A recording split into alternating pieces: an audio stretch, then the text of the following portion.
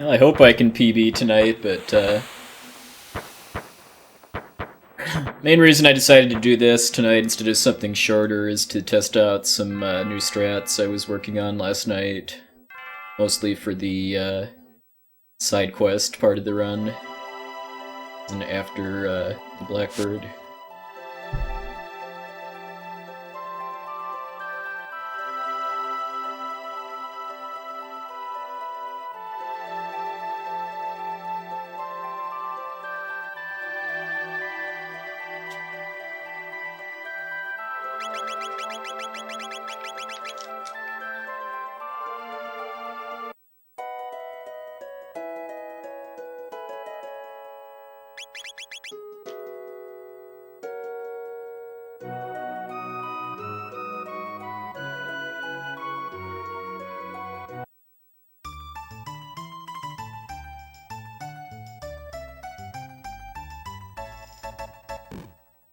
I'm not playing the whole game on Battle Speed 1, but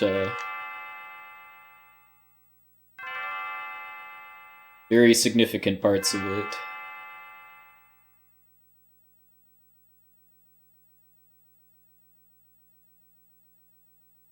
A Tarto Suker, not sure to pronounce that. Hey Aaron, good morning sir, thank you, thank you. Hey Zelnus, good evening.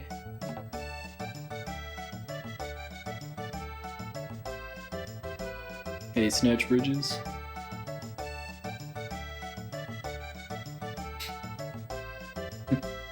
Yeah, just a little.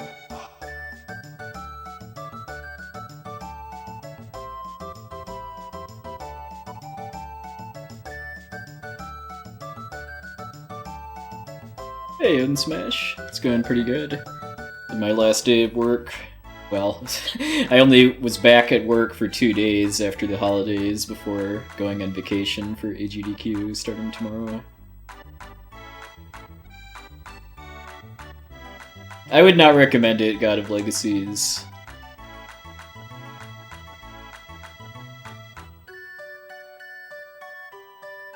I would probably just play it on the default settings. I mean, I would recommend turning on the memory cursor, but as far as the battle speed settings, I would recommend not overdoing it if you're playing the game casually.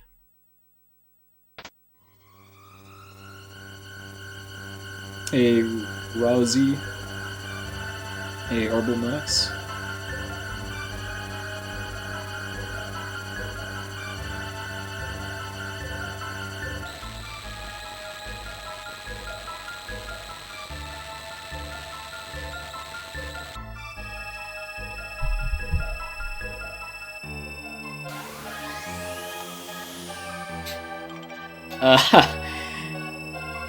I generally do not recommend starting a game by trying to fight the final boss. Just a tip.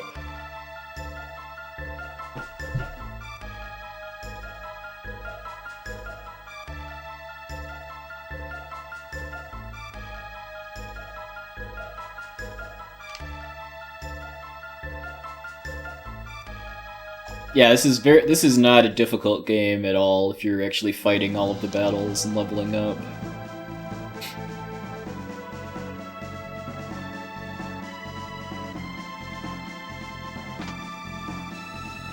If you do all of the side quests at the end of the game, then you really shouldn't have much trouble with the final boss either. Hey Sicknick, hey Rageworks.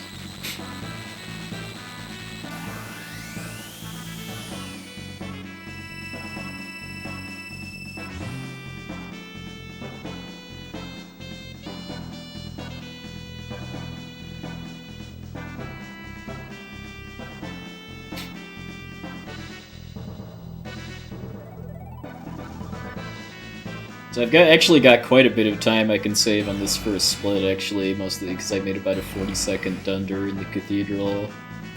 Although I did get bailed out a little bit by having a good boss fight.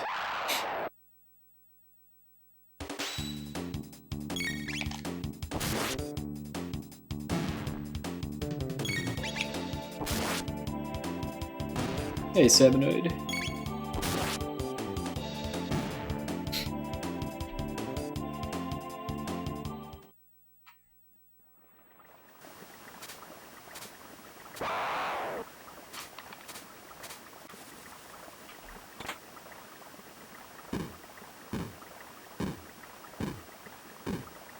At the first bird scout, it's always a good place to start from.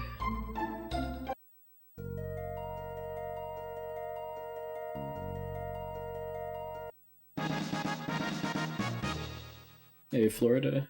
No, I'm not running this or anything else at AGDQ this year.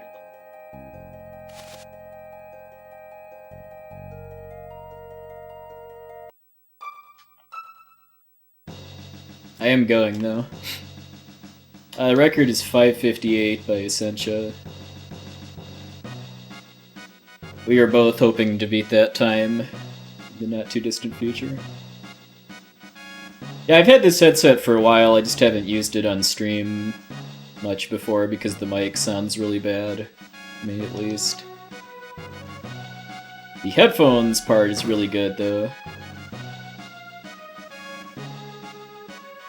And since I'm not actually using the mic, here we are.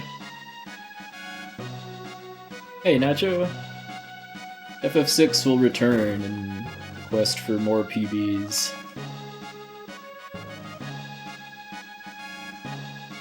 That's a Logitech headset. The fact that the mic sounds really kind of tinny and distant was pretty disappointing. But whereas using it for headphones instead of a headset, it's pretty good.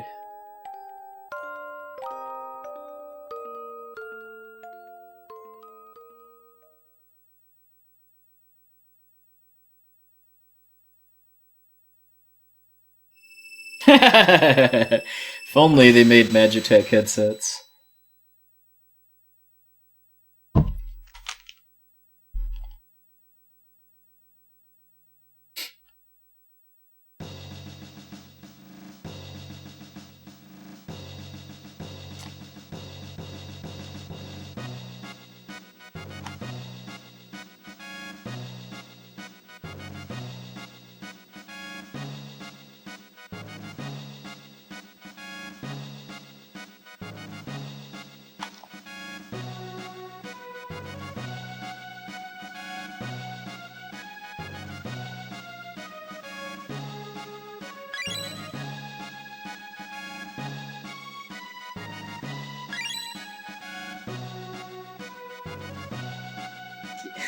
That is definitely a risk.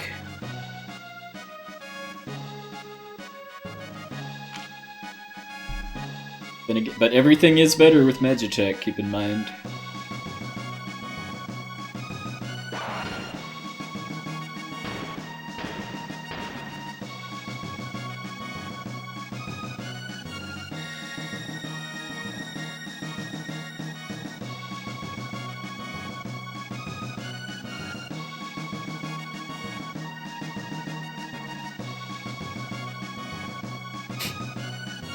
Well, it is a proven fact that Magitech armor gets pretty good traction in the snow, too. Hey, Atratus. Oh. I forgot the menu, although that shouldn't matter for this first fight. It definitely not having the power glove will matter for the second one, though. The longest game I've ever ran is Final Fantasy IX.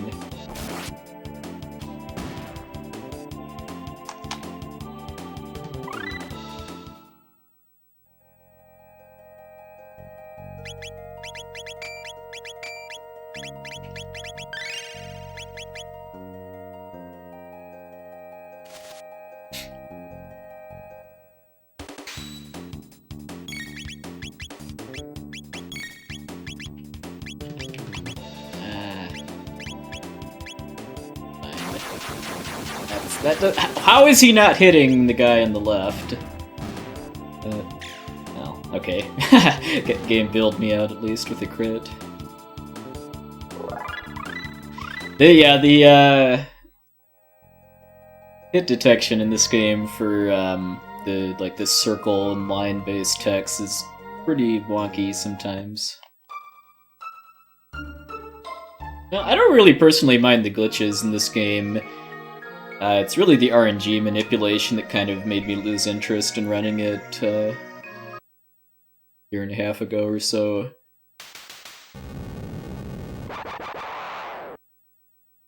That is definitely a downside, though, that there just isn't really a shorter version of this run that's actually like fun to do. It's like the glitchless any percent it would be about 2 hours shorter, but it would be really, really grindy.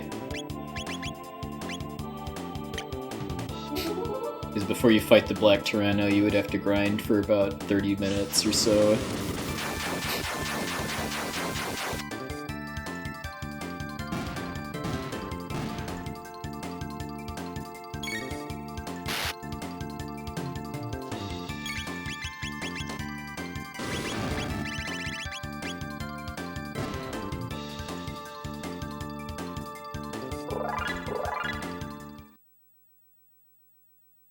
Yeah, people love LSS so much that it's by far the least popular category for this game. True any percent.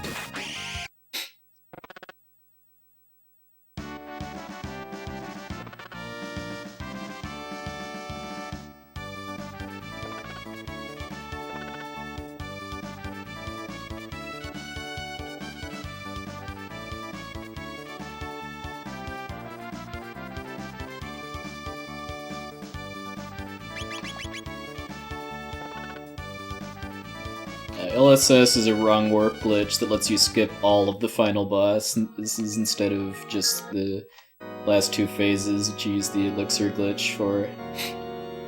It's quadruple frame perfect, and there's, as I understand it, and there's randomness on if some of the inputs actually work, even if you hit the right frame. That's why it's super unpopular. Kind of more of a meme than anything else.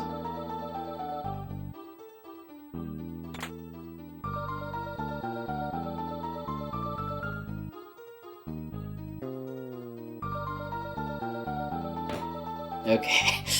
Play the organ after,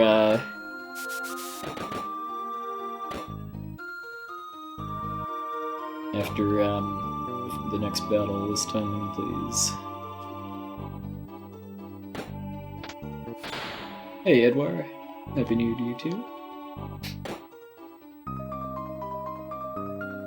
In my PB, I forgot to play the organ after this fight, and it took me about 40 seconds to figure out that I died, and then go back up here. It was really, really stupid.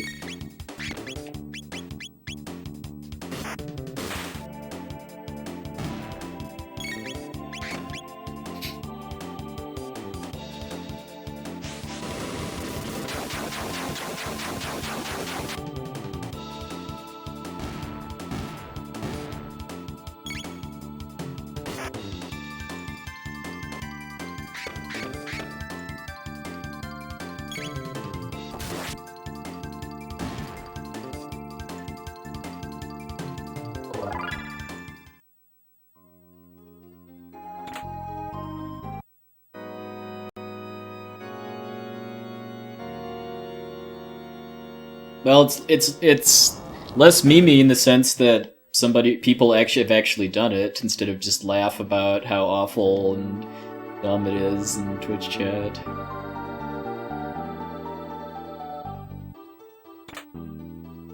It's a left question.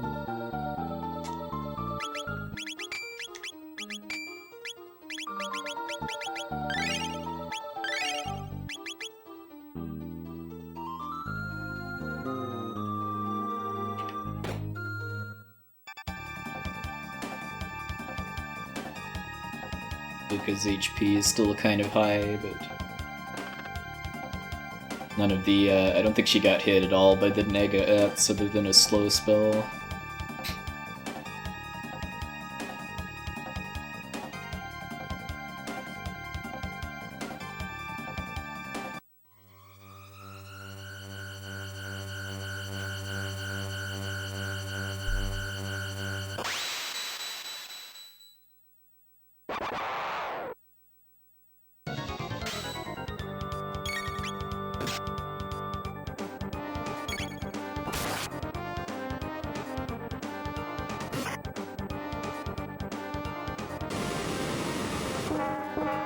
Yes, you can actually mess with Cyclone and certain other techs.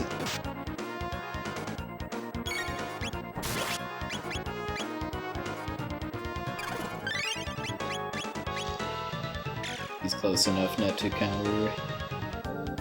Or not, okay. Thought he was close enough to Frog that he couldn't counter.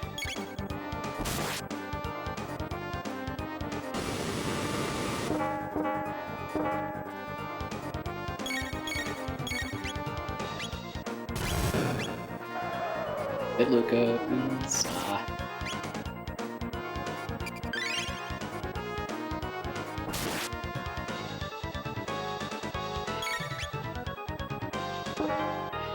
There we go. Hey, Couch, thank you.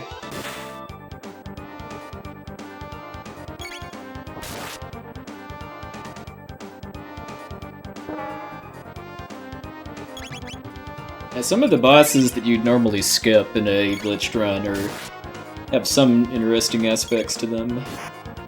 Like, even though this one is just spamming normal attacks until he dies, there is the whole tech involving trying to get Luca killed off.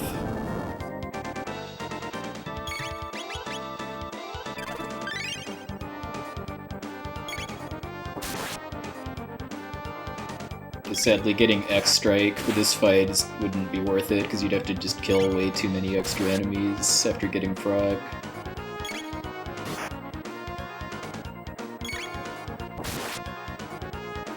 Luca is dead because that stops Yakra from countering. Certain bosses can only counterattack if your whole party is alive.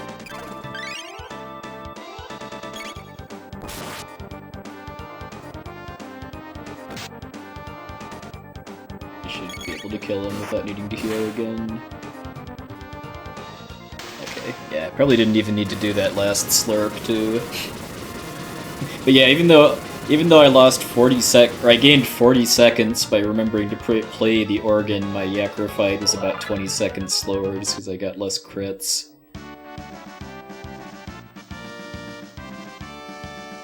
And it took longer for Luca to die.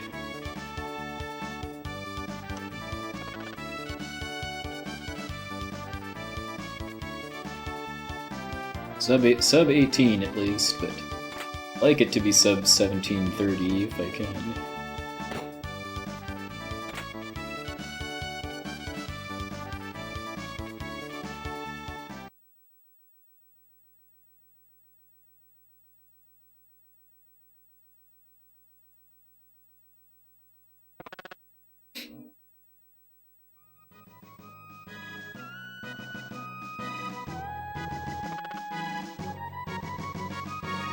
I guess one thing I should test though is if Crono still has any MP left, if using Fire Whirl on Yakra would actually do enough more damage to be worth it.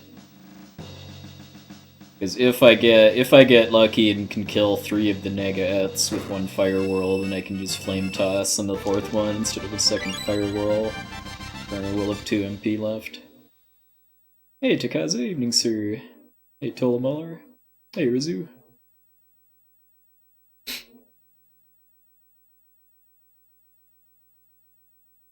Yeah, the shortening character names to 1 letter saves quite a bit of time. I know it was measured at like 40 to 45 seconds for an any percent run, so it's going to be more for 100%, like at least a minute, if not more.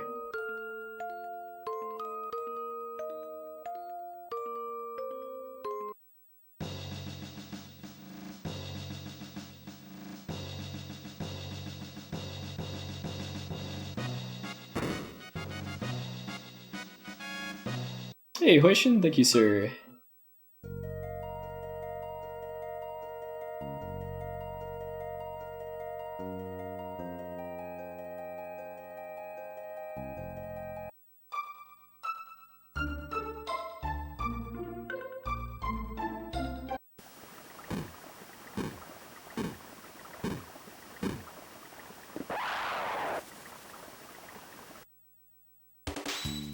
Ooh, nice. Vacation is always a good thing.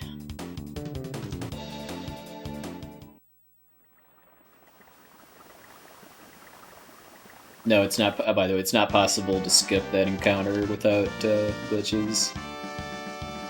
You can only skip it when you're going from the time gate to outside. Well, I would say IT stuff depends on your definition of cool. And whether there's air quotes involved or not.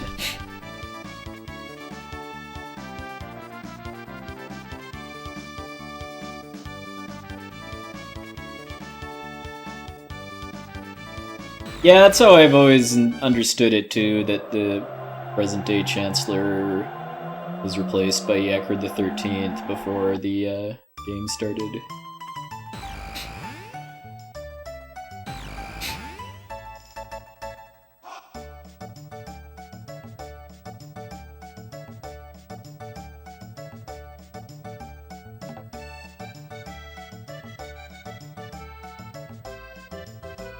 Hey, Jofro.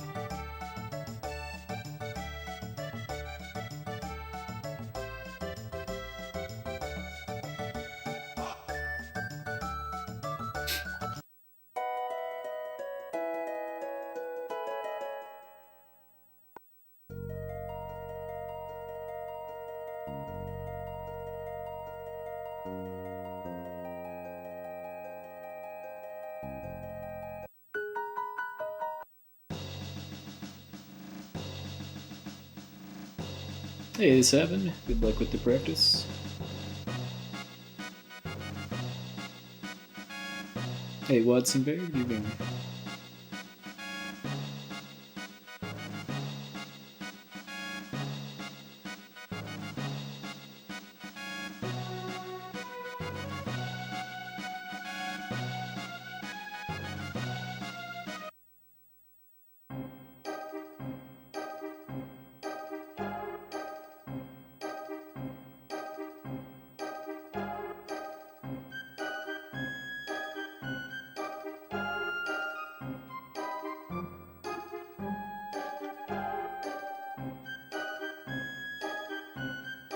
Oh, well, welcome aboard.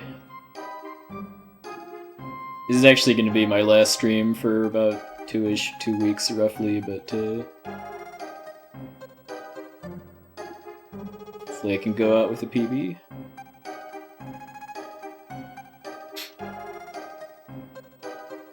It depends on how you define any percent. Any percent is in the fastest possible category.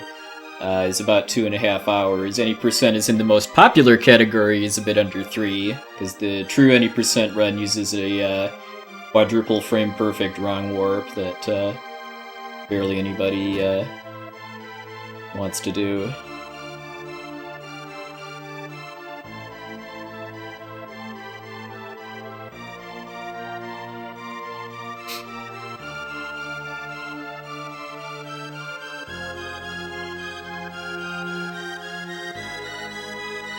Yeah, the any percent no wrong warp run is pretty good.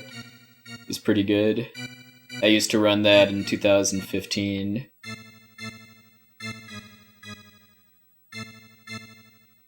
"2017 is the year of LSS." Well, I saw that Red Slash managed to beat his Japanese version LSS time on the US version somehow, which I was kind of surprised to see. Also, Guilty Hype. Hey, Stinger.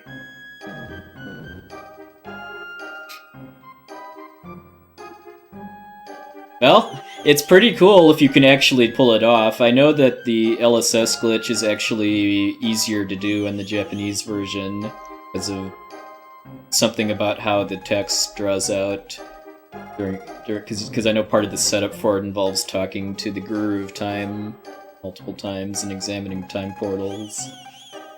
Also, Guilty Hype.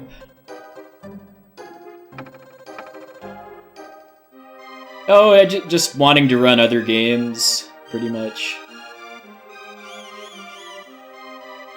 I'm pretty happy with my glitched any percent and 100% PBs too, even though the routes are outdated now. Little more so with my glitched 100%, because glitched any percent had some mistakes in it.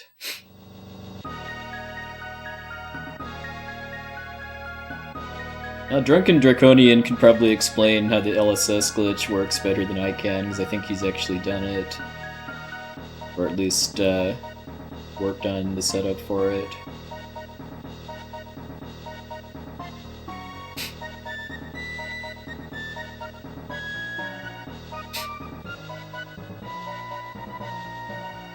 But yeah, Hoishin, if you can actually do the LSS glitch, it's you should like watch the end of Red Slash's record. It's pretty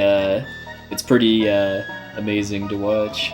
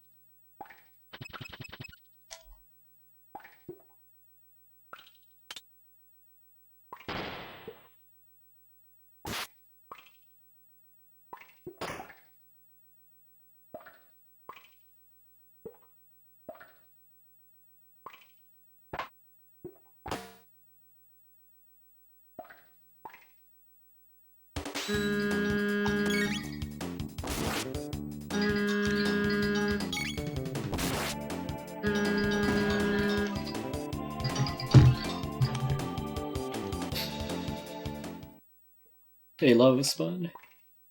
Hopefully you won't be causing me any issues in a couple hours.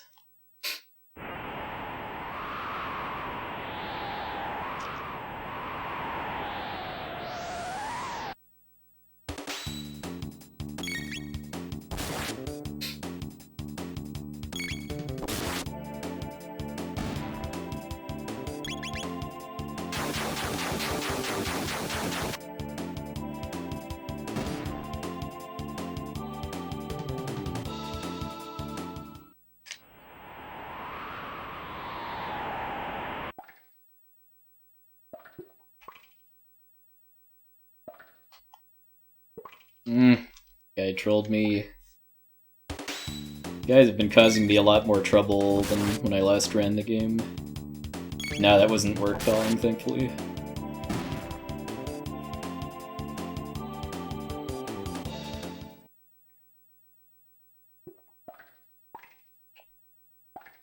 It's the guard trolled me. I'm gonna get a mid-tonic off that one, because I need ideally 6 for the Hekran fight.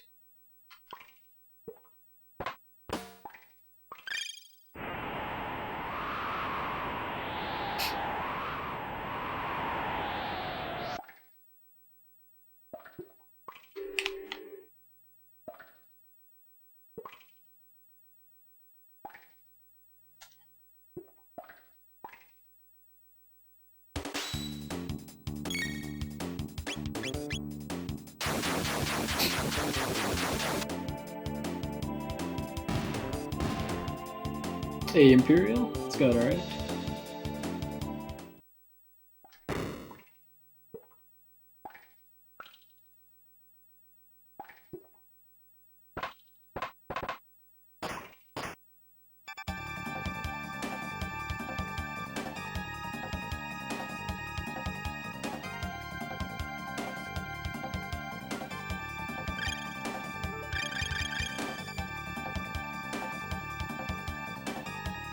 Hey, Sango Paul.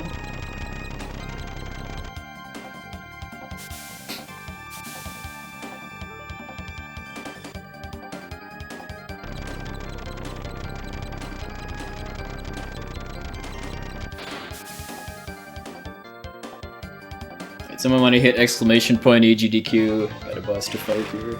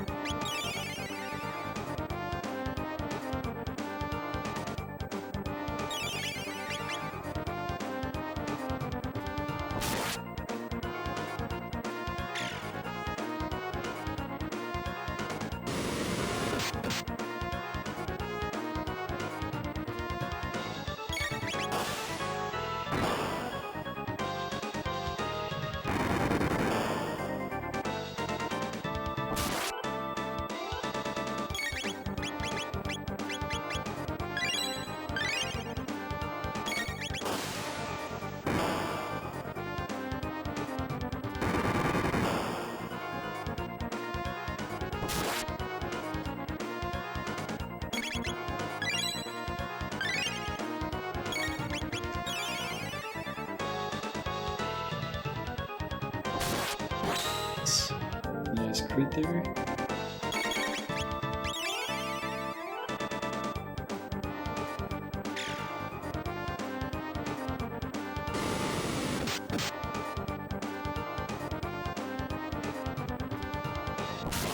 Ooh.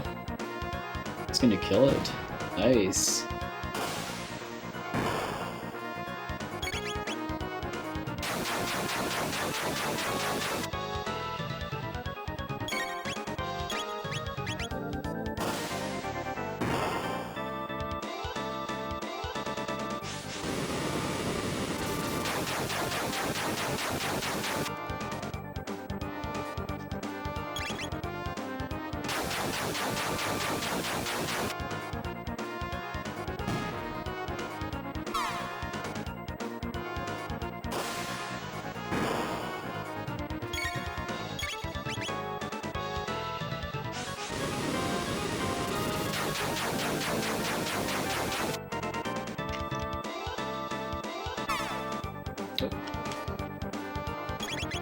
Wait, this will definitely kill it though. Yes, I got ahead of myself a bit, because of,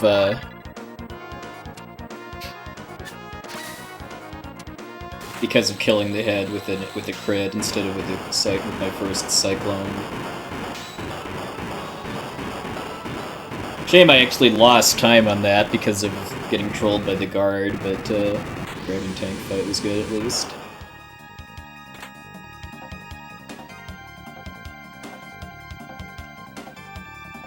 Hey, got the tech skip that time. Thanks, Jintatsu. But yeah, if you basically kind of hug that guard on the right side, you can clip around a very short cutscene.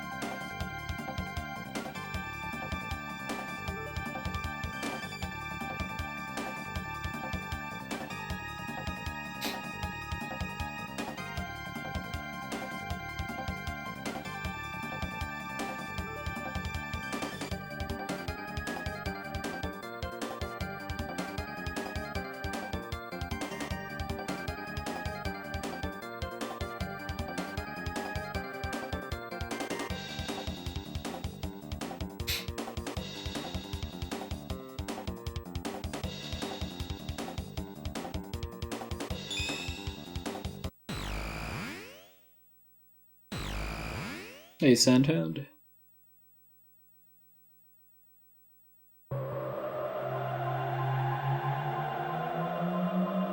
Yes, I have played Chrono Trigger DS. I think the extra side quests added to the game are kind of meh.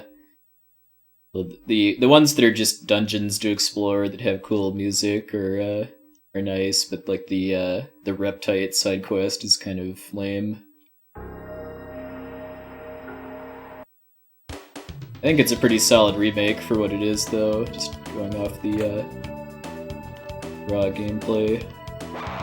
Wait, what? Oh, I'm supposed to go around to the left.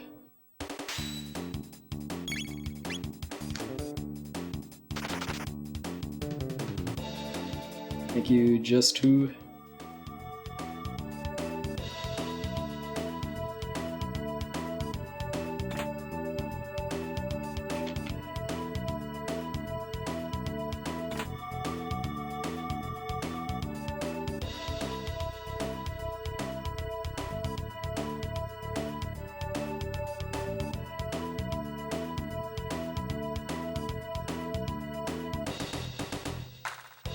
That encounter cost me quite a bit of time because Ideally, I get out of there before the music loops, at minimum.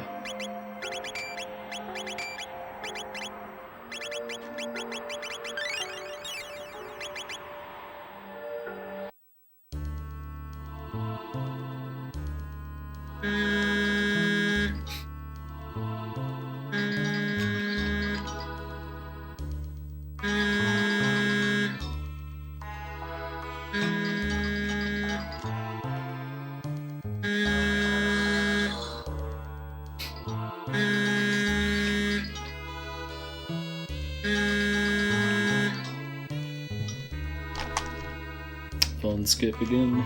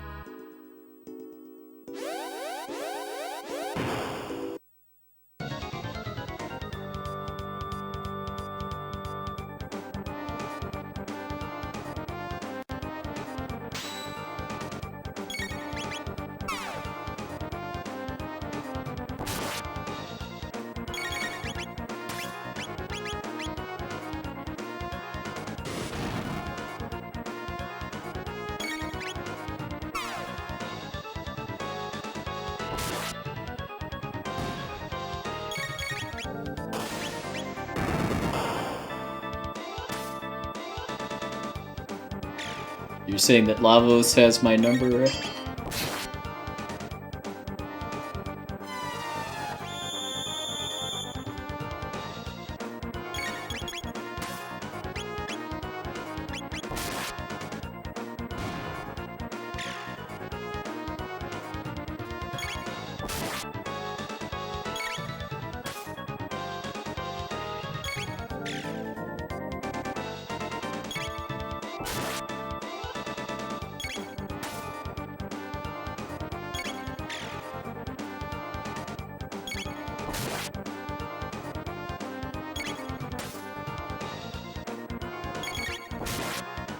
Getting a couple crits, though it's preferred for them to come from Crono. Marley's second best, though.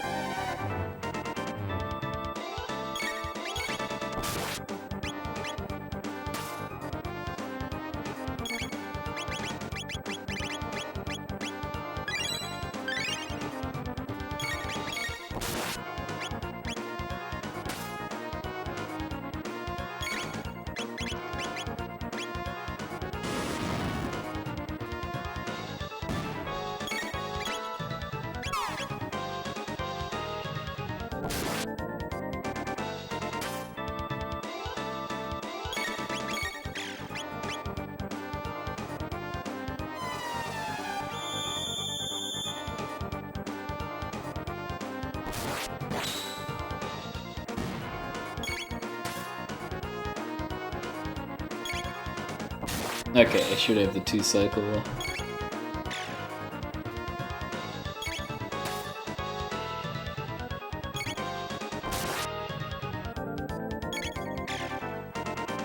So many crits, but so few from Crono. I'll take it though. Oh, there's one. Oh, nice. Well, that was pretty good after all. Tonic on Crono didn't end up being necessary, but when his HP was that low, if he'd have gotten Amplifier, that would have been a one-shot.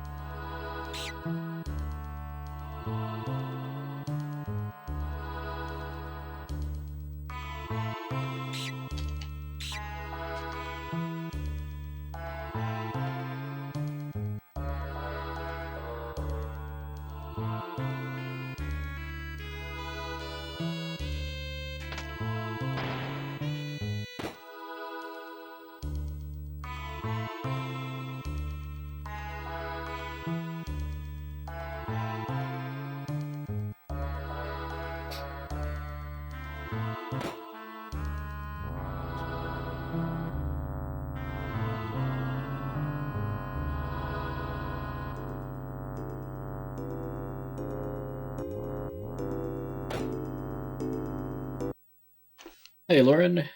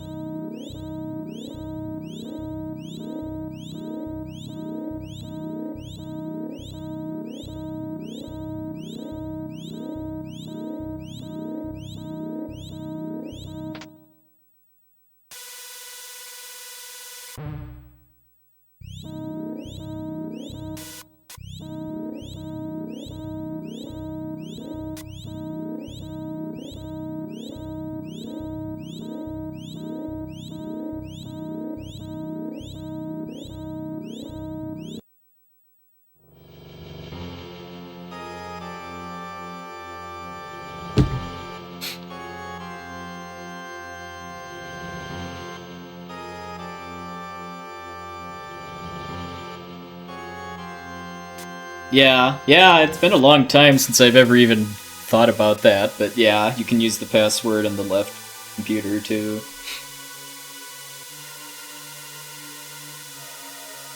And yeah, in a casual playthrough, you'd want to come back to all of these domes once you have the powered up pendant to get some good treasure.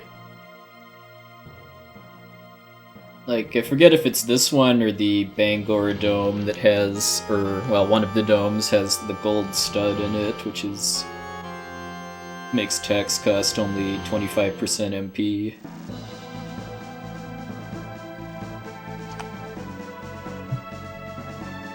Probably still gonna lose time on this split, despite the good Guardian fight, because of that extra fight I got in Lab 16, though. Hey, get cooped.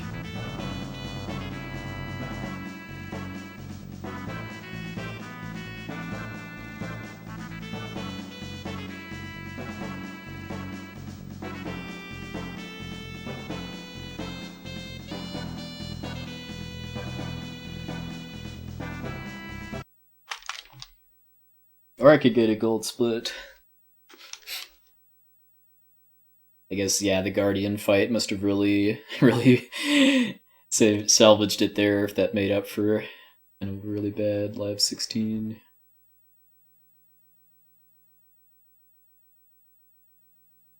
Because, yeah, the bits didn't really do a whole lot during the second phase. Whatever reason.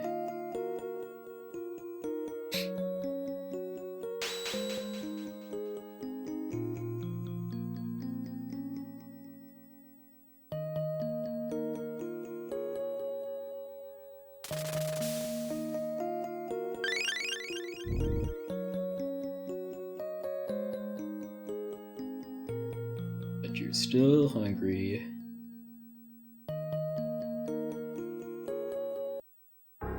Hey, Alta.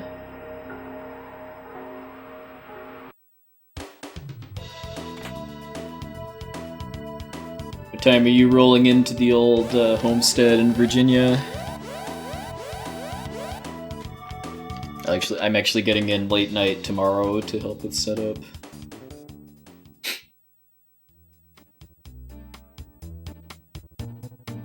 Oh, I just now saw what that emote is. Nice.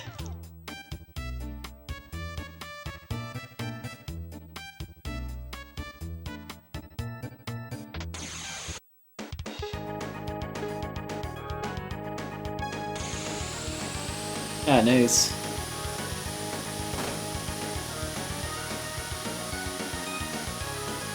Ah, this was my offer for RPG Limit Break. I mean, I've already able to get runs under my estimate, but I was doing some routing work on this last night and wanted to test the new strats I found in an actual run.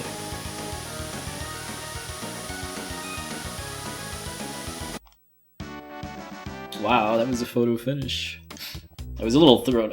I guess I did the 2 bumps on a on the wrong phase or something for Because I was more paying attention to the to the clock than to where Johnny was, which was a mistake.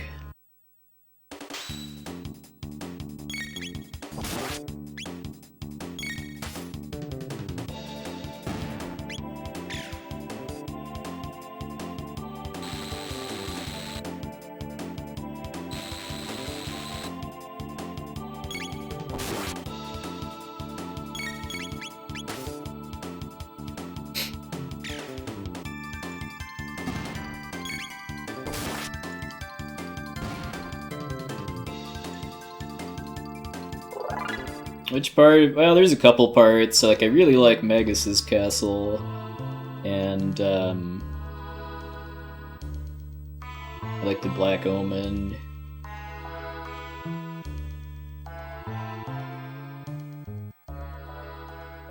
And the only part of the game that I've never really been that big a fan of is the prehistoric era. Oh yeah, I can't forget Zeal Kingdom and the Ocean Palace, too. Oh, your game crashed? Ooh. That's a new one on me, actually. I have not heard of this game having, like, crash issues that aren't caused by you doing things you shouldn't be with the game. Whether on Super Nintendo or VC.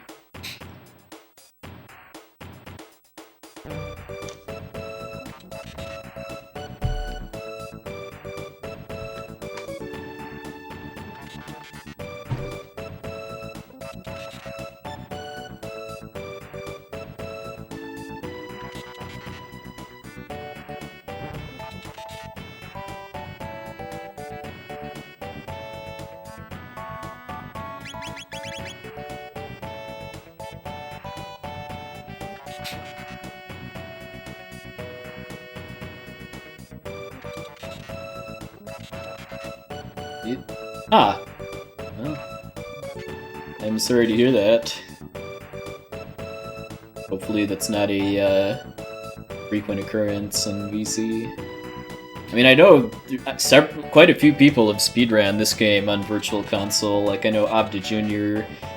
did all endings runs on VC, where, and as far as I know, he didn't have any issues with the game soft-locking.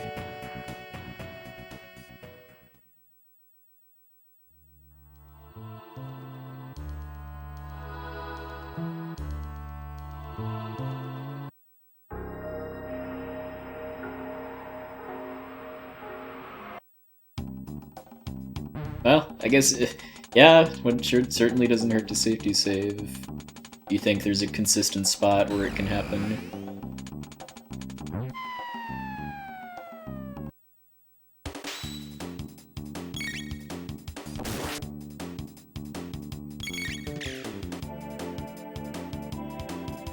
Give me a good punch, Robo. Not quite. It has 2 HP left.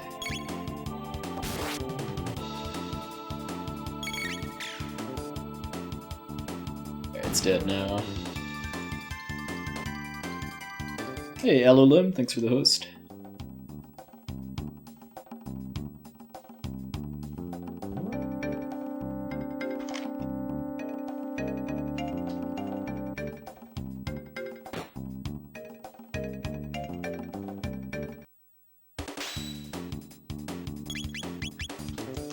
Oh, nice. Yeah, I still don't trust myself enough to do Battle Speed 1 Hekran without at least warming up before starting the run.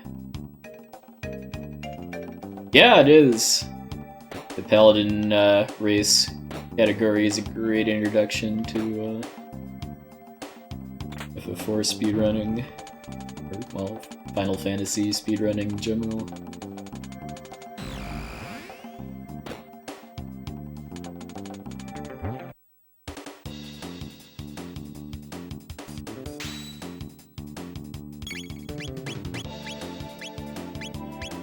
I really shouldn't do this, but it's so tempting.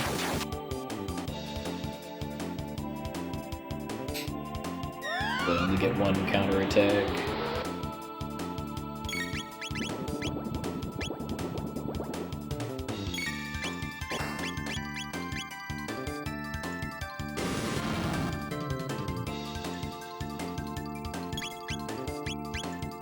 nice.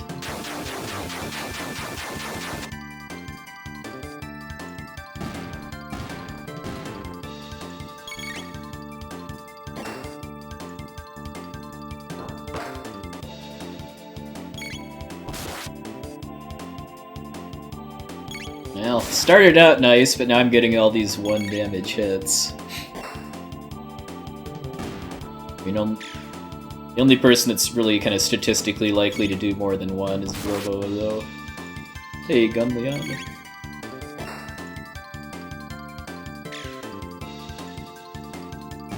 Okay, that was pretty bad, actually. Even though it had a good, promising start, it just took way too long to kill the last 2 reds. Yeah, 5 greens would be perfect luck on that.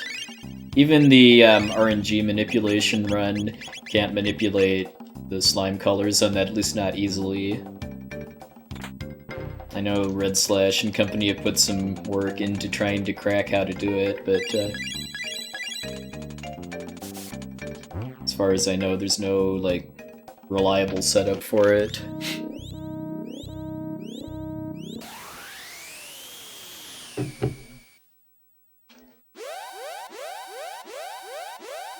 Yeah. Characters having different attack animations for how close they are, and then like also for whether it's a normal attack or a crit. I've always thought is a really nice bit of flavor for this game. Hey, Delta Waves. It's going okay so far. I saved my 40 seconds on the Cathedral by playing the organ, but I can't say this has been too spectacular of a start aside from that. I mean, I guess I got a gold in Aristome because of getting a ton of crits on the Guardian fight, but it wasn't really a deserved gold just because I screwed up in Lab 16 a bit.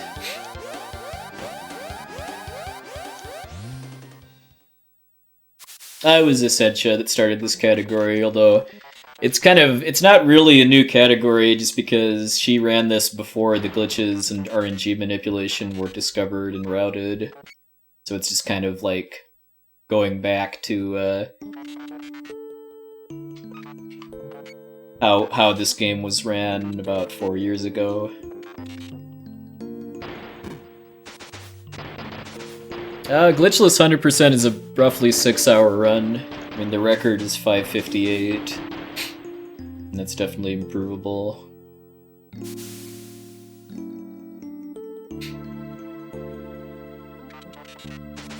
I taught myself all of the Japanese that I know purely from video game related stuff, actually, like from translating speedrun routes from Japanese RTAs and reading like information on Nico videos and Twitter and stuff in Japanese.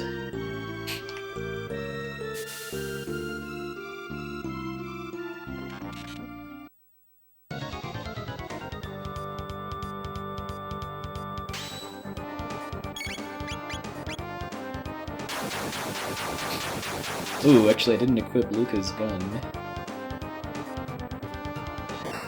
Should not really likely matter though. Unless they gang up on either Crono, which they haven't.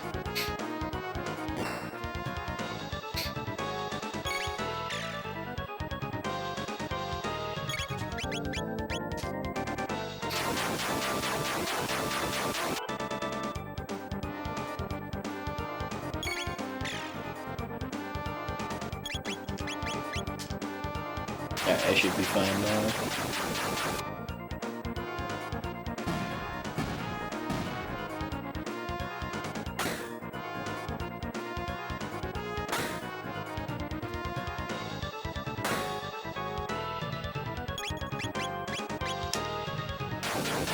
I never forget that it's actually up to go there instead of down. Okay, so yeah. That time loss was pretty much exclusively from the Acid Alkaline fight, because it was a pretty decent one, my PB.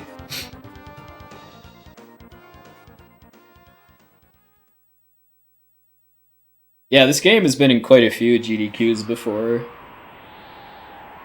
Essentia and I did a co-op run of it for SGDQ 2015. I'll probably offer it for this coming SGDQ too, just because why not? With pretty low expectations of it getting in, as is often the case with me. Absolutely not Delta Waves. If it's edible, it's valid breakfast food in my book.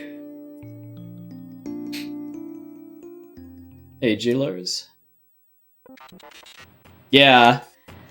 All of the co-op runs I've been part of at marathons have been a blast, whether it's with Essentia or Spike Vegeta.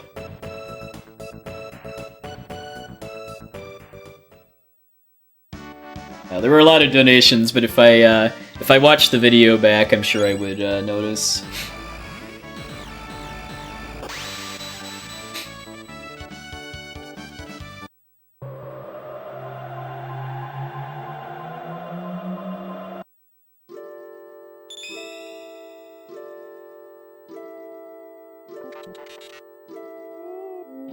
Of all of the various categories of this game, though, I think this one probably has the lowest odds of getting into a GDQ just solely because of the length.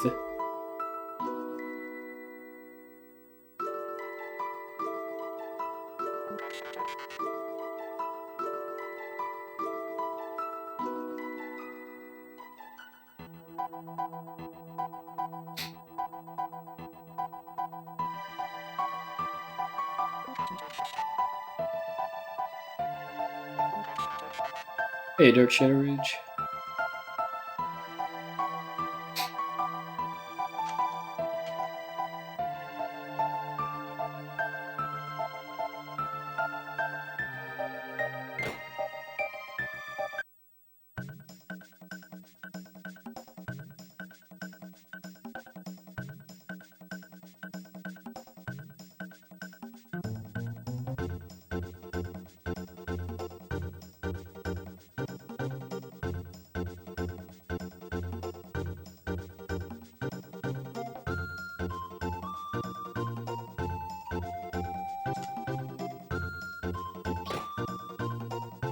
If I actually have to open the door there or not.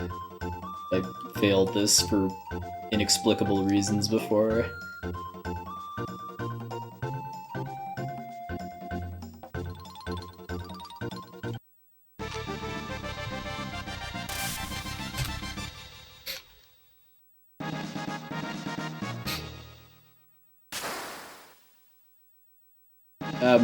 Paper Mario Thousand Year Door is also in AGDQ.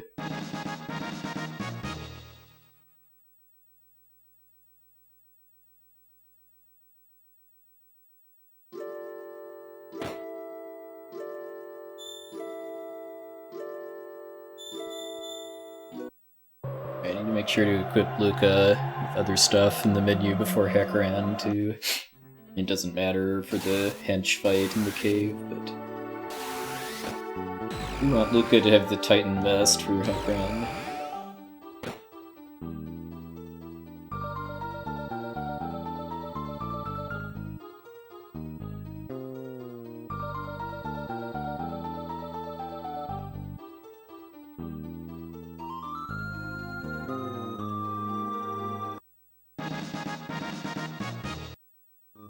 Oh, nice, Arbol. I think you mentioned that last time, too. That is very cool.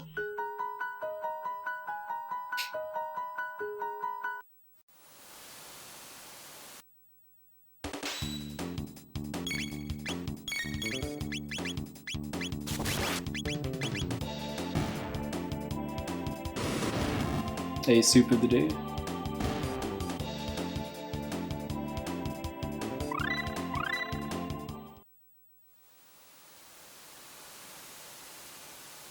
I mean, I do want to see RPGs get into GDQ as well, just because it's a much bigger event with a bigger audience, but generally only like about 15 hours, I'd say, worth of RPGs usually get into GDQ. Which, if you ask me, is a pretty fair shake. A pretty fair percentage of the schedule for a certain genre.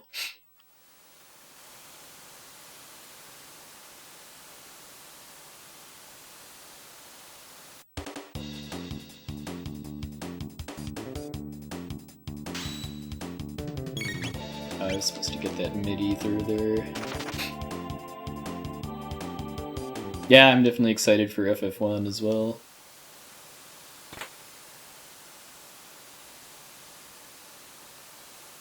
I'm not going to be on couch or anything, but I will be watching. Well, yeah, this game does have pretty similar weather sound effects to FF6 for sure.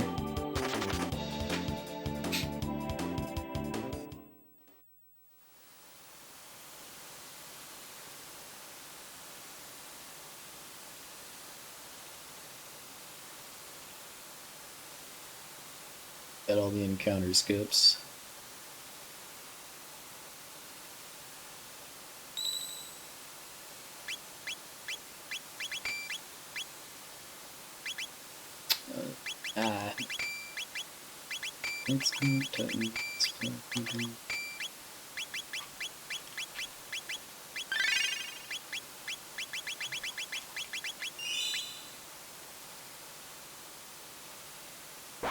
Here we go.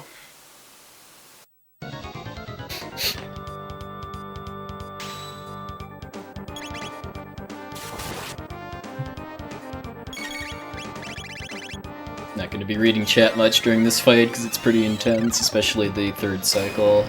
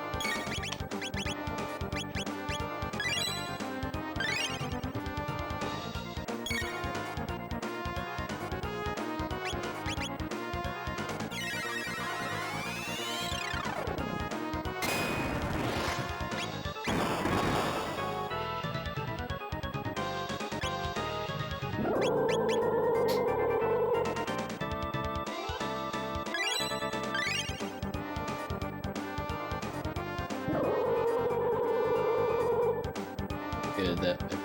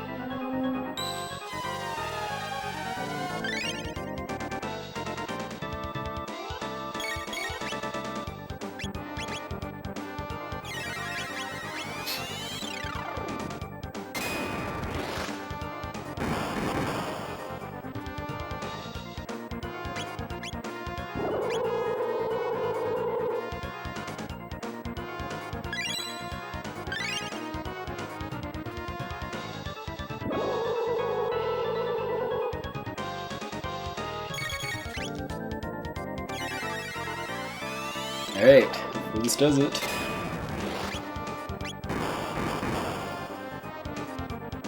Nice, got him.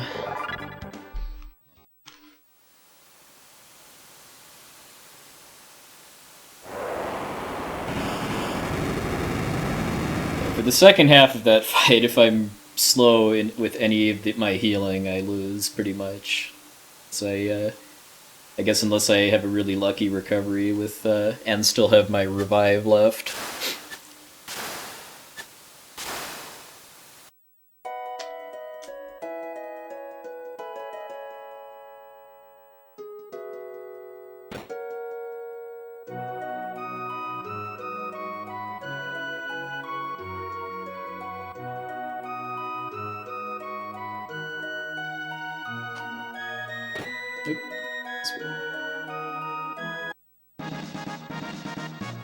I will know if it's officially the run if there's new sightings.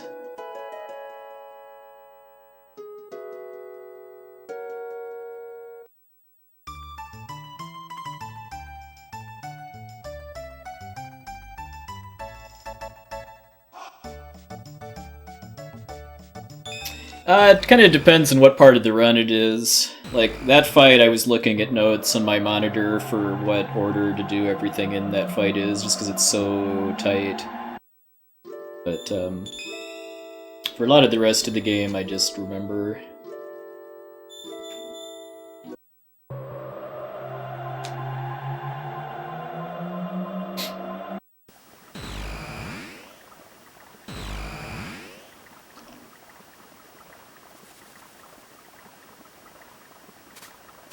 Yep. Nah, barely missed it.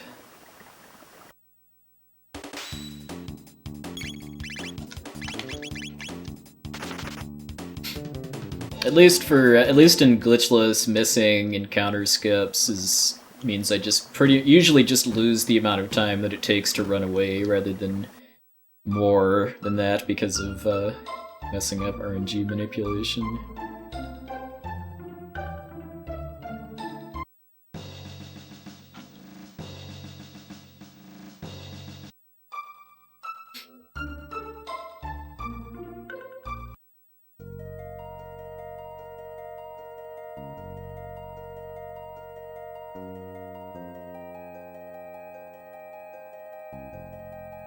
Yeah, I'm using different headphones. It's because they've got better noise cancellation and stuff. This way.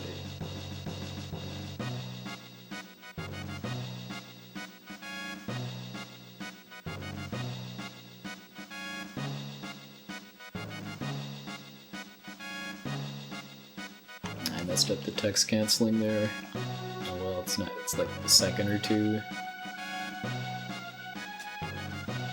It's banned for this category, but I mean, it's not something that's enforceable. I mean, someone could theoretically do a no reset run that has RNG manipulation in it.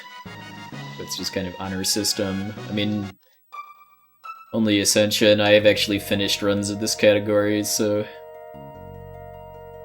I don't really see this ever getting like super competitive enough for that to actually be a issue.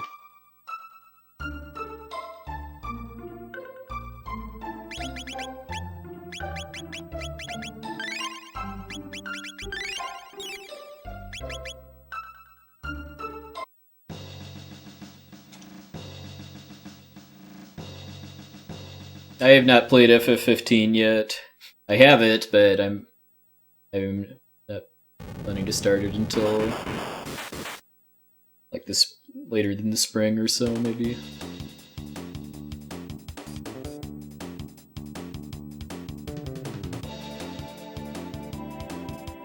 Hey, Nintendo.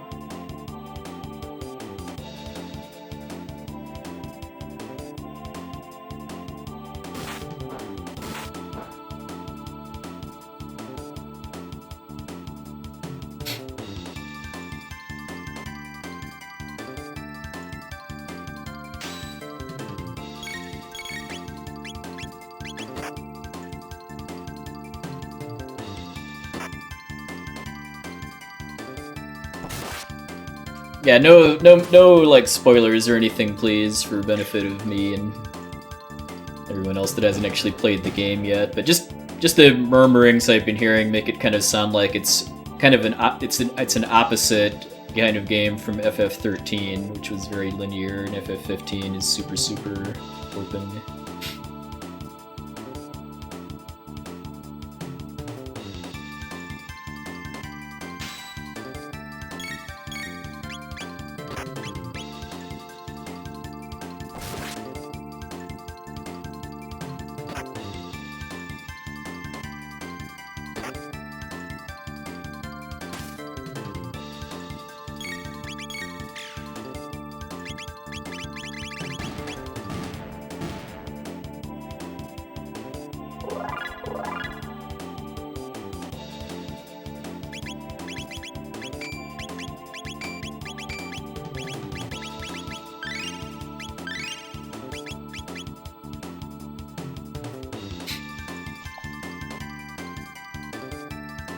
Yeah, I'll probably write a paste bin or something after I finish it, whenever that is. Alright, so this fight was very good in my PB. I think Crono got a crit on the head. Hey, Control Alt.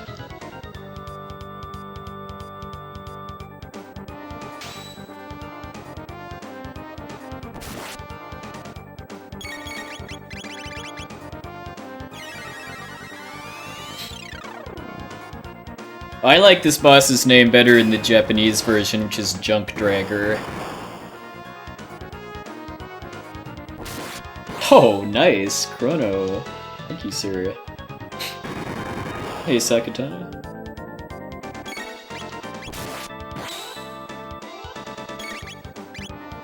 Yeah, this is my last stream before leaving for GDQ.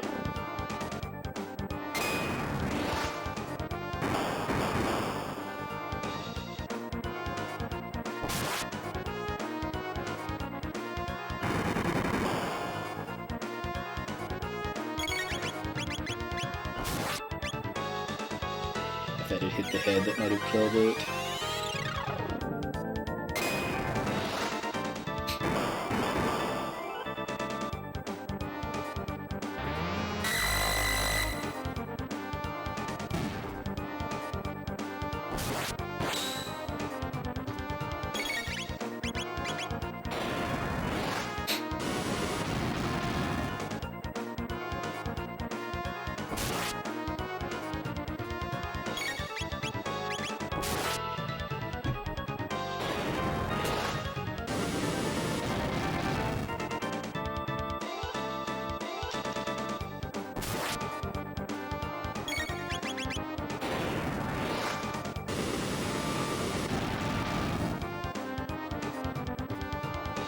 Should be the kill.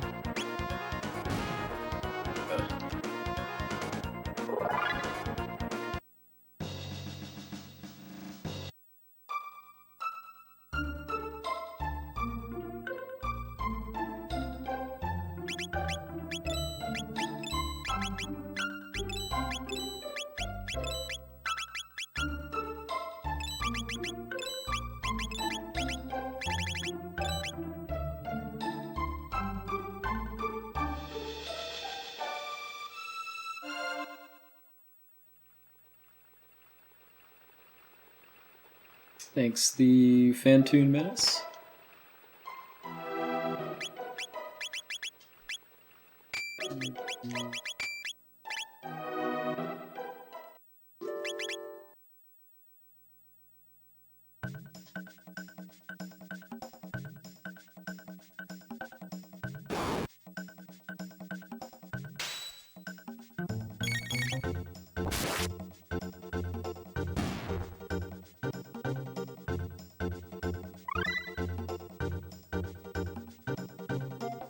Okay, so I'm pretty sure I messed up the encounter skip right before the boss in this place, so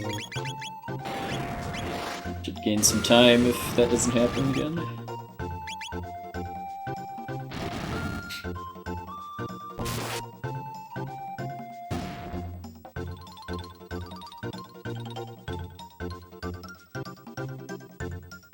Hey, Tudor Grey, likewise.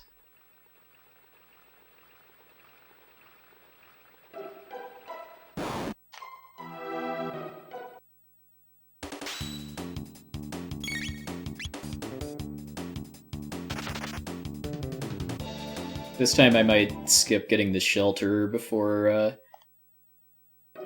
doing the skip too, just to give myself more reaction time.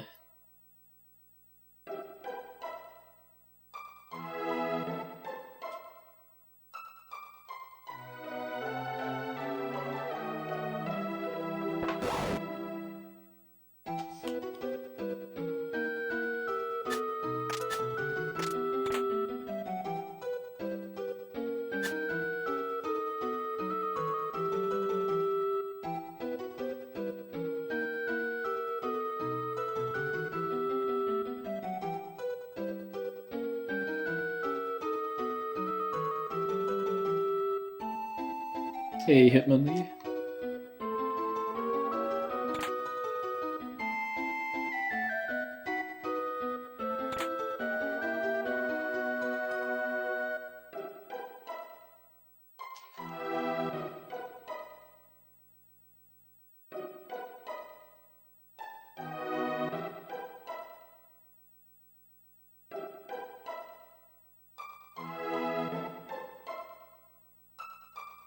Mountains are nice, but we already know that.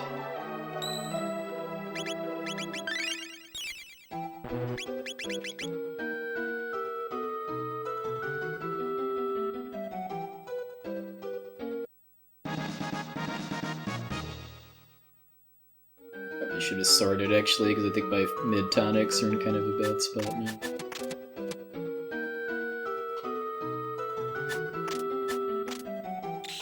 Okay. Go away, you jerk bird.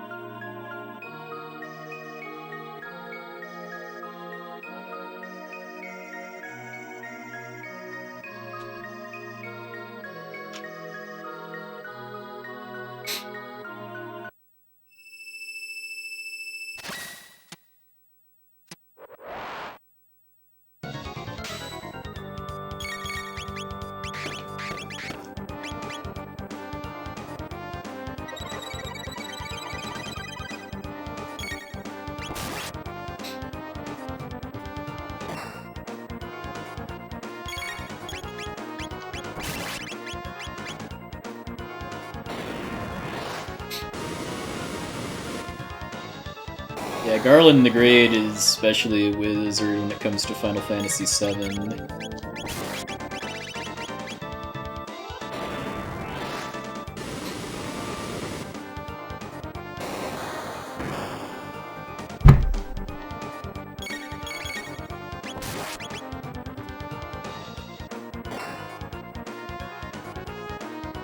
Alright. He's in the first phase aside from no crits.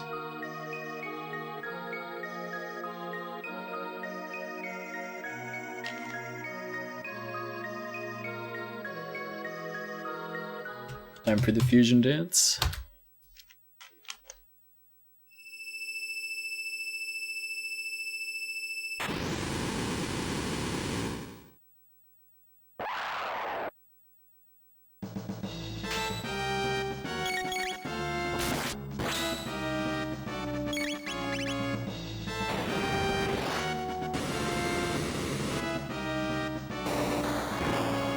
Hey, Kirby.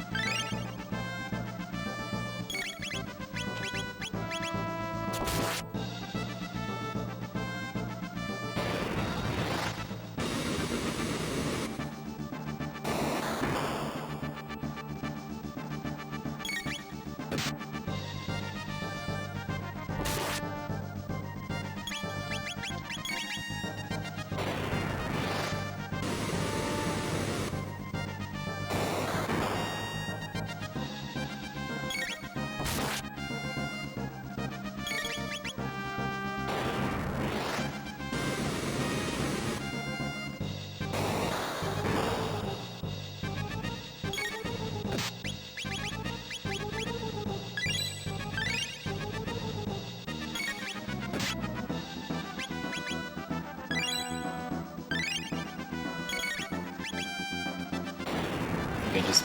Well, no, he's still got a wind attack, I think, for tornadoes. Or not.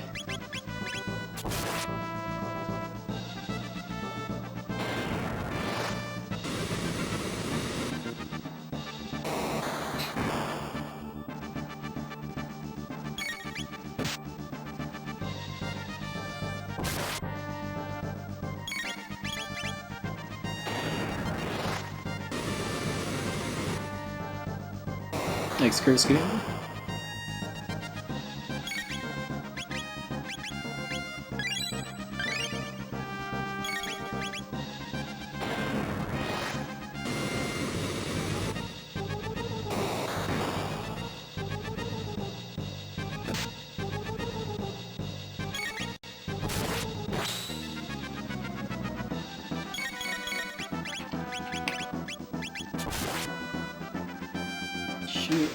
Oh, okay. I don't think I've ever killed him with a slash before. That's nowhere near as hilarious, though, as the time that Essentia killed Nizbel with lightning, which does like 6 damage. Thanks, Transquina. The most unpredictable boss fight is Magus, by far. Along with, well, maybe not by far, because Lavos Core is pretty, unpredictable without RNG manip, too.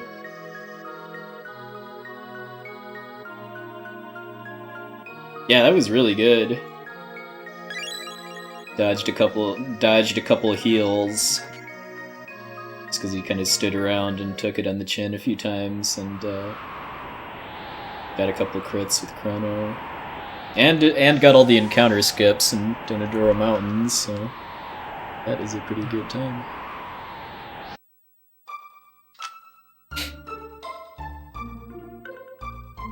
Alright, now it's time for our first chance to find out if it's officially the run.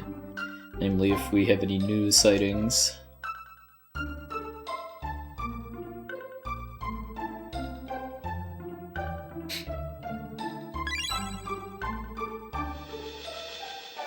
No, I've never played Blue Dragon. That's a Xbox game, I think? No, I've heard of it before.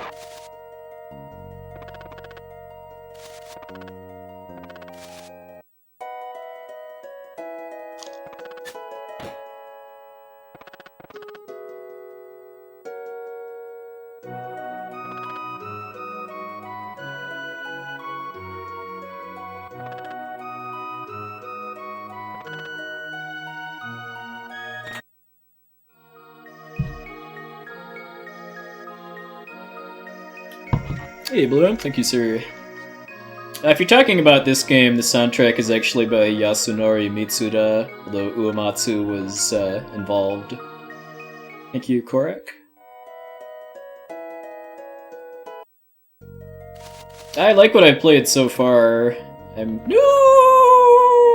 a couple hours in. I have no idea how far in the game I am. Alright. A new sighting means that it's officially the run.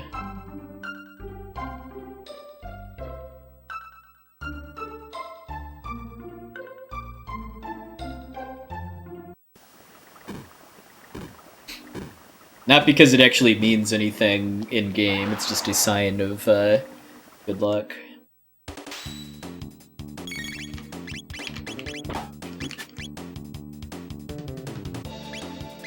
Forgot that Chrono's cursor was on tech because I killed Mazza and Mian with the slash. I was trying to use that fight to get Chrono's cursor from item to tech. But it was already there.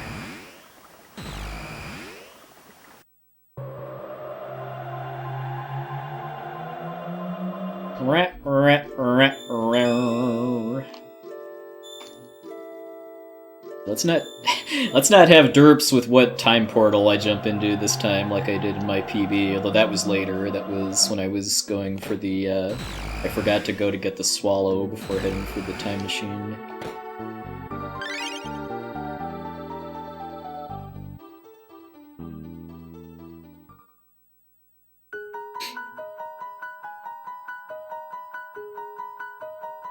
for a few seconds of Corridors of Time.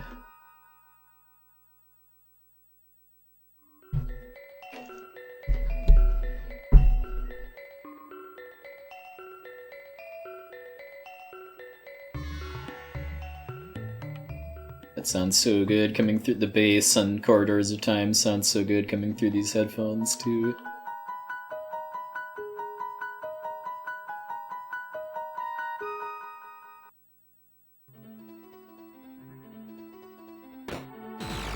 Yeah, they take it pretty well that these weirdos just kind of jump out of their cupboard.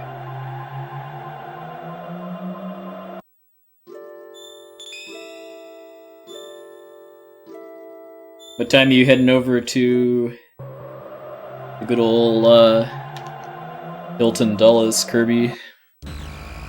Wait. I say that and then I jump in the wrong portal because I wasn't paying attention. Well, there's one.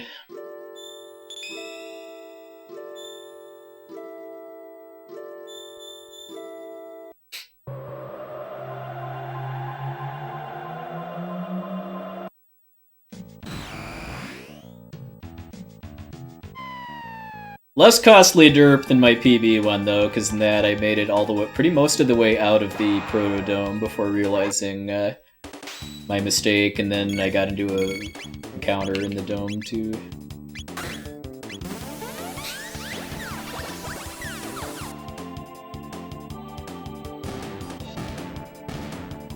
Well, they did release a couple Chrono Trigger songs as DLC for Theatre and Curtain Call.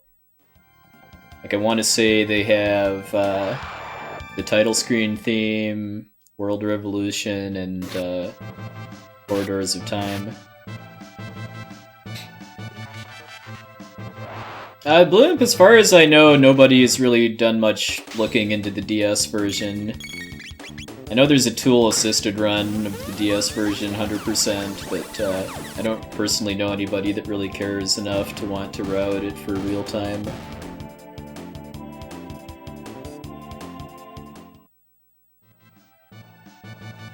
I expect that'll remain the case as long as there just isn't really any reason to do so to make up for the DS version being she gets to be B this run. Make up for it being harder to capture and stream. Yeah, I know somebody found that the bird skip isn't possible in the DS version for whatever reason.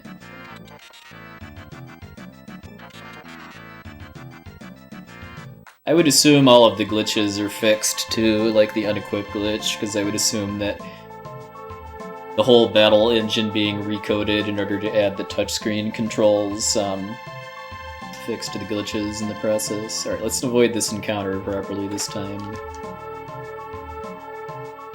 Oh. Thought I had it, but I didn't realize that Dino was going to swerve to the right like that. I need to practice this skip, because I'm failing it way too often now.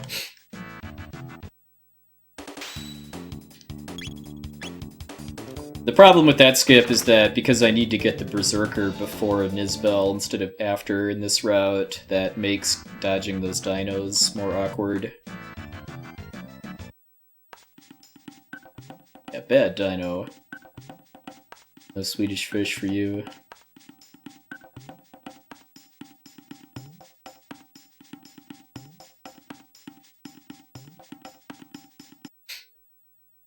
Yeah, that's what I've heard too, that Uematsu was kind of brought in to work on the soundtrack while Mitsuda was sick. And like that Uematsu did most of the work on the Tyranno Lair theme.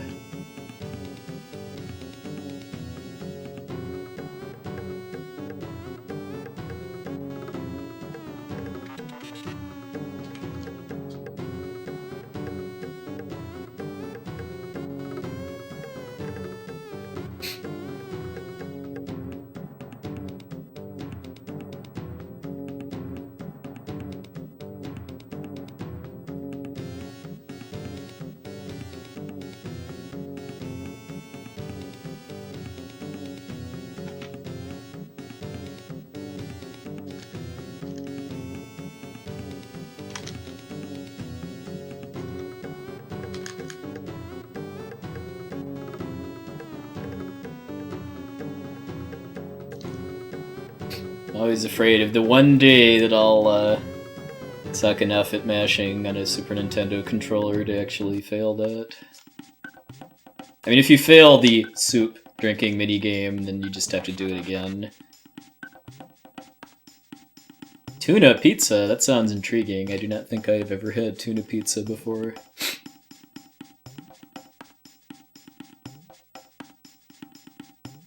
Wait, he lost songs? I've never heard that story before. That's interesting and unfortunate, if there was actual Chrono Trigger music that got lost.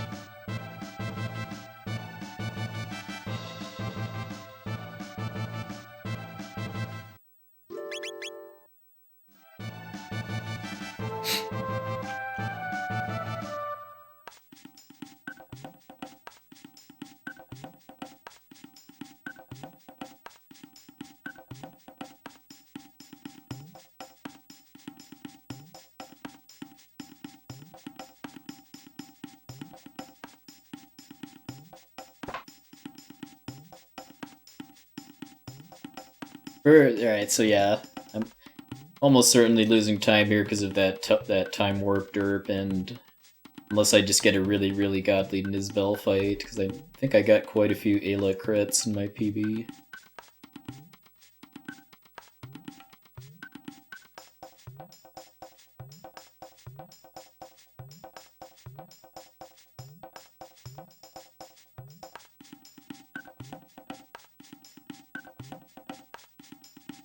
Ha! Come on, get off the log. What was that? What was that? I don't know if my controller was dropping the input or if I was just wedged in this weird part of the terrain. I'd more suspect the latter.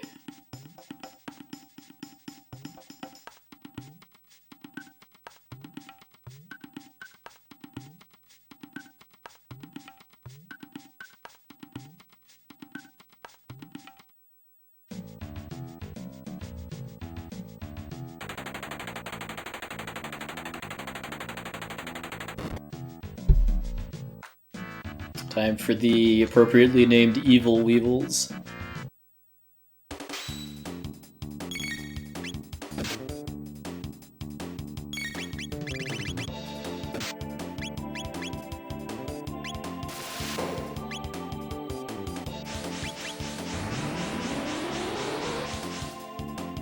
Okay, that, yeah, it's gotta be just kind of weird,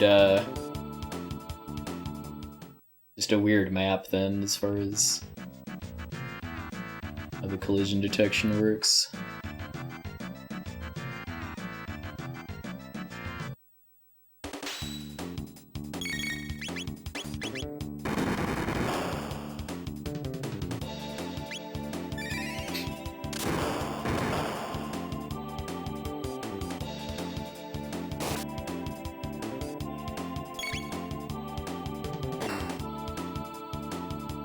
Gandalf log.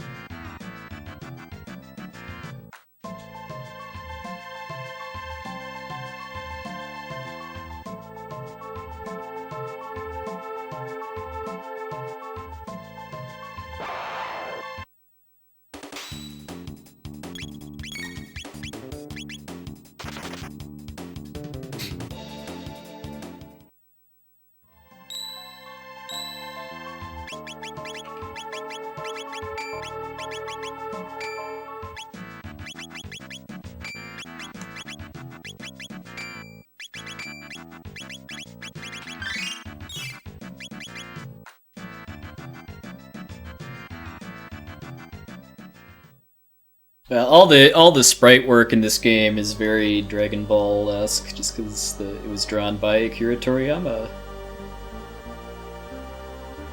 Hey, Tipo.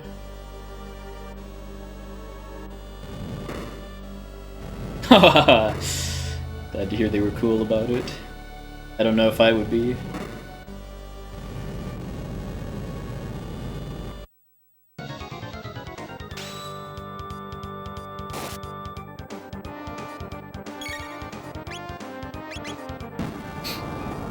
I like to refer to this battle as overclocking Robo.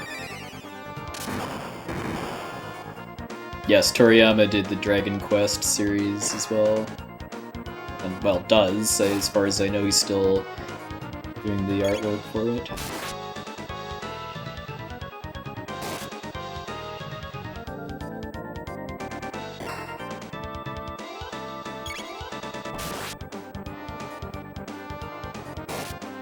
No Ayla crits yet.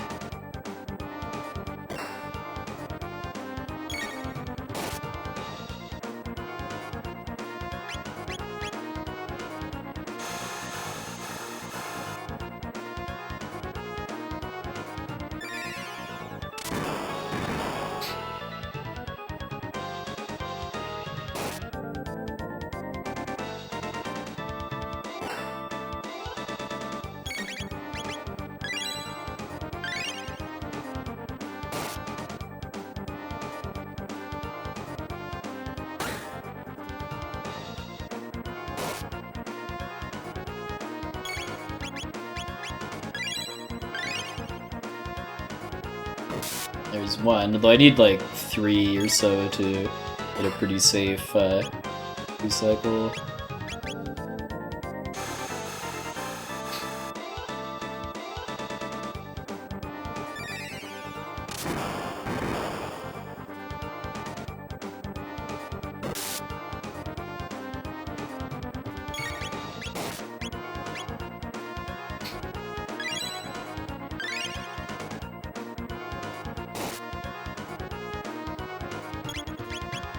Losing time to can thank the Protodome for that.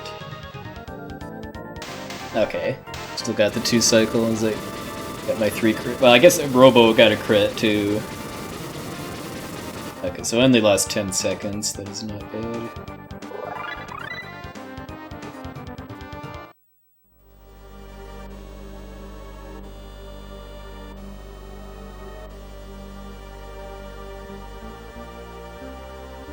Yes, Robo is expected to die, just at least with that strat, which was developed by Essentia, just because it's manipulating all your character's ATB bars so that you don't actually ever hit Nizbel when he's invincible except Ayla's very first turn. But that means that you only get enough time to use for Crono to get 2 turns in between lightning discharges, so you don't have enough time to heal Robo.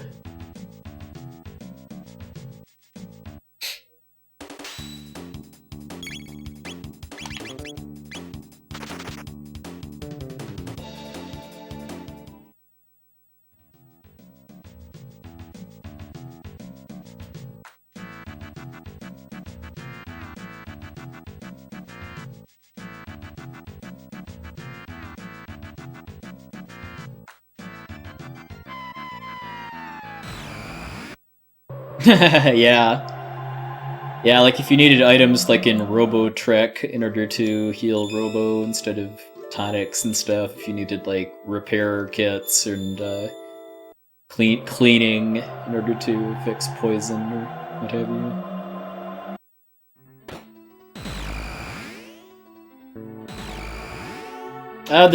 The new Lavos spawn strat is working. I did it in my 604 PB and saved a fair amount of time there. I have a couple other new strats for the side quests that I want to test out tonight in an actual run.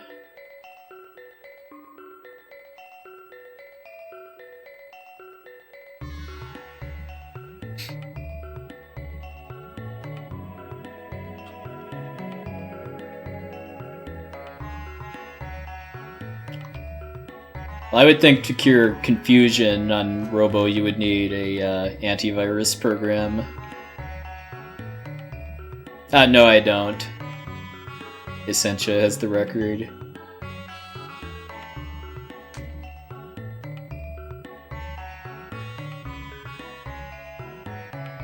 At 5:58.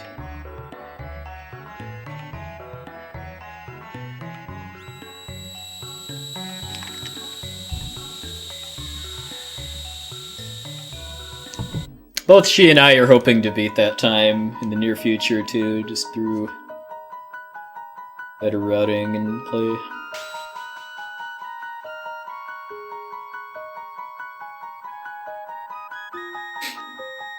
Yeah, the revival. I guess the revival item for Robo could be a reboot.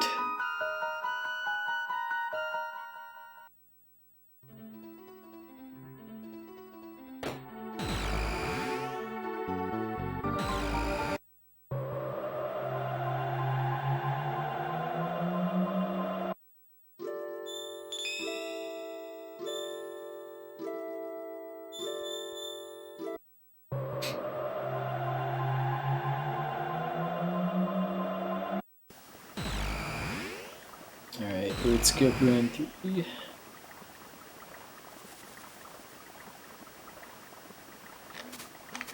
Yeah, I stopped too early.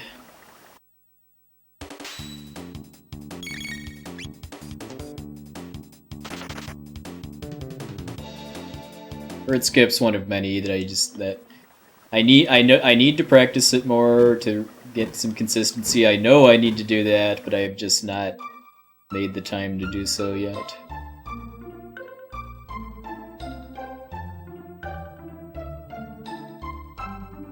Several other things too, like working on the Magus quick kill some more to try to improve the both safety and consistency of it.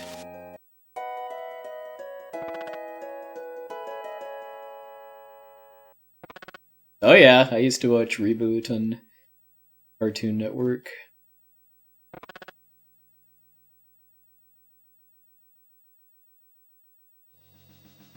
I especially appreciated all of the dated computer references too. Is this a new category? Yes and no. I mean, it's new in the sense of people doing runs of this game that are intentionally avoiding glitches. That's fairly new, but doing this kind of route for the game is not, just because like Essentia has been running this game since before the glitches were discovered. So it's kind of a throwback type run in that regard.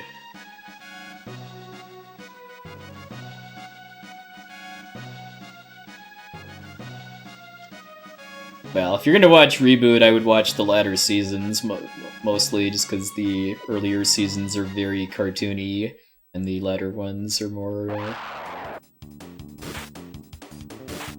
involved.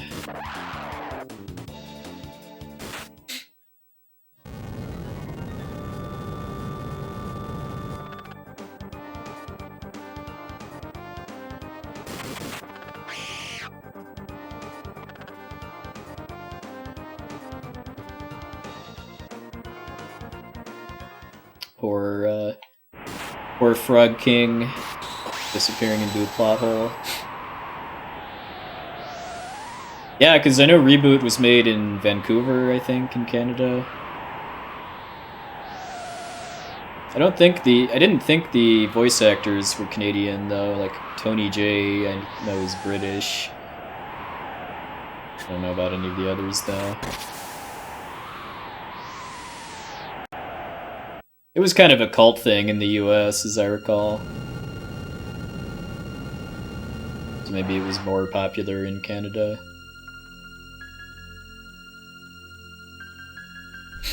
Yeah, Mainframe Studios sounds familiar. Oh, in Norway, interesting. Was it like dubbed in Norwegian or something? Or just did you watch TV shows in English?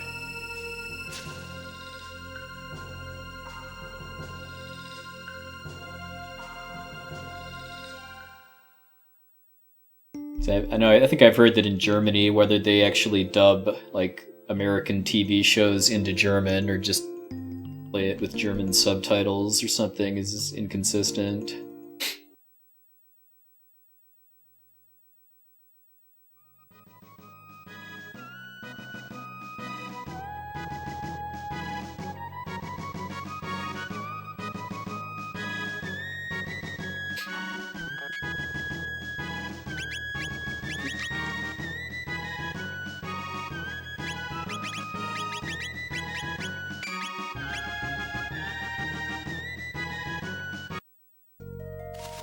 Yeah, Hitmonlee.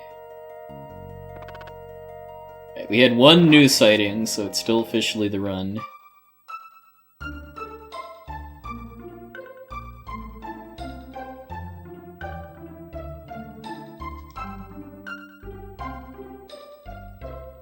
If you mean, oh, anime with CGI that's not the Spirits Within, I am not sure then. Spirits Within is the only CGI Final Fantasy related thing that I've... well, that's not a game, I should say, that I've seen.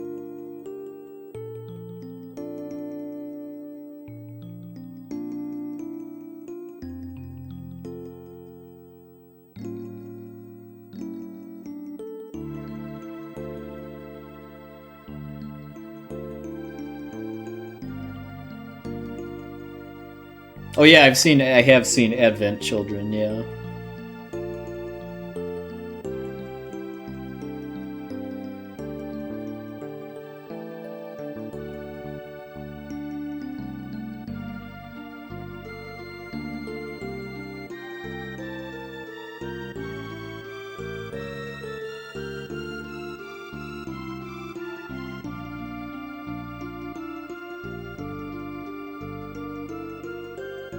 Yeah, this music doesn't get me quite as hard as Forever Rachel, but that's solely by virtue of the fact that you hear it quite a bit in the speedrun, and you don't you don't hear much of Forever Rachel in FF6 unless it's 100%, and even then it's only once near the end.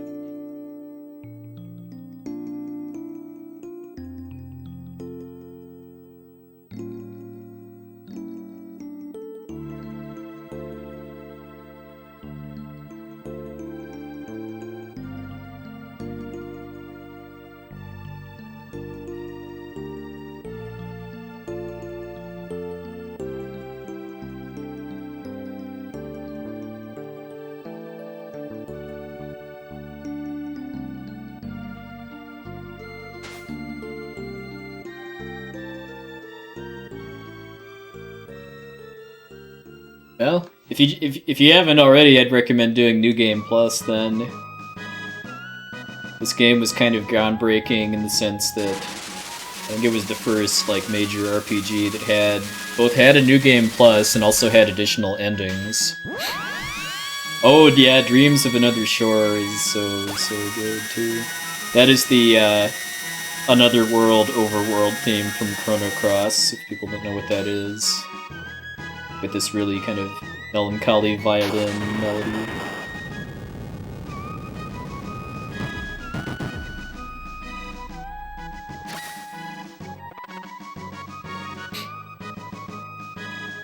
Now, maybe Frog doesn't do this all the time because he can't actually damage anything with it, it's just showing off.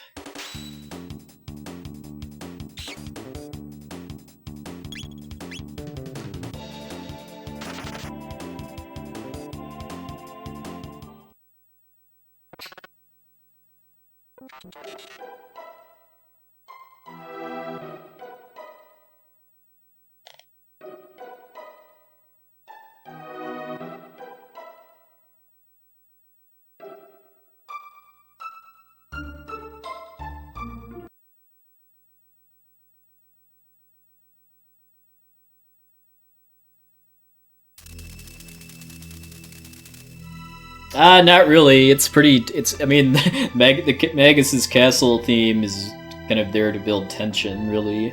Just this ominous, string, sustained tone. Along with the vibrato that they add to the sound effects when you're in Magus Castle. Yeah, same Blue Amp. If Chrono Cross was like a 4-hour run or something like that, I would definitely consider it, but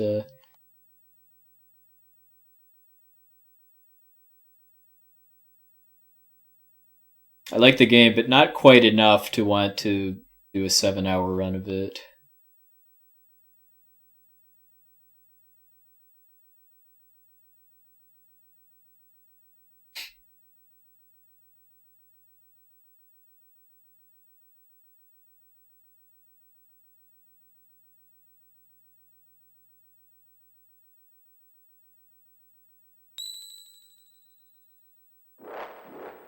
Yeah, Frog's magic is kind of bad. I mean, you should still get it in a casual place that you can learn all of his techs, but yeah, his water magic is not that great compared to Marley's. Hey, Ghost King, thank you, sir.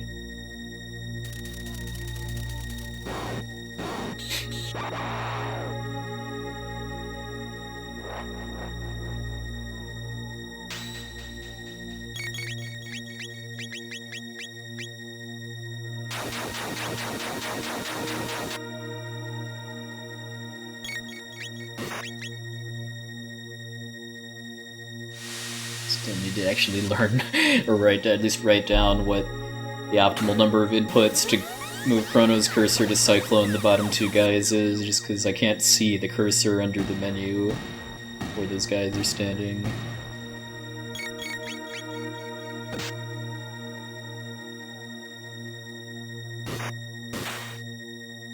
Thank you, Battle.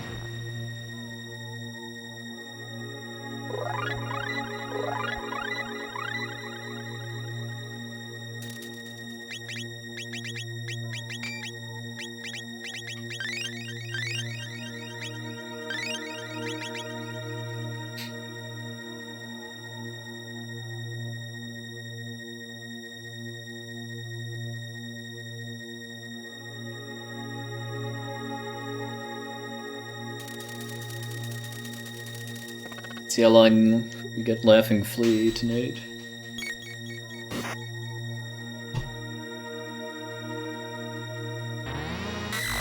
When you have Berserk Frog, or Poison Dart Frog as I call him, fight Flea, that causes Flea's AI to kind of bug out and not really do much. In a manipulated run, you can actually get through the entire fight without Flea doing much of anything.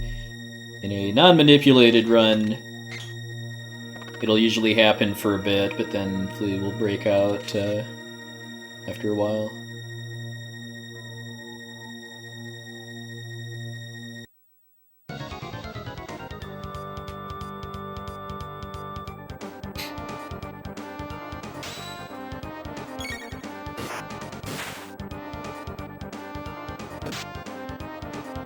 So hopefully Flea just laughs until Frog gets like 8 or more hits in. Ah, that was a pretty fast breakout.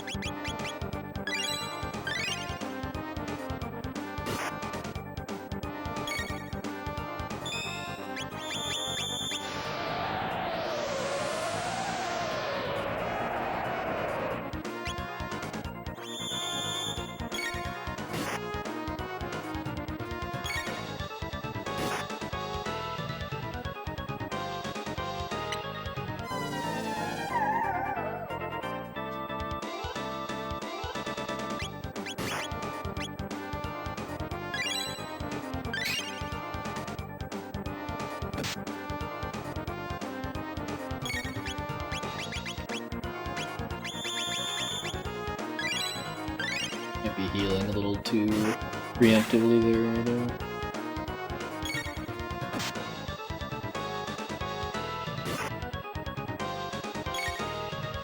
No counters yet, though, which is nice.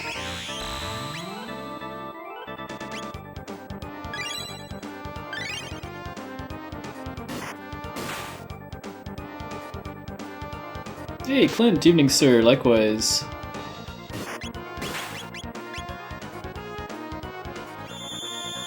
When are you and Sheila getting in?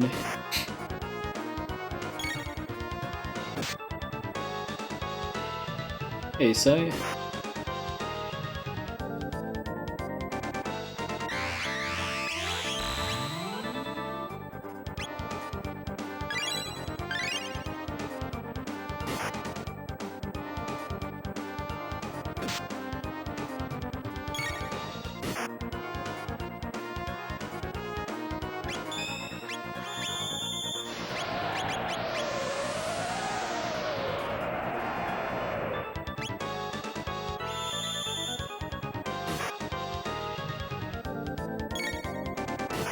Oh, you're driving in? Okay.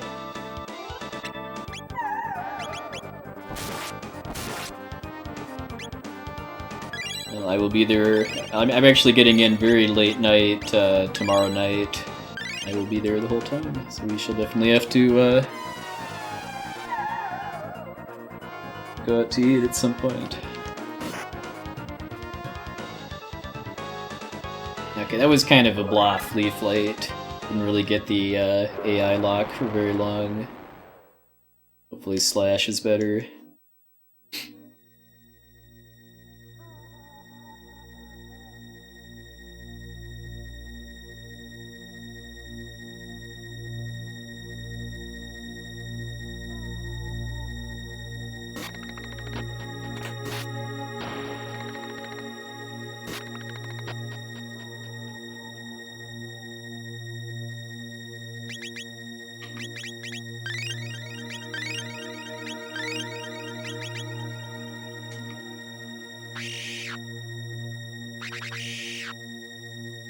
Oh, well, I'd be down for that. We'll have to,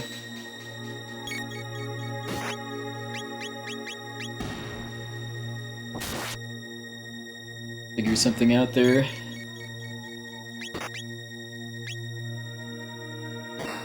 I don't think I'll really have a ton to do on Friday. Oh yeah, yeah. I'm assuming I'm assuming you were doing the strat that where you had to hit like a 4-frame, like a 3 or 4 frame window to get a mid tonic off before Slash kills Frog.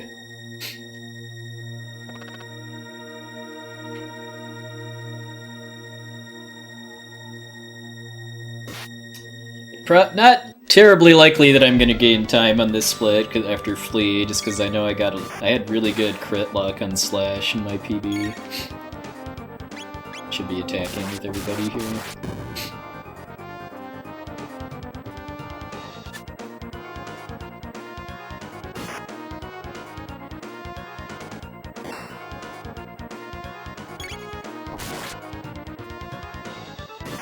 Ooh, I like barbecue.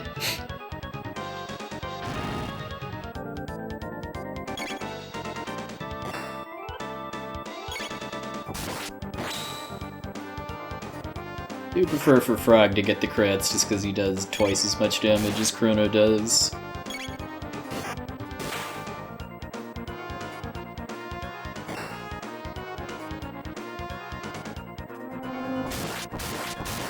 We heal Frog after that one.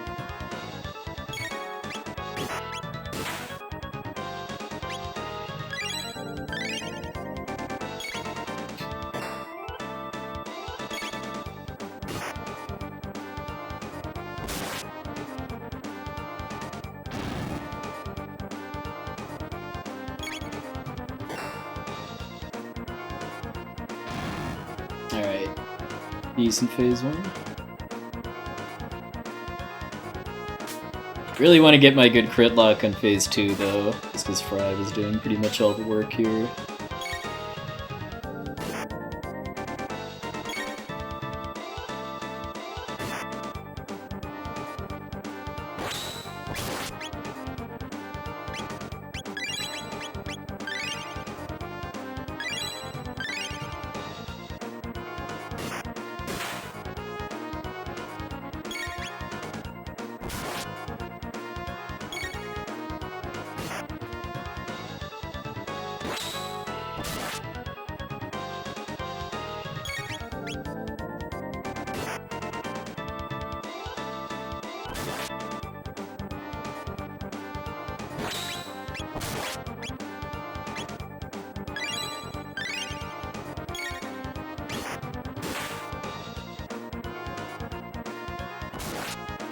I do still find it hilarious, too, that Slash actually has more HP than Magus does between his 2 phases.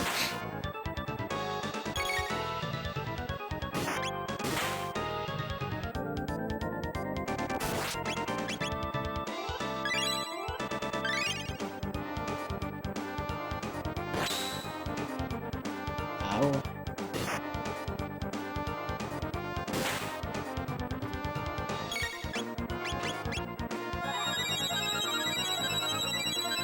Forgot that his jump attack does that much.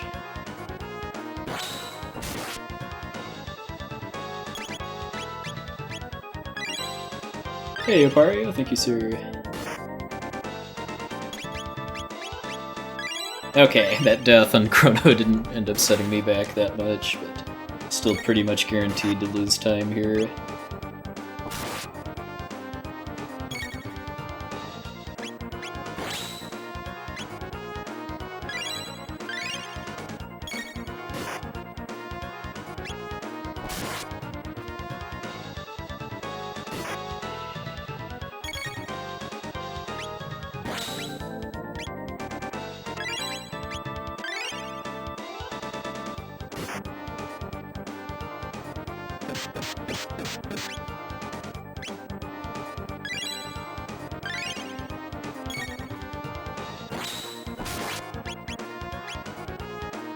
He's almost dead though once he starts countering.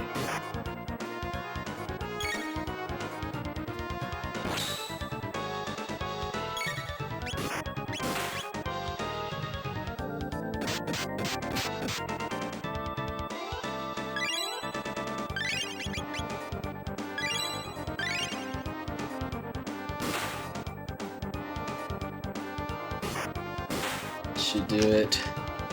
Yeah, alright, well. Not a good set of mini-bosses there.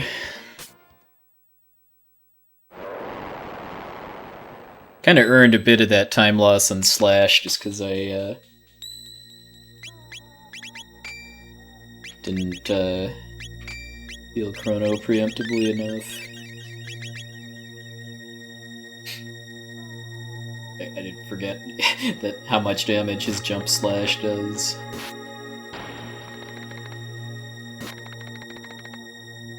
Oh, you know what? I didn't get the barrier.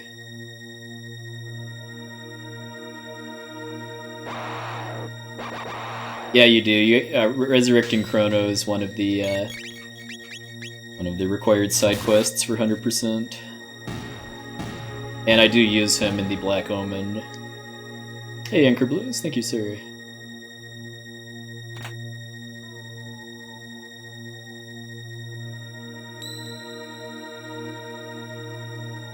That's gonna lose me a few seconds that I had to reload that room again, but at least that means that Chrono's cursor is untacked now.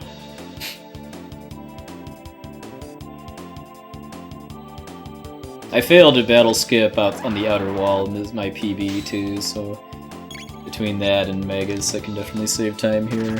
Because yeah, my Magus splits like a minute and a half off gold.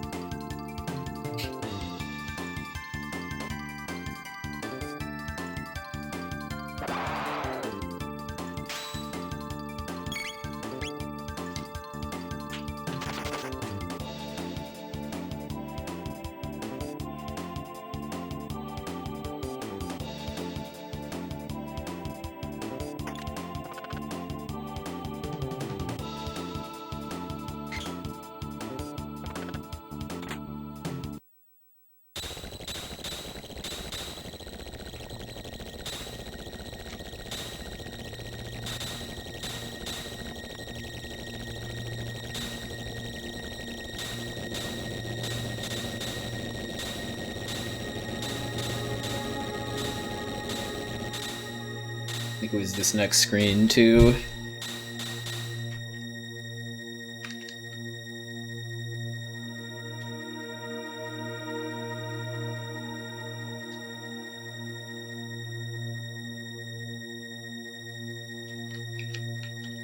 Okay, got it that time.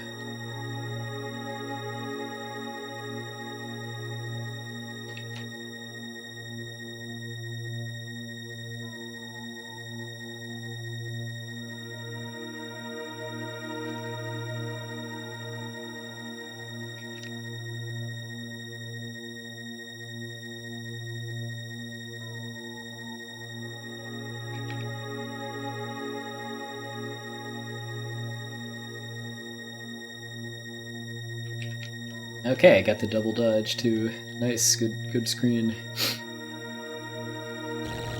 Hey, MS Kane.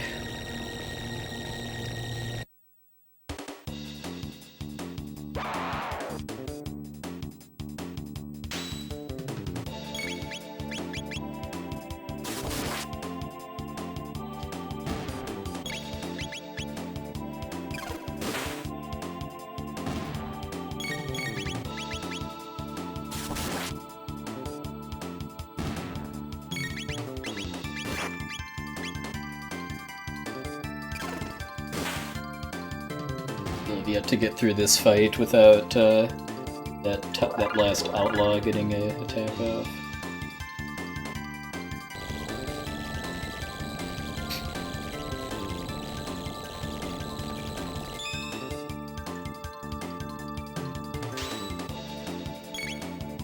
Thanks, Jofro. I was just about to hit that command myself.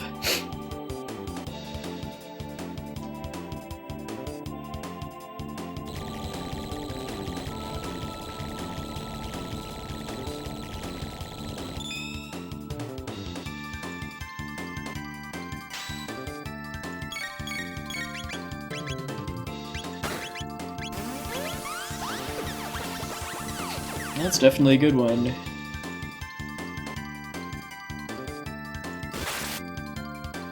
Okay, we got a real X this time too, nice.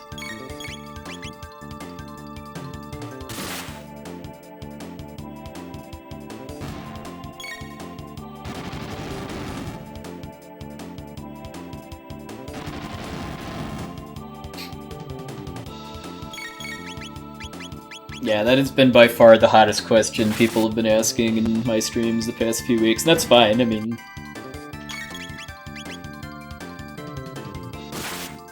AGDQ is a big thing.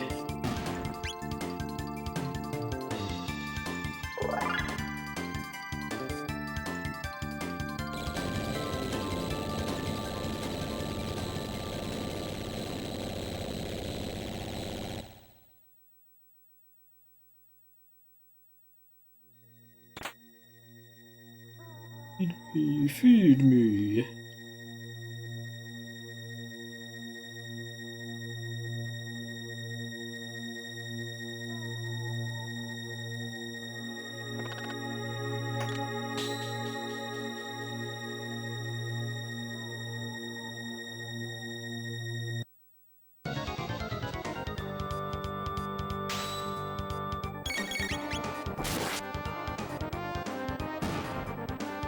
Oh, good. Thanks for the compliment. Much appreciated.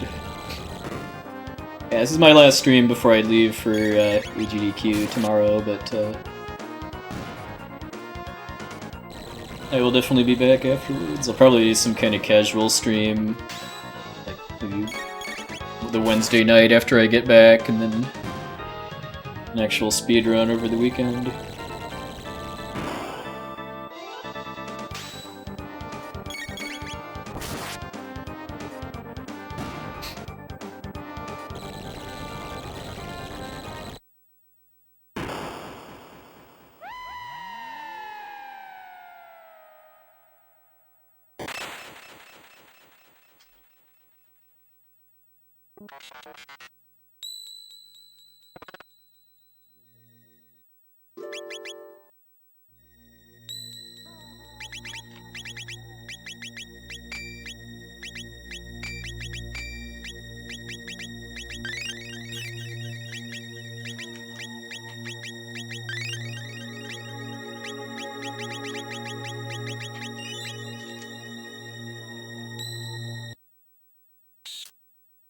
Ozzy was never heard from again, no sir.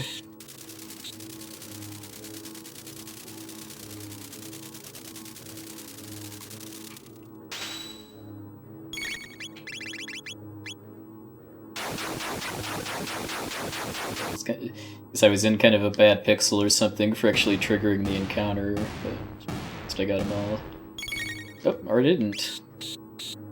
Couldn't tell if I missed or if I got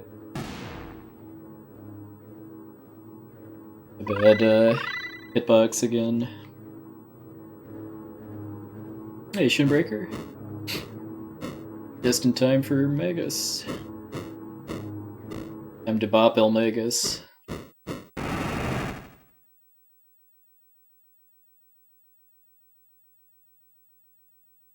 This is one of the most random fights in the run for no manipulation, too. During his first phase, he cycles elements every time I hit him with somebody other than Frog. And I want fire, and I do not... Primarily, I'll also take lightning, and then the bad elements are shadow and ice, with ice being the worst, because it multi-targets.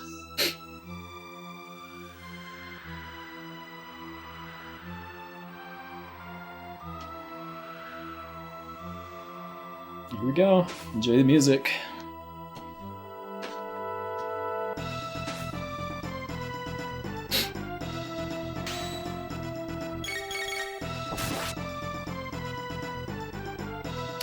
Not a good start.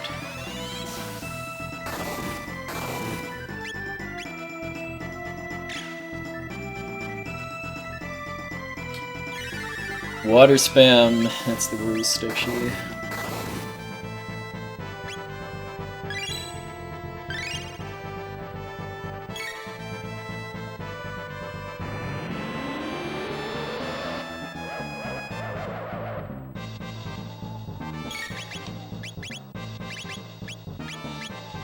Absolutely not. It would take multiple minutes to get back to the end of time and then talk to Specchio. The statistics for how many times he would have to spam ice in order for that to actually save time would be pretty silly.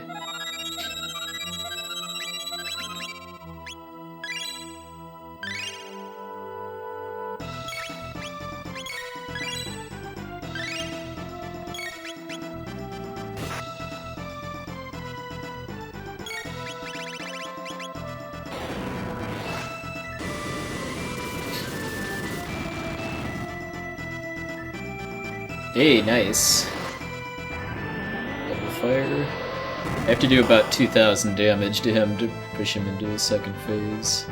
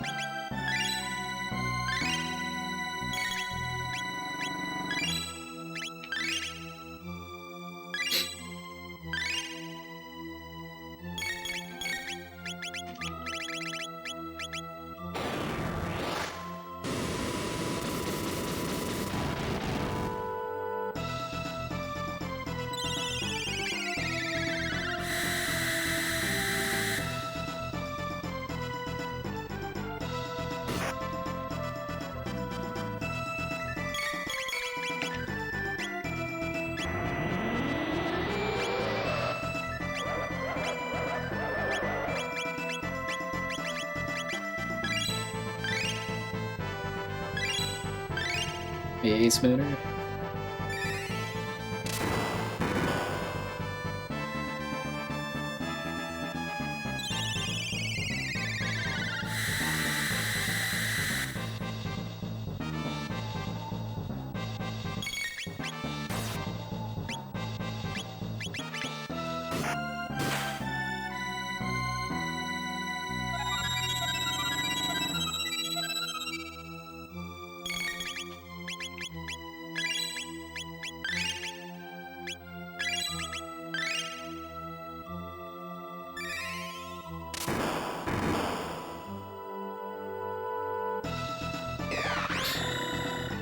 I can't do Shadow, but this is better than Water because it only single targets.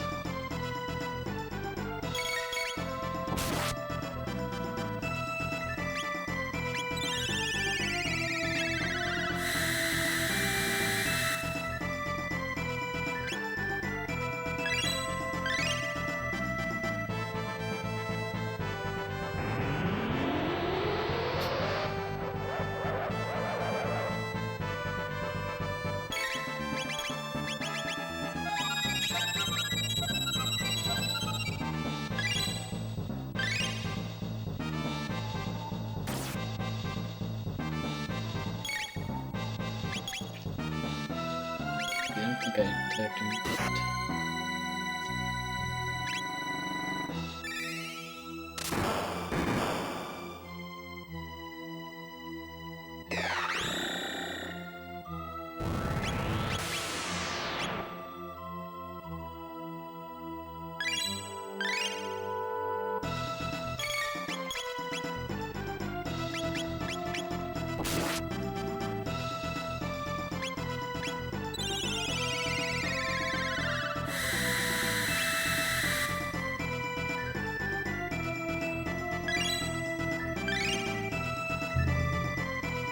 Yeah, I would. It's not because of tech points that I used Luca here, it's just because of how much damage Fire Sword does.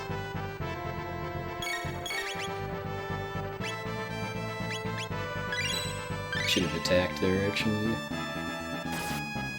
But all good.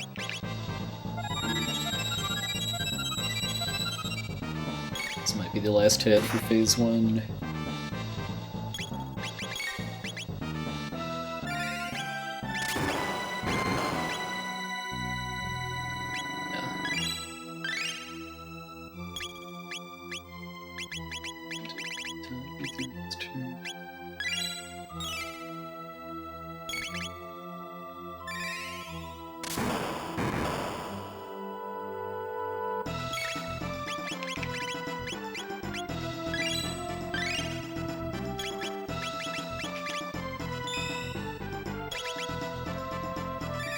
Got the 2 extra lightnings in pretty good shape now.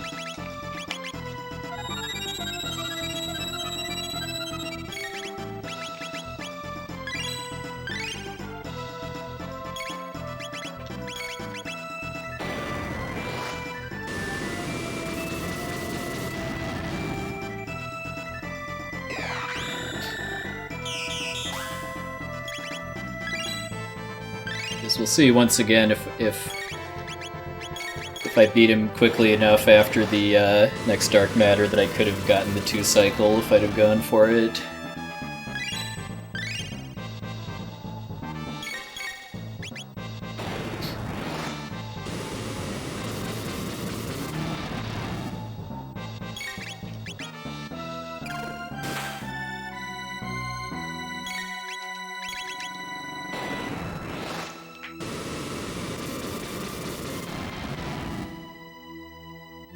Hey! Ha! How did that happen? I wasn't even going for 2 cycle, too. What I meant by that was that I would have had Frog use Slurp Cut instead of Tonics after the first Dark Matter and try to kill him before he does it a second time.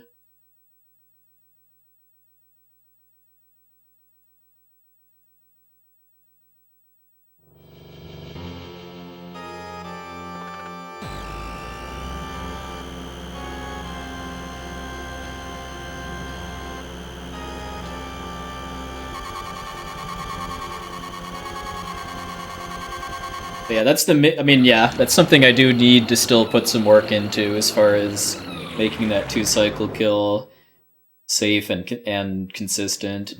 At least to a point where I can tell when I get out of Phase 1 of the battle whether I can get the 2 cycle or not.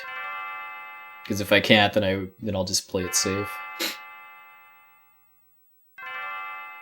Oh, just casting some kind of uber powerful spell to try to summon Magus.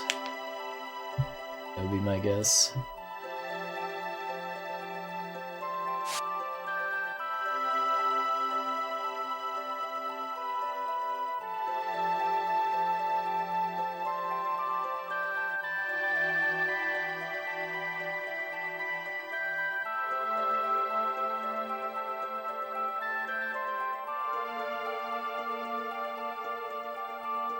Hey, Squid. Good morning, sir. Thank you, thank you.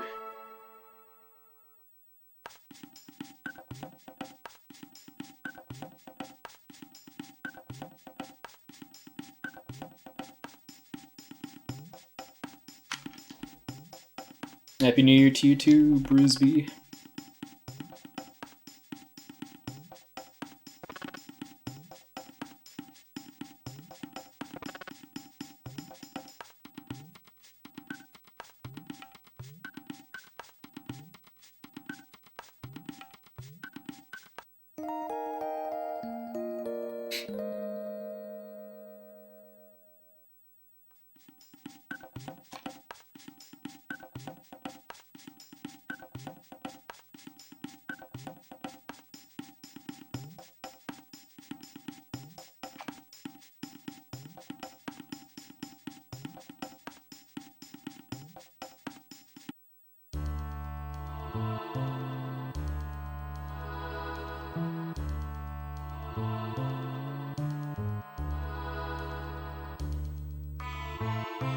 One thing I am glad for when I started running this glitchless category is that this cutscene is a lot shorter than I remember it, because in a glitch run you could skip this cutscene.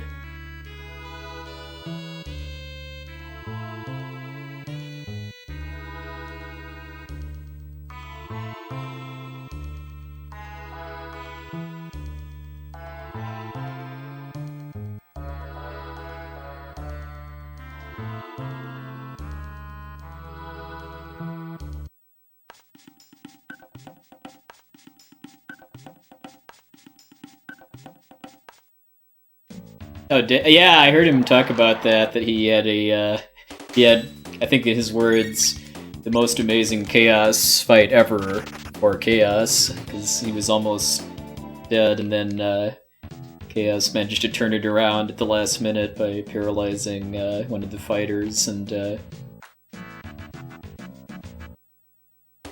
then getting his Cure 4 off. Well, that's why that list says that it's just kind of a list of possibilities. I have absolutely no illusions of achieving every one of those goals.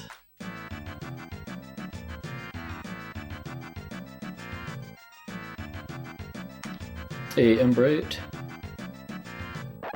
I went like a pixel or two too far. At least if I'm going to fail this skip, I'd like to fail it quickly rather than kind of spend a bunch of time trying to get the skip and then fail it.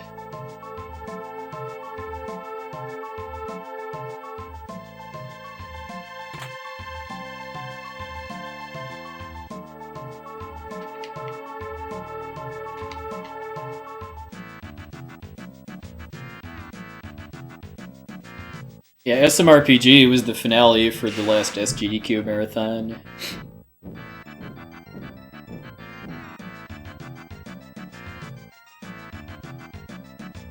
If you haven't seen it, I would watch the VOD. I wasn't able to watch it personally because I had to leave to go to a family event, but I heard it went pretty well. Oh yeah, the finale where there was plenty of soup and cider.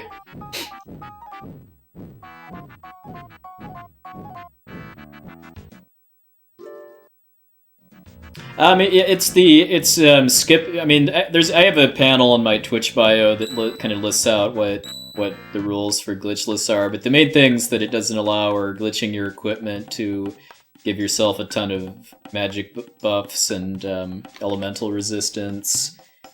And then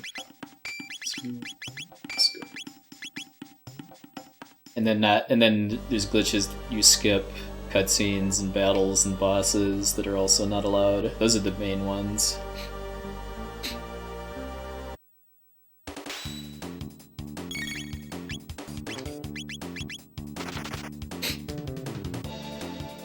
Well, there is a no super jump route for Mario RPG.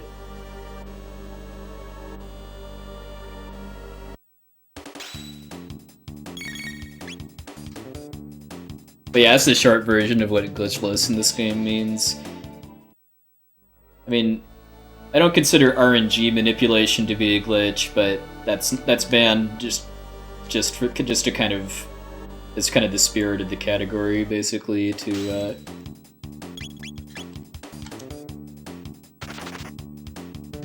kind of take it back to how this game was speedrun before all of that stuff was discovered.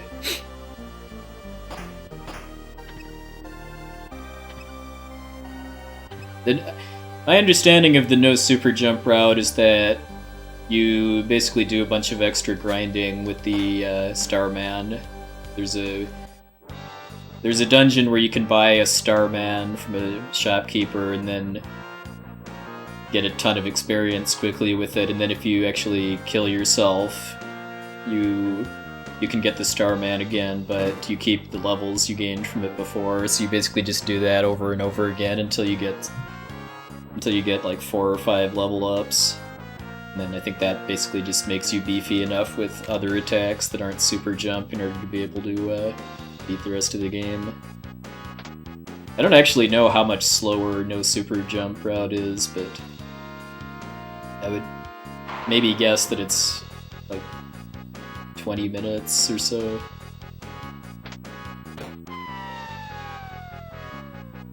If that. Base SmackDown.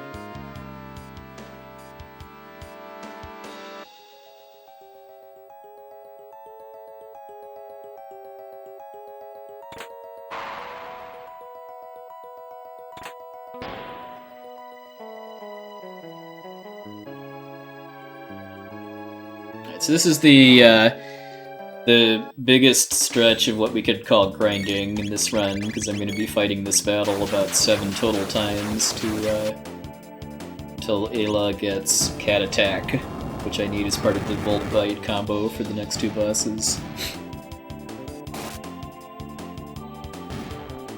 Yeah, Happy Squid. I mean, doing runs with RNG manipulation is perfectly legit. I mean, it's how to go fast these days for retro games. But I think there's a lot of value in doing doing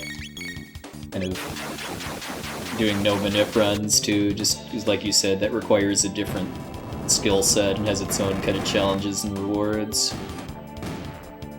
Like, I don't know, personally, I kind of find the Lufia 2 run more interesting without the manipulation. But I get that it's like it saves like 20 minutes or something on the run if you do it. Yeah, Kirby Masta is also the Masta of the cat pyramids. Oh yeah, somebody was talking about RPGs in HDQ. Kirby Masta is running a Fire Emblem game as part of that. I will defer to him to say which one it is, because I have not played any Fire Emblems, so I'm not able to distinguish them from each other, other than what console they're on.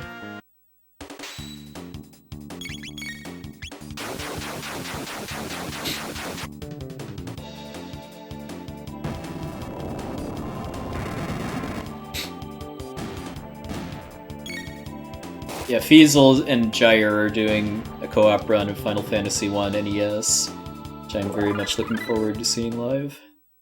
I'm not going to be on couch or commentary or anything, but I'll definitely be... I'll try to grab a spot on the back couch.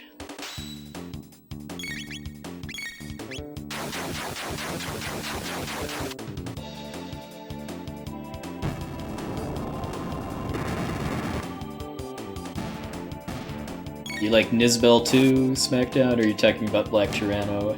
Nizbel 2 is kind of forgettable, both because of being a palette swap of Nizbel 1 and because of being skipped in the normal speedrun route.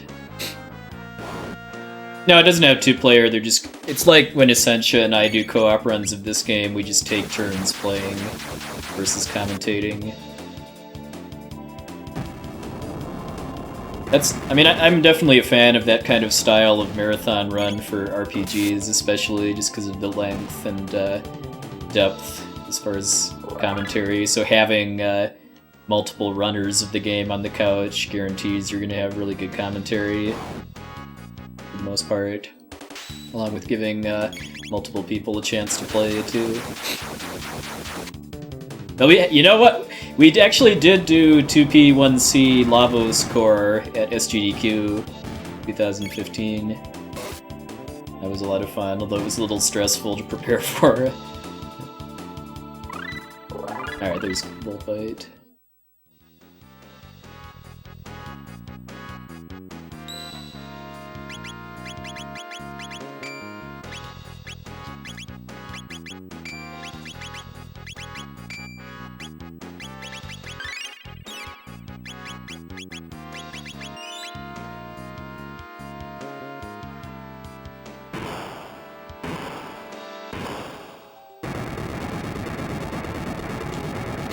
If you've watched Gyre and Feasel run FF1, then you would know there's just nothing whatsoever that I can contribute. I mean, those guys know the game so well, and have done like all of the routing for the RTA speedrun and everything.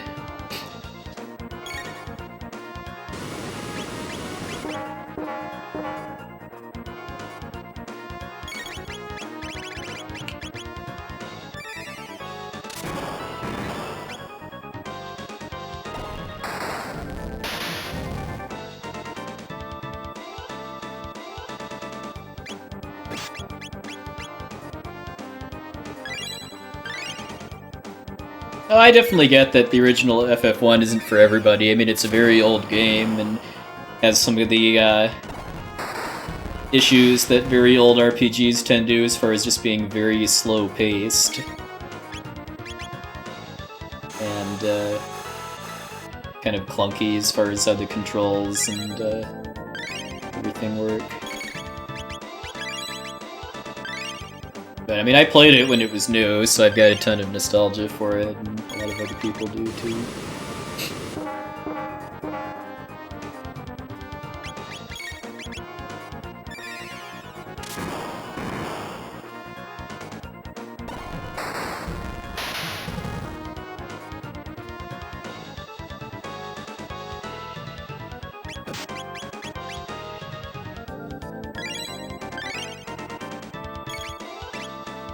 That's one of my favorite things about Gyre's commentary for FF1 NES, is just explaining just how there's almost nothing that actually works in the game.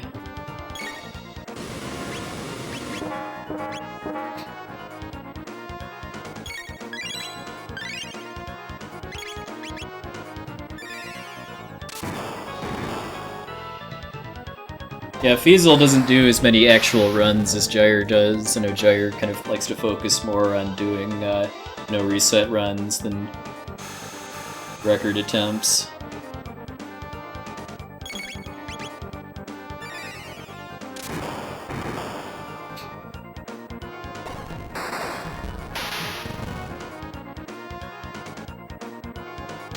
Alright, good. Basically went according to plan.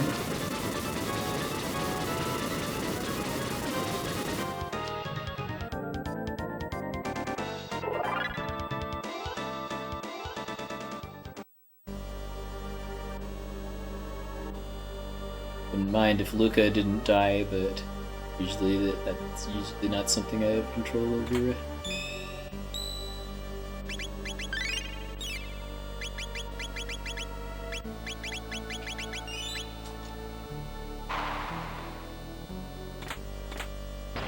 Actually remembered to use the shelter before hitting the switch that time.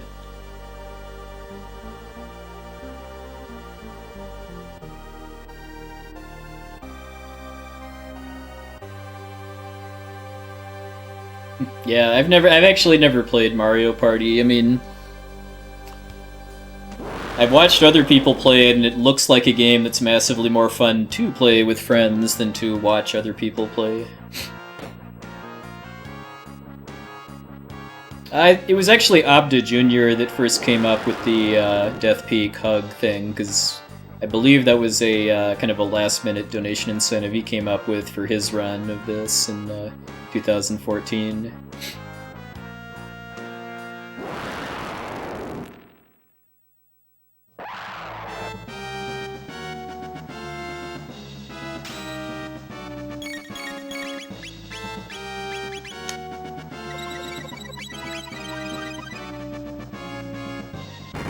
For Zala to take a nap. Hey, Zek Draken.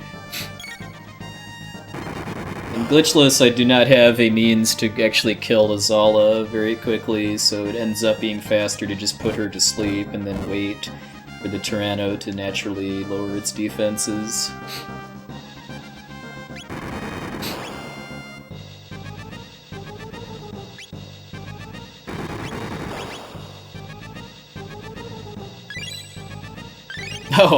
Oh man, Mario Party sounds like serious business then.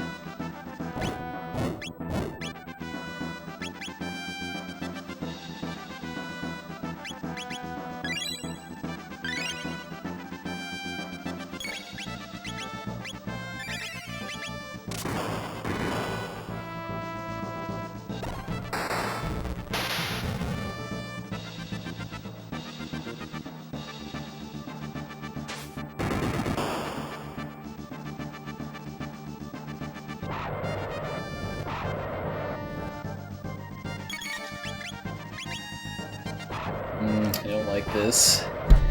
Let's see if I don't get 5 Volt Bites off before the Flame Breath, I'm gonna need to do some extra stuff in the middle phase. Make sure I kill him in time.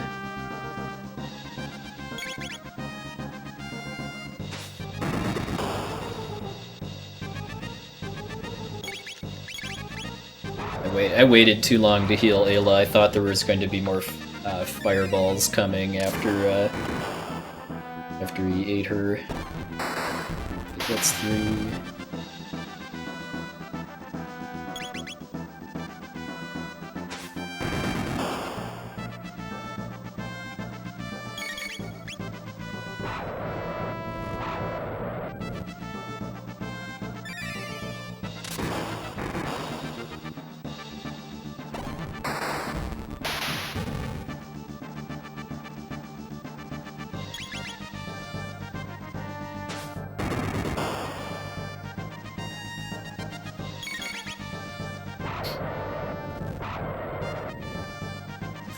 Yeah, I don't think I'm going to make it actually, so yeah, I'm gonna have to do some fire swords during the middle phase to do probably 2, I think will do 800 damage to make up for the missing full fight.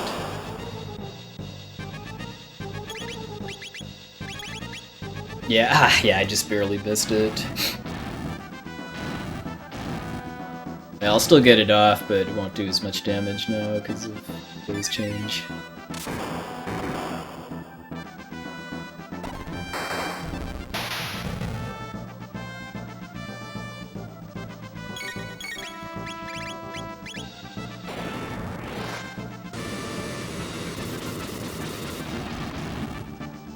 Yeah, I'll do one more just to make sure.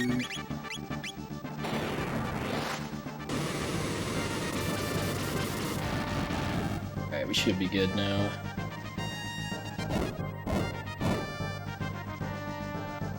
Did heal a lot there.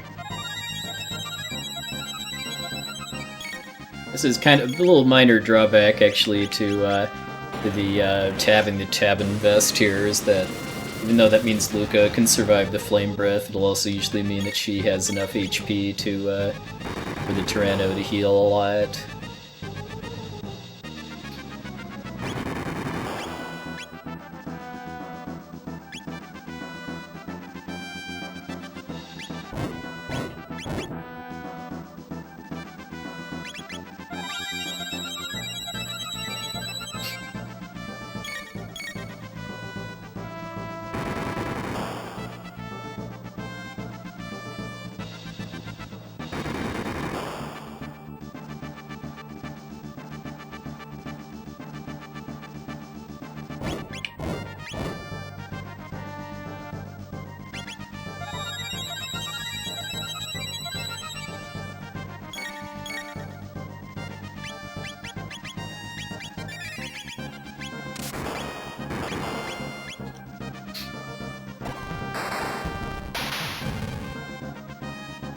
There is no such thing as money on free parking. Anybody that played Monopoly like that played it according to house rules instead of official rules.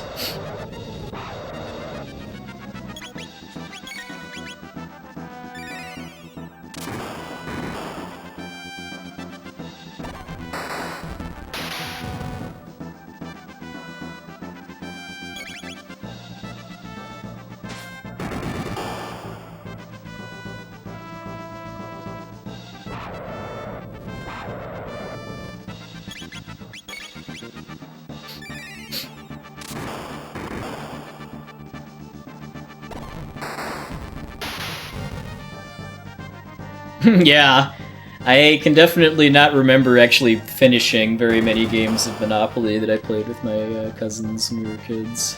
That's for sure.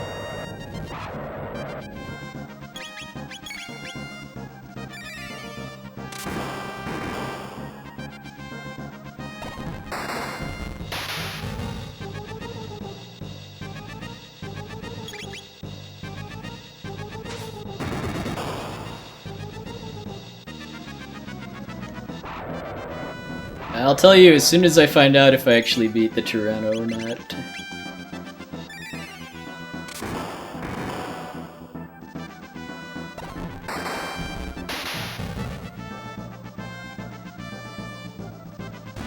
Okay. I think I beat him one turn early, actually.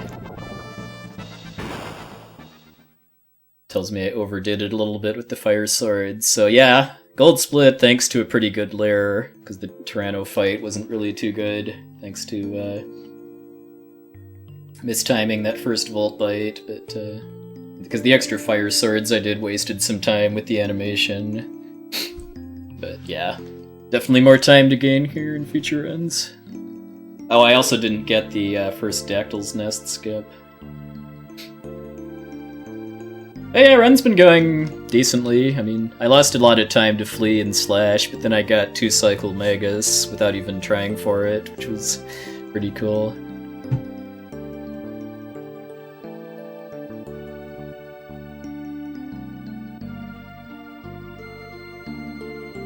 Oh, that's right, I need to make sure I note my new route change after Mud Imp.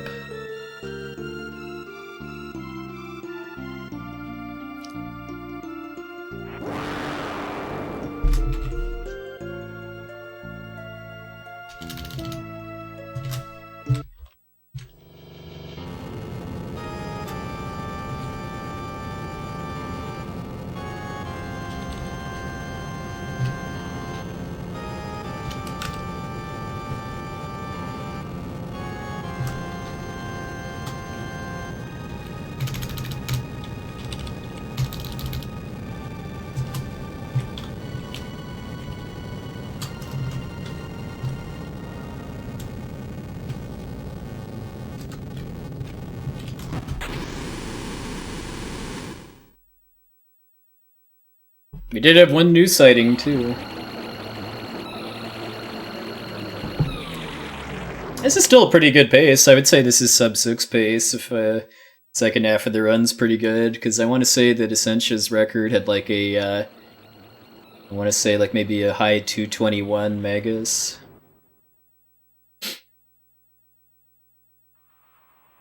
Hey, Lazy Mashi, welcome in. Oh, ha! I don't know if I could. I mean, I know more music by Uematsu, but I love all of the Mitsuda music that I've heard. I know, it's just a little baby space porcupine right now. How hard could it possibly be? Got a lot of time I can gain here just because I made a big mistake in this split in my PB and forgot to go get the swallow before heading for the Epoch. If I look like I'm blushing, it's probably just because it's a little warm in this room.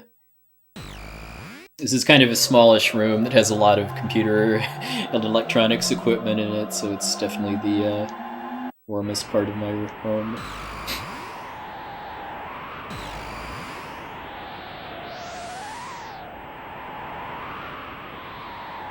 Hey, Pidge, thank you, thank you.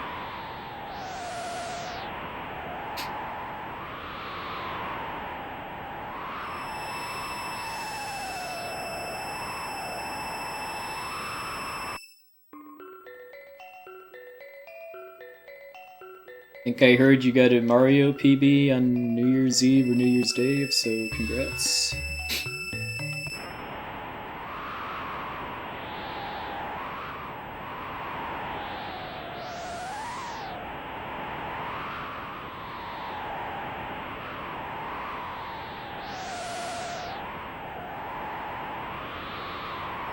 Yeah, I get to hear a few seconds of quarters of time. I believe the longest loop of it we get to hear is when the Mazamune is being forged. 2 PBs and wow. I think I've done that at like multiple games, but I don't know if I've ever gotten 2 PBs at the same game in one day before.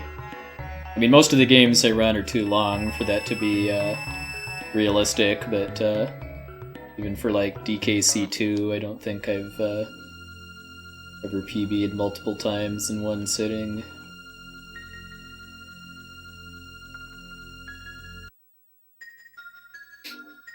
But 252 or something? Is that the goal?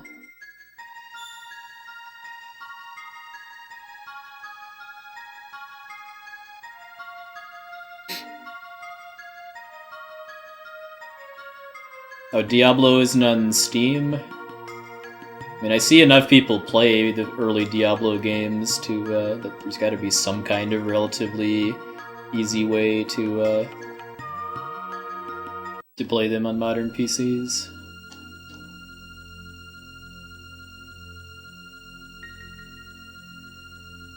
But yeah, because I imagine to get like a sub 254 or 255 or something, just having a run where you don't drop the super jumps and everything is probably enough, but to compete for record, you also need to get really lucky with the freebies. I guess I'm not quite familiar enough with the run to know if like boss RNG is really much of a thing. I imagine it is for Final Smithy because of the different heads.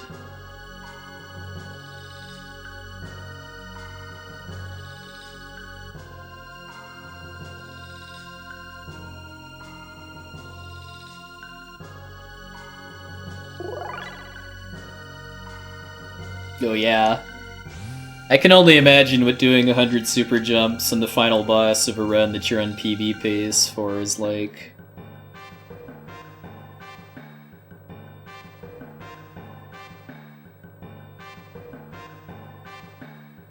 I think the closest equivalent for me is probably Japanese FF6 Glitched, where getting reverse Joker Doom on tier 3 is really, really stressful and nuts. Because you only get one shot at it.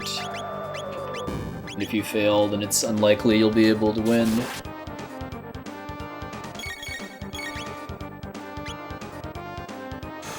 I'm losing this fight on purpose, by the way. It's a lot faster to lose than to win.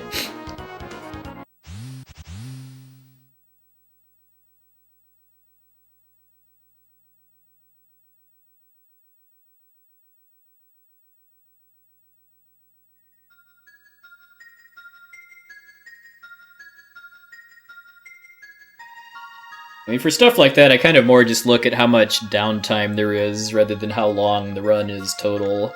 It's like Illusion of Gaia, one of my action RPG speed games, is a 2 to 2.5 hour run depending on category and skill, and there's virtually no downtime at all. There's 5 minutes or so maybe of total cutscenes where you're just mashing text and nothing else, and most of the rest of the game, even for story triggers and cutscenes and stuff, there's still attack as far as mashing as efficiently as possible and getting the double tap dash movement.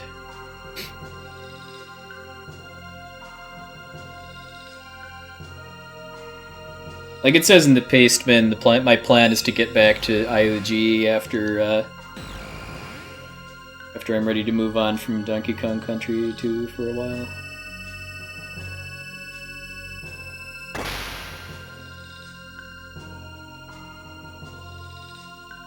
Yeah, even for a less than 30-minute game, if you never actually can take your eyes off the screen without risking your run, or at least risking losing a bunch of time, I mean that means a lot, even if it's a short game. Like in DKC2, I can take my eyes off the screen like during the fanfares between stages and moving around in the overworld and stuff.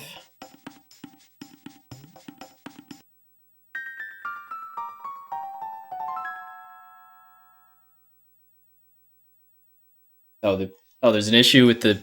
Really, that's... Huh. First time somebody's... Yeah, that happens fairly often when like, syntax... I mean, that might be an IRC client issue, though, actually. Where it's, like, reading special characters as part of the URL and, not doing so properly. Alright, get the swallow. Get the swallow. Save some time on Giga Gaia.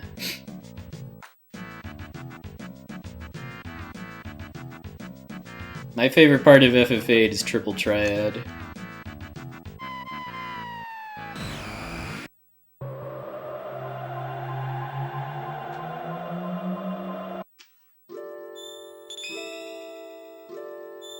That sounds like it might just be an issue with your IRC client or something, because if the paste bin link in the title was broken completely, I'm sure more people would have mentioned so earlier. Hey, Mike!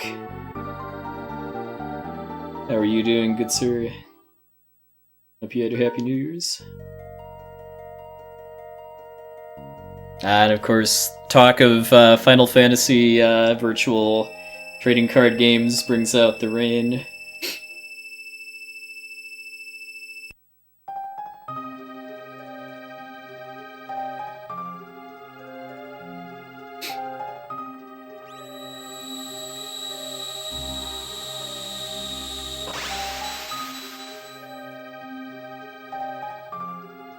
Well, if the battle system was just Triple Triad, then it would be like Kingdom Hearts Chain of Memories or something.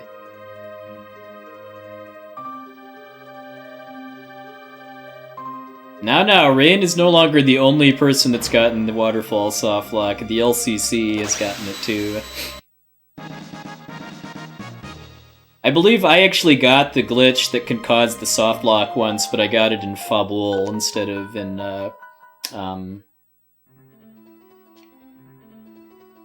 Watery Pass, so it wasn't risking crashing the game for me. No, I don't have to get the Swallow for 100%, but I want it anyway because of just how OP a weapon it is.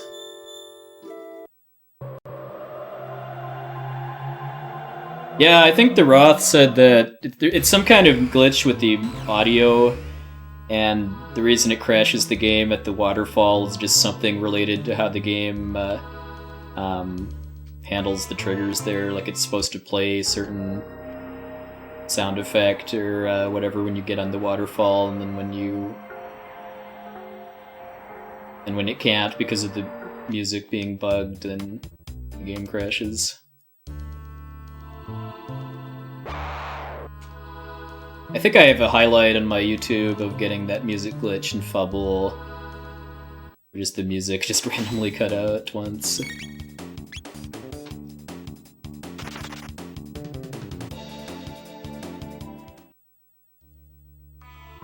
Don't mind me just strolling through the mutant-infested ruins with one hit point.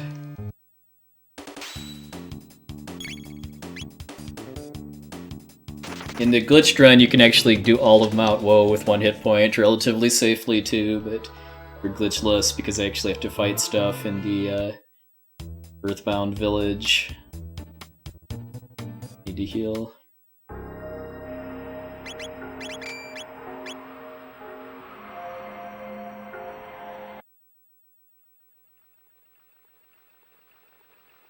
I tested that, and it's actually 5 Falcon hits for Golem Where am I going? 5 Falcon hits for Golem Twins, so yeah, I'm gonna be healing Luca if needed for the 5th hit this time.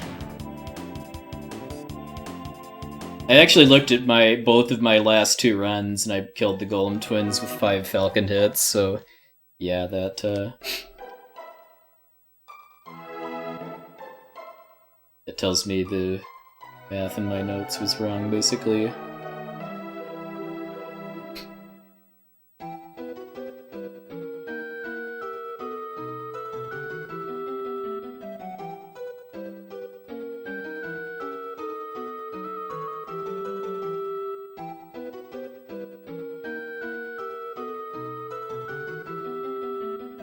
love all the unique sprites that are in this place too, like that cheese and the can trap and stuff. It's kind of all this random stuff tempting you in that room.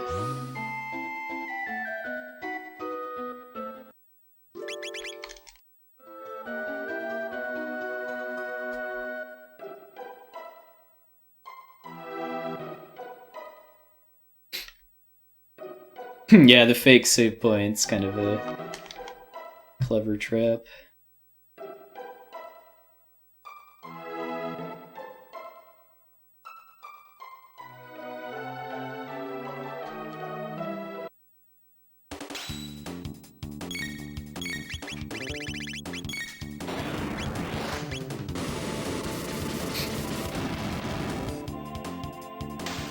And we have the boss, where his death animation takes longer than the actual fight does.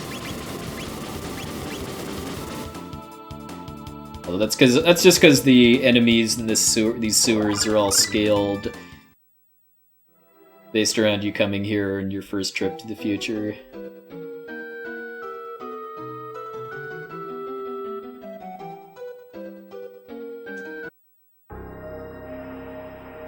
Yeah, if you fall into the pits in the room where Ozzy is springing pitfall traps, then you potentially get to fight fake save points there.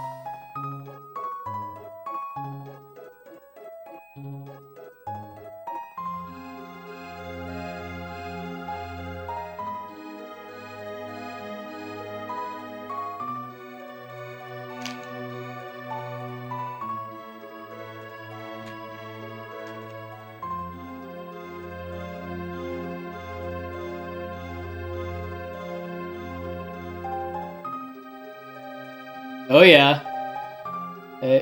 Well, I'm sure I went AFK a few times for various reasons, but I was definitely, I definitely had his stream up during his whole Monmo fight the other day.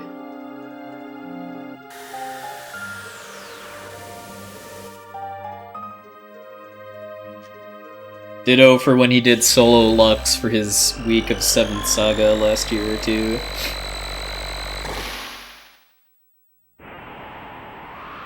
That took even longer too, just because his Lux had I don't know if he did less grinding or got better or got worse luck with magic stat growth, but I know that fight took him about an hour and a half, and I think it was maybe 40-ish minutes for his run the other day.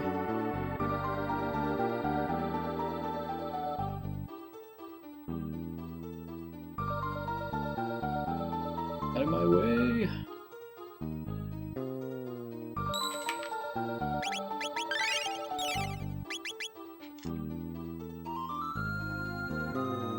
This is the Earthbound Village, or the Mother 2 Village, if you prefer the original version.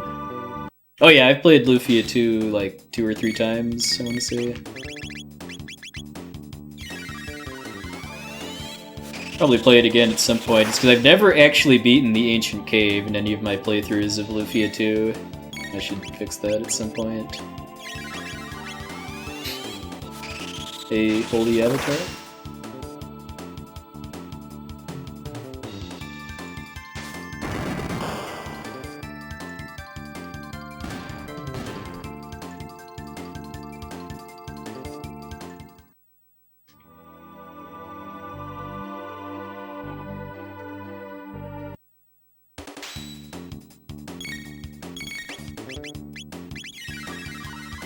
This is a pretty chill part. These are pretty chill fights too, no pun intended, because I just do this and win, and in the glitched run I have to do a pretty difficult skip to just avoid these fight triggers. I've seen the end of the Ancient Cave many times from speedruns and stuff. I know about the boss.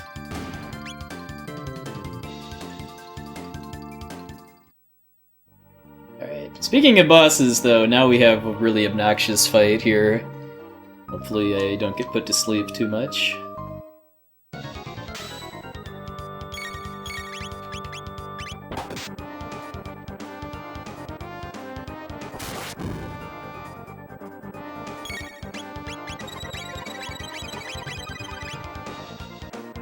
Okay, good. So I want the red beast will be awake pretty soon anyway, but the blue one should stay asleep pretty much indefinitely.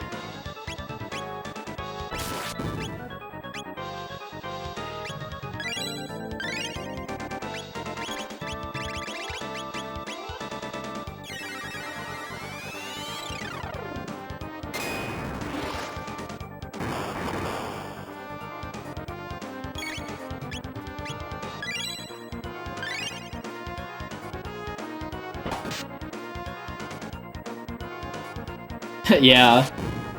I'm kind of curious what that sword is called in the Japanese version, if it has a different name that's more fitting for a katana sword.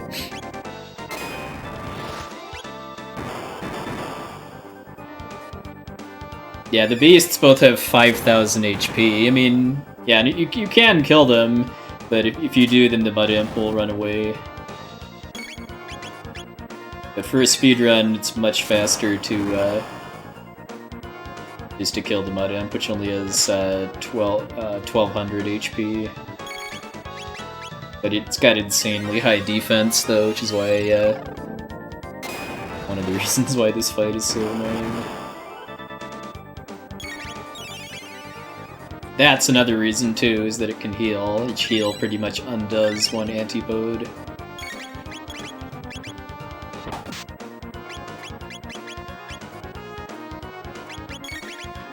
Didn't attack? Okay. That was odd.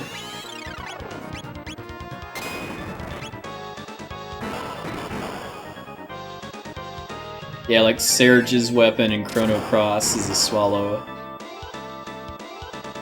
Yeah, I mean, you have to rescue Melchior from Mount Woe in order to gain access to the Ocean Palace. Okay, what's going on here? Why is the red beast not attacking? I mean, this is why I wish there was better information available for enemy AI in this game.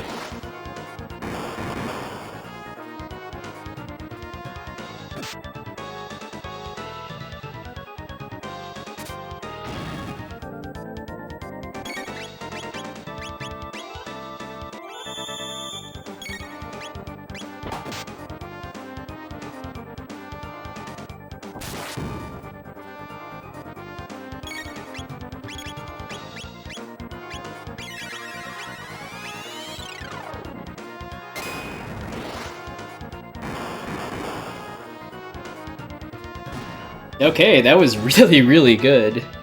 Dang. A lot of that, I think, was just because of the beast not actually attacking after the mud imp threw rocks at it a couple times. I'm really curious what led to that.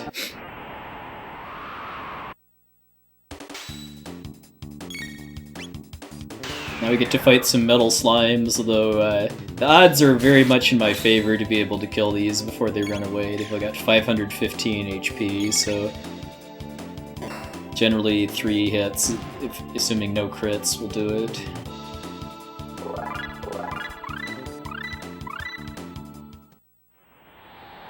This is part of my route changes, too, is to have Robo fight the first Rubble and then Ayla the next 2. So that Robo learns his next 2 techs earlier.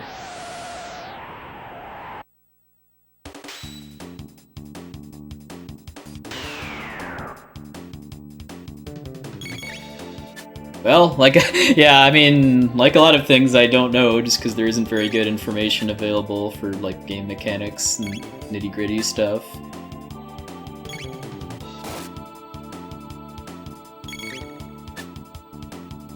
Hey, Richter Shade.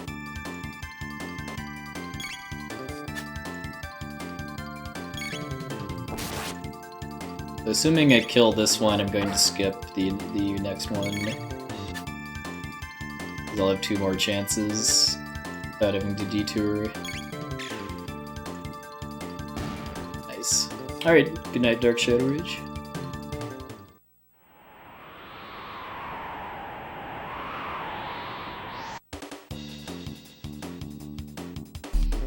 How something that's not moving is so hard to hit is an interesting question, but I like to more think of it that it's just actually, it's not hard to hit the rubble, it's hard to actually cause damage to it. Well, yes, I am actually fighting metal slimes as we speak.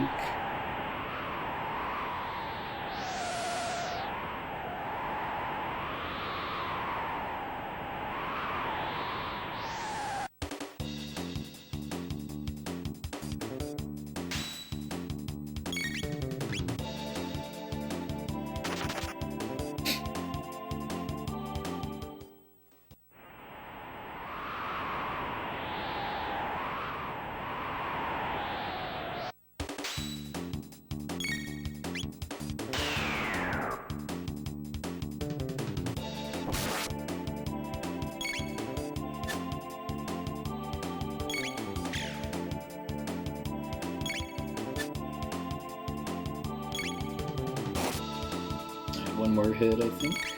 As long as it's not Luca, I guess. Or Luca crits. Nice, these were really fast dribble fights too, so this should get me fucking hit. We are good to go for RPG what?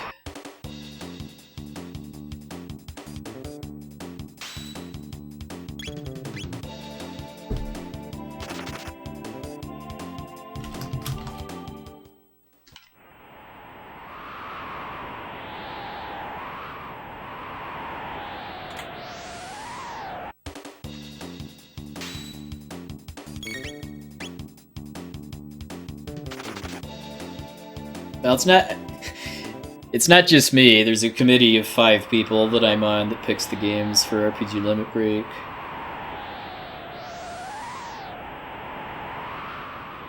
I would not want that kind of responsibility solely unto myself, too. Even for a smaller event.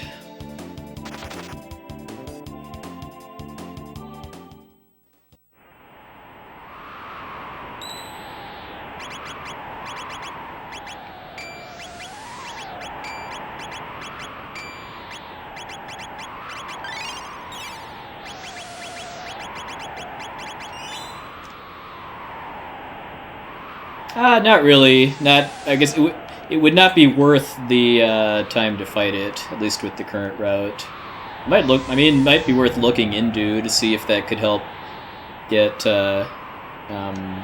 Omega Flare sooner or something, but doesn't really feel too likely to me.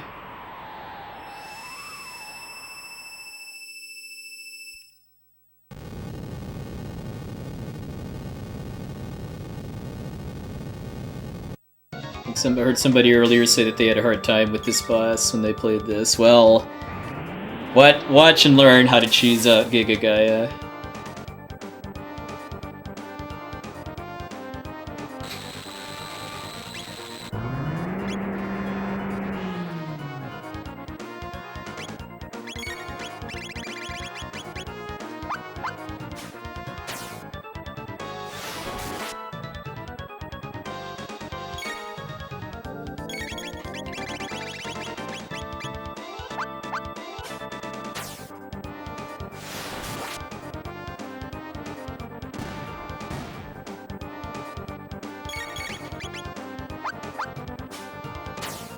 Because yeah, once his arms are gone, he doesn't do anything other than revive them, and the arms get revived with half health. So the 2 attacks he did at the start of the fight is all he's going to do if I execute the strat right.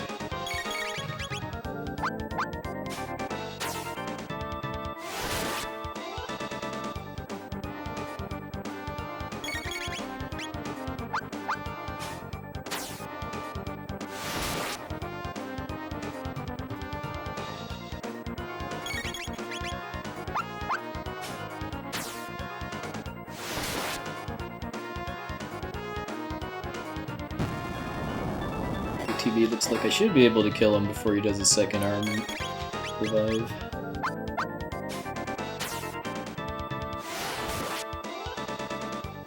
That's the critical part, because if I derp and attack the head again, I die, because the arms do those fire and shadow attacks again. I don't have enough HP to survive it. Yeah, because not only is Falcon Hit pretty overpowered for attacks you need to actually do it, it's 100% based on Crono's attack power, so giving Crono a really strong sword like the Swallow and then the Power Scarf to boost his attack power even further. This makes for an obscenely powerful tech.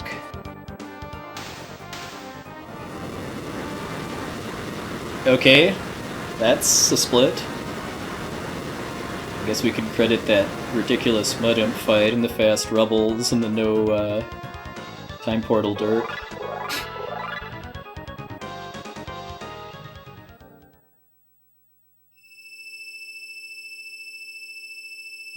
Alright, well. Alright, I guess we've got a run going.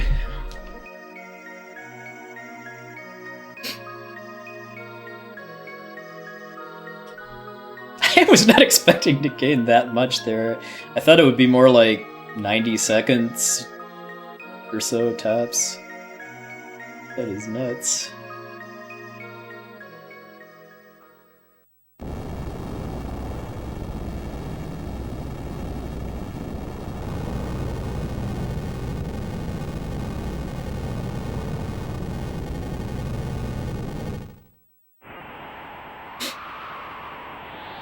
Yeah, I think I might actually be ahead of the record now too, because I think Sencha's record had a 317 Giga Gaia kill. I mean, that is 4 years old, and she's been on pace to beat that like twice now already, I think, before, but not had some issues come up in the end game. So we both want to beat that 558 time.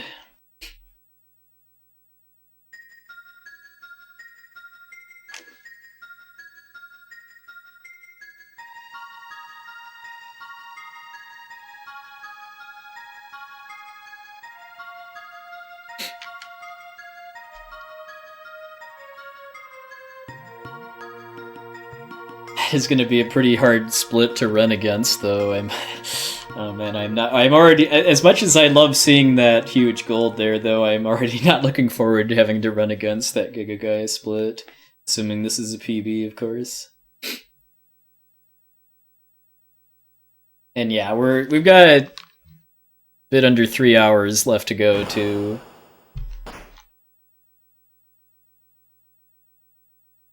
And I could get trolled pretty hard by Lavos Core, too. Hey, Nazi, greetings.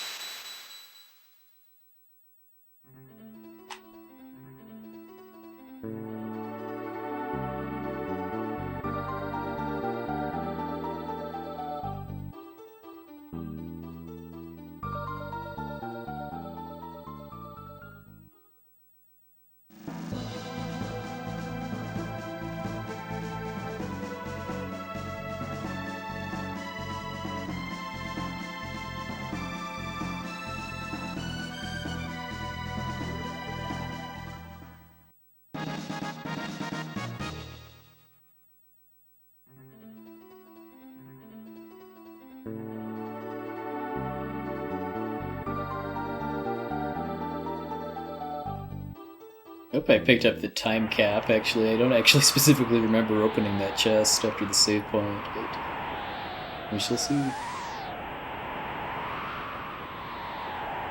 It's not a huge loss if I forgot it, too.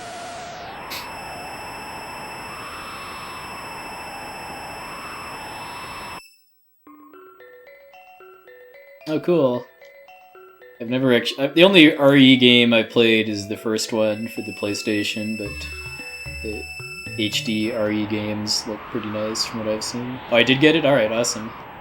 Thank you, thank you.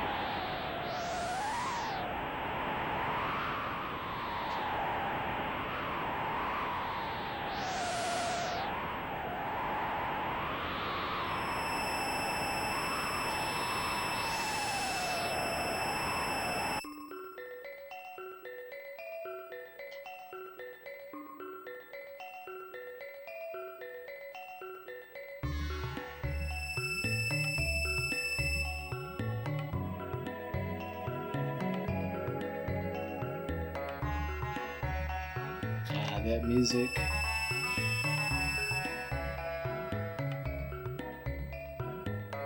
Only Zeal Palace would have the decency to keep the good music going.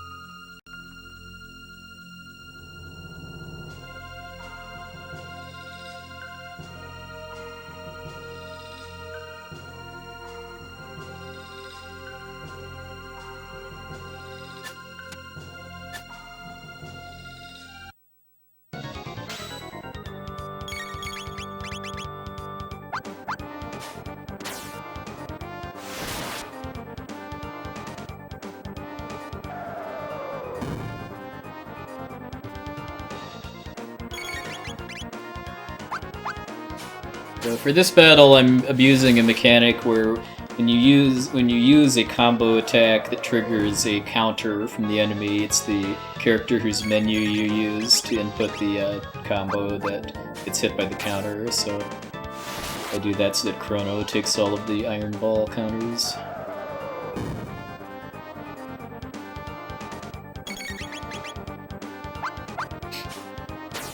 So I don't have to heal.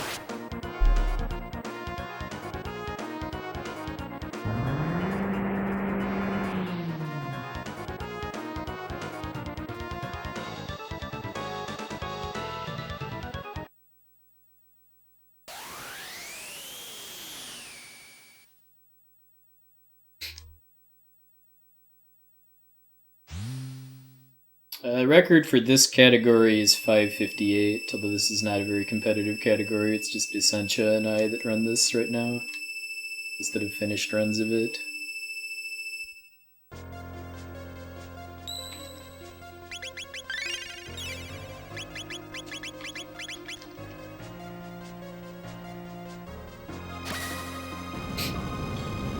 $158. Wow, what a bad time I've got going.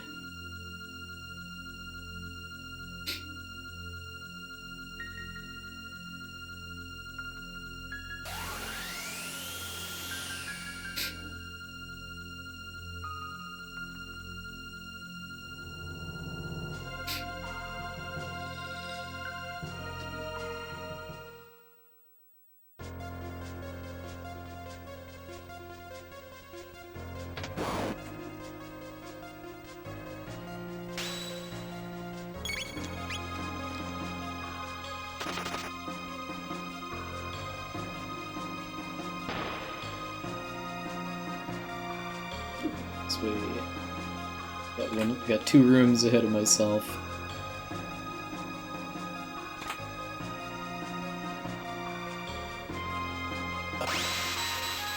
Yeah.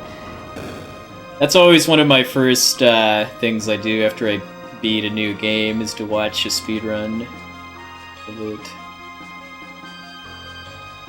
Find out how the parts of the game that gave me grief get cheesed out and obliterated, or get confirmation that, yeah, they're actually hard.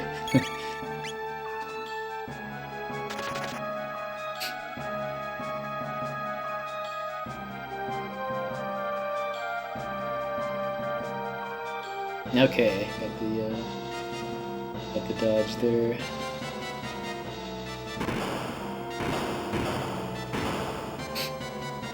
So this is a fun dodge. Gold star to anybody that gets that reference.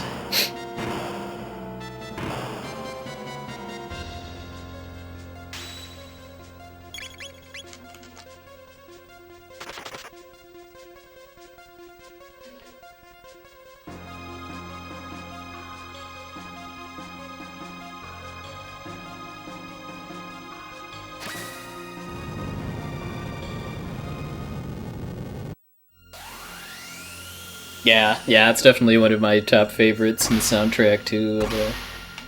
There's almost no part of this soundtrack that I would say I don't like.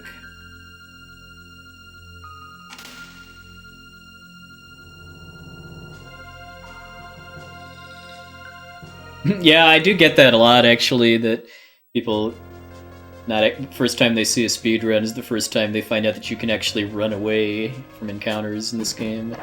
I know if you actually talk to all of the people at the tutorial house in the first town, somebody will tell you about it, but it's probably pretty easy to miss. Hey Vaughn, good morning, sir. Nah, I try to not think about speed other than maybe, like, I can kind of catch myself trying to do menus fast, like doing repetitive menu stuff fast when I play an RPG casually, but I generally don't try to think about speed at all until after I beat it casually.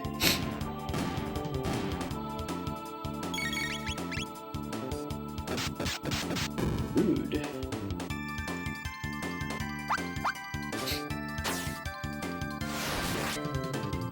I figured if Malagron was still around that he would remember.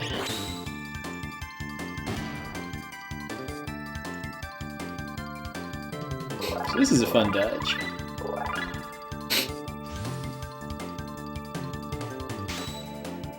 Yeah, this is definitely sub-6 pace, although we've got 2.5 hours to go. Stuff can definitely go wrong. But I've also actually got some new strats for the side quests after the Blackbird, though, so we shall see how those go.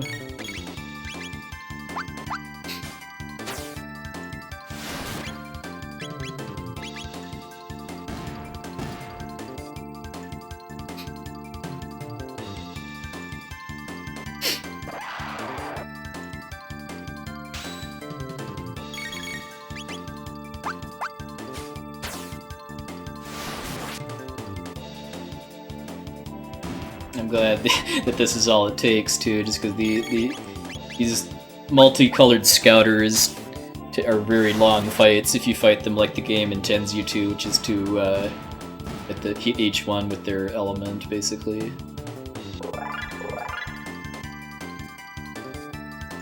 Hey, Dalton Minus is probably DLC. Let's see if I get the scouter skips.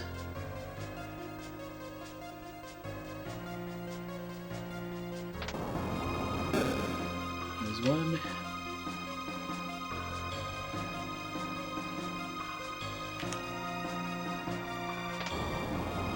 Those two. I found a better setup for that too, as far as making Crono walk sideways, basically around the encounter trigger.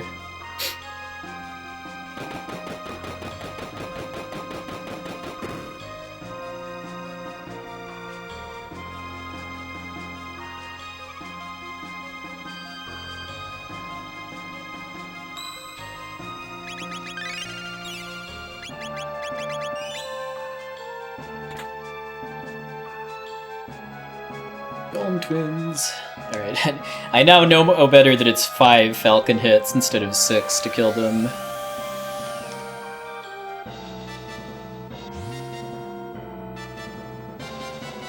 Assuming I do,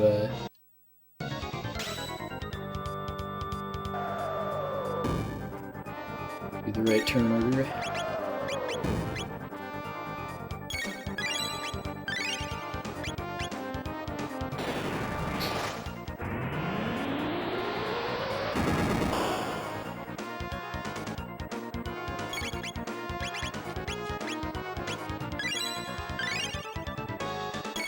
The general idea is just that just doing creative movement patterns to avoid encounters is not considered a glitch. So this is one.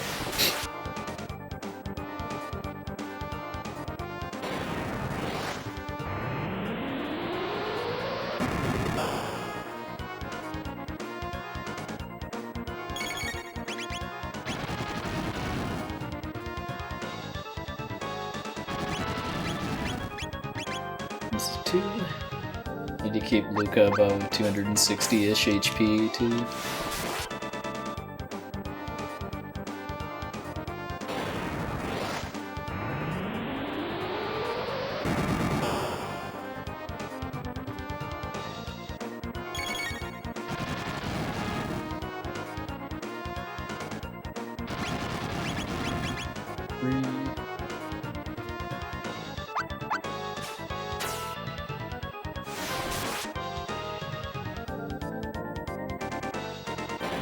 It isn't obvious too, I'm doing an AI loop to keep the golems from actually doing anything dangerous.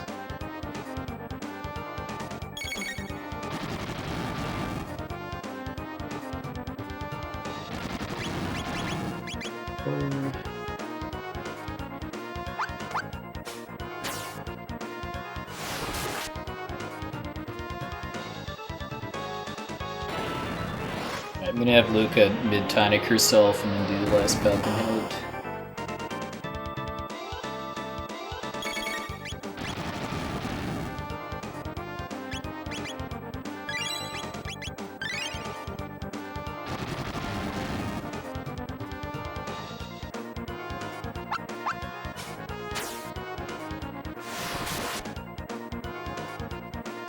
Nice, got him. And Luca survives too. That cost me a lot of time in my PB. Actually, not right here, but on Death Peak. I had to grind extra fights for Luca to get enough tech points to follow the tech learning route, basically. I liked the. I think the dimensional vortices. I think were the three just dungeons that had treasure and optional bosses and stuff without any story. I liked those, though I didn't really like the reptites. I think Lost Sanctum, I think, was the reptite extra quest. That I never actually finished that because it was so tedious.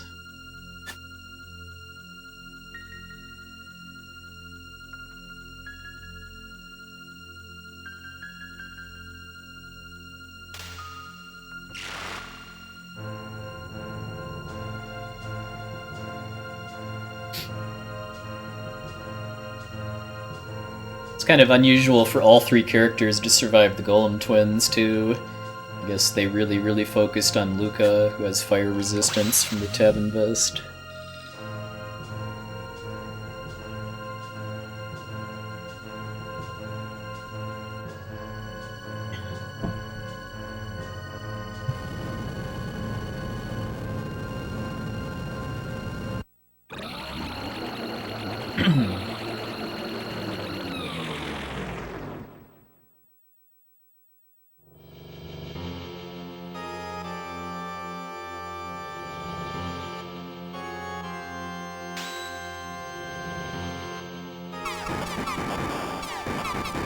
Oh yeah, we'll be seeing a little bit of fire tackle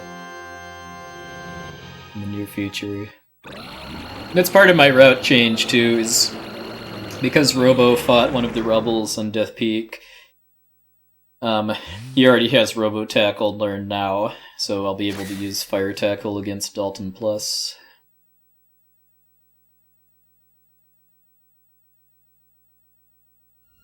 Butterfly mouth.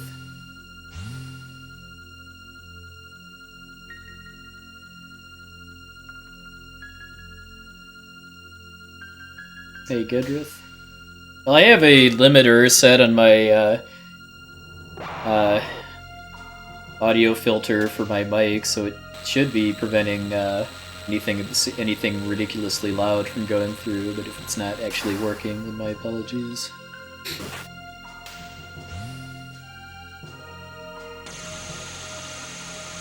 Well, you'll be seeing a lot of Disco Robo when I get Omega Flare.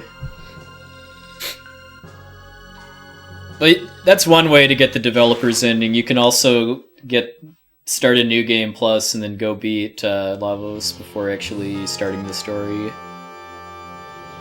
Well, I should say before going to the Middle Ages. You can get Marley, and then but then you have to beat Lavos if you want to get the developer ending.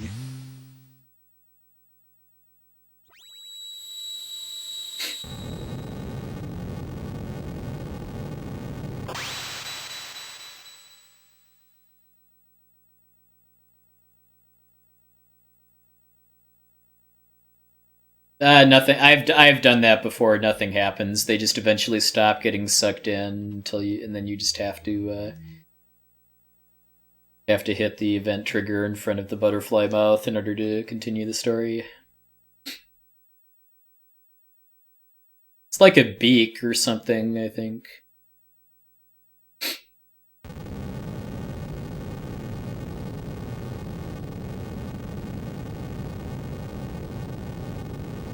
Oh yeah, that's my favorite anime cutscene that's in the remakes, is the one right there. Closely followed by frogs splitting the mountain. No, I have no interest in all endings.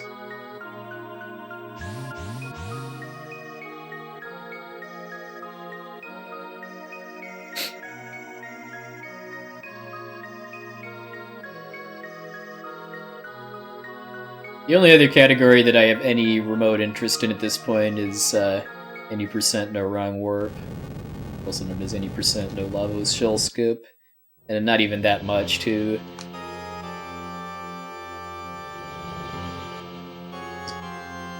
That run does use RNG manipulation, which I'm not too interested in for this game at the moment.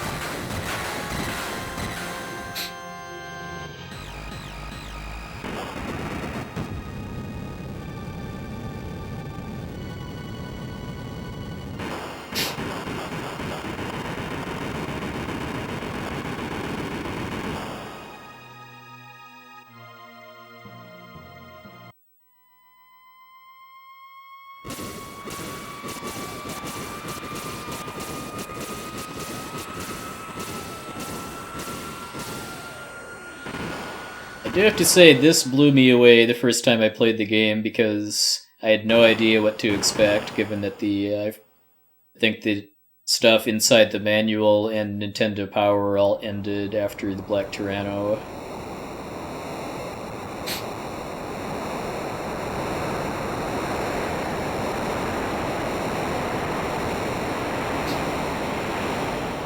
I like to view this as Lavos' equivalent of hitting the snooze button because of Queen Zeal waking him up early.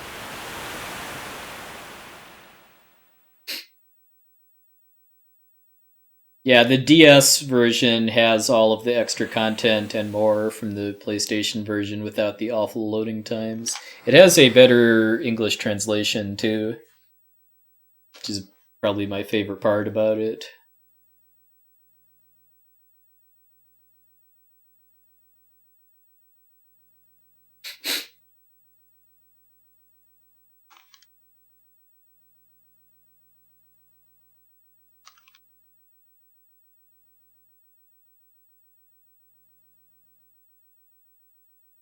I tried to play it after it came out and I just couldn't do it because the loading times were so painful. Hey, glow stick. Hey, bread pan.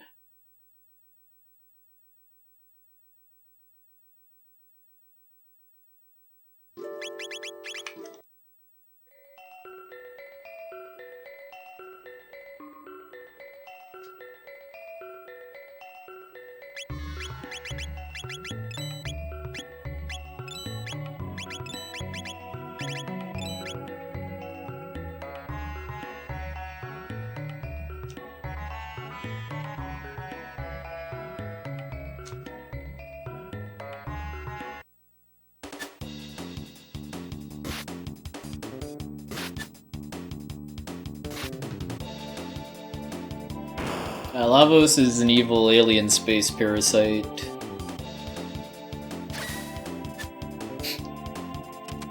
I think it's debatable if Lavos is even sentient or not, too. Because I think the line that's in that before you fight him, where it says that Lavos manipulated evolution, is actually not in the Japanese version. It was just kind of made up by the translators.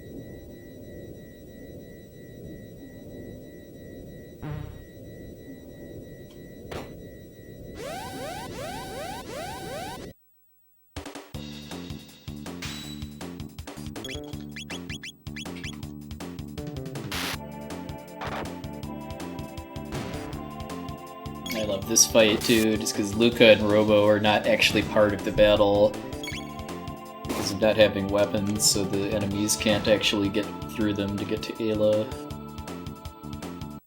How goofy that concept is.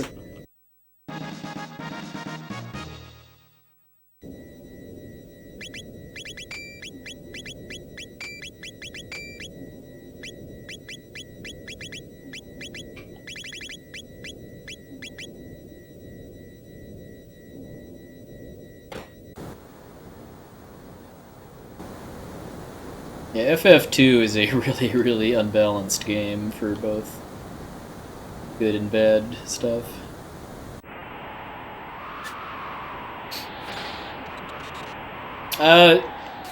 If you defeat Dalton Plus, when you defeat Dalton Plus, you get back everything that you didn't find on the Blackbird except for money.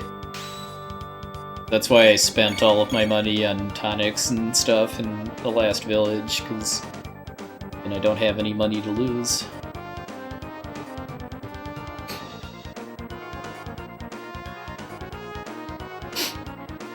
Yeah, the fact that Robo actually needs equipment in order to fight is kind of goofy.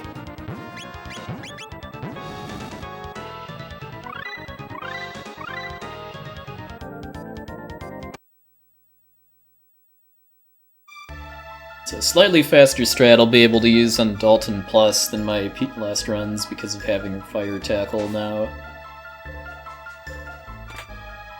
I can only use it for the last hit because Dalton counters fire by casting Ice too, but if I get the last hit it doesn't matter.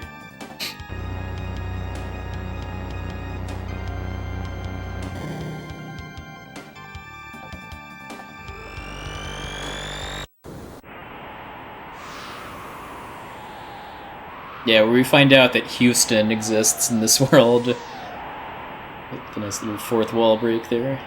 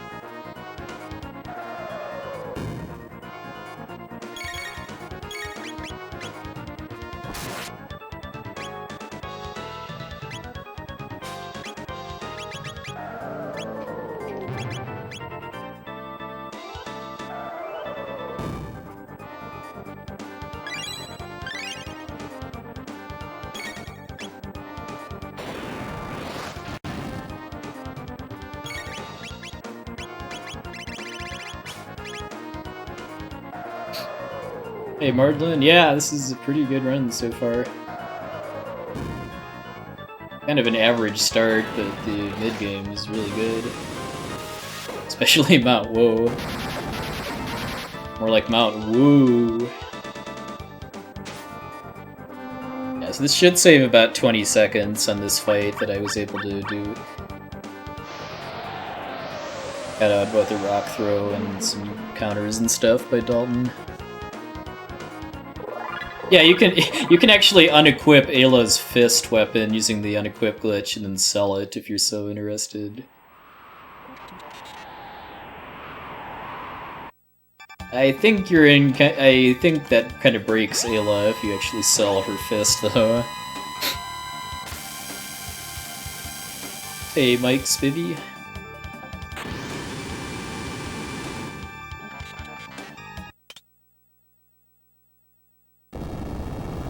$1 gold is how much it sells for.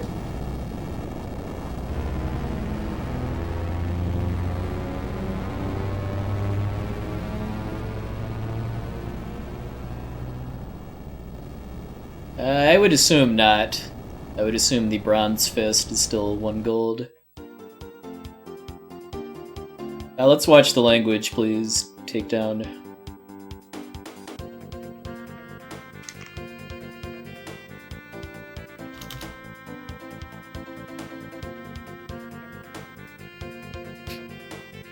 So you need to sell full ether and elixir.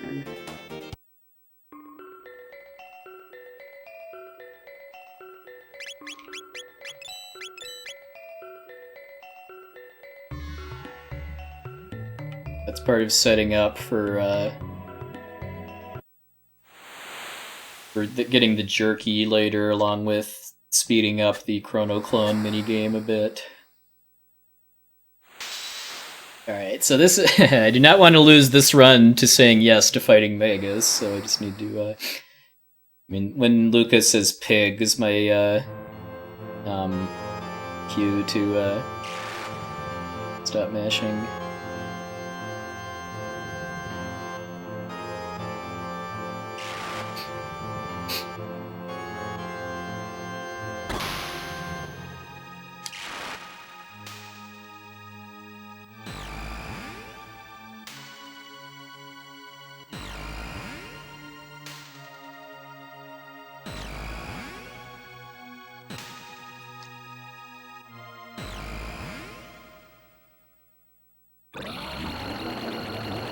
I can't answer the question because I have no clue what you're talking about.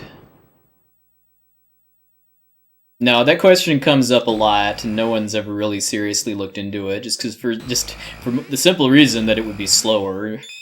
Because not only would you have to actually fight Magus, but you would also not have him for the rest of the game, which would mean no Omega Flare, and other things.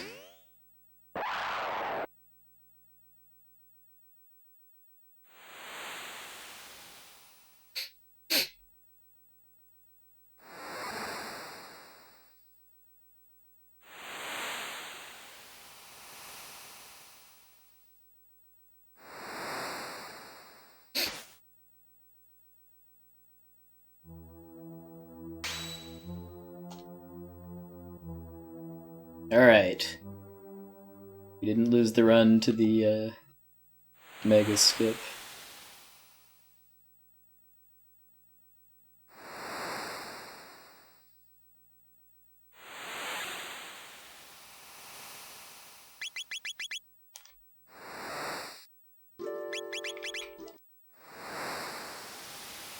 Yes, also known as the Genyo skip.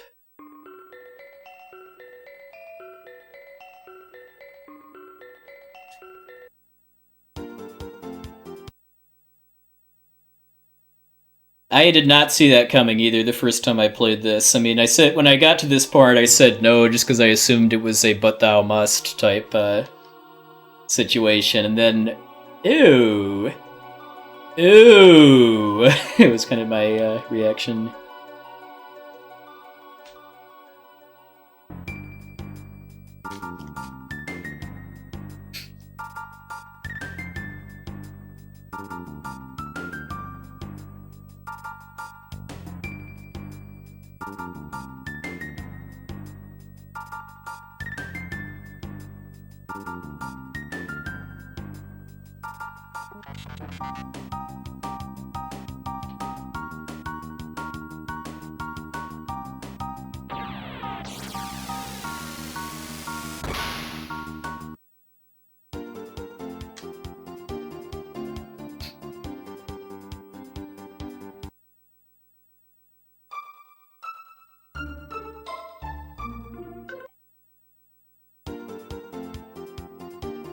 Something I'm doing differently in this run too is actually not powering up the red vest into the red mail. So I tested and found that, as far as I could tell, the 2 red vests is good enough. The only minor concern I have actually is the Yakra the 13th fight, where Magus will have slightly lower defense from the red vest, but I don't think that's going to be much of an issue.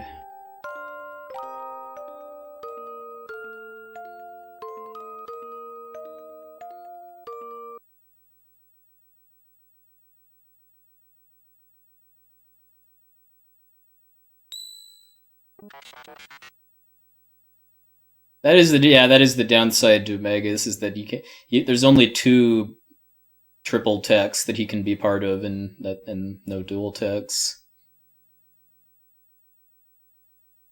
And that takes a lot of the fun out of the battles.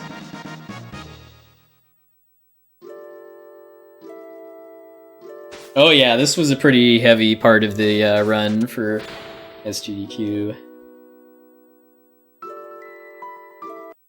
Like when we have the lines, Iwata must be proud to have friends like you. It was pretty quiet in the stream room, along with the Death Peak hug.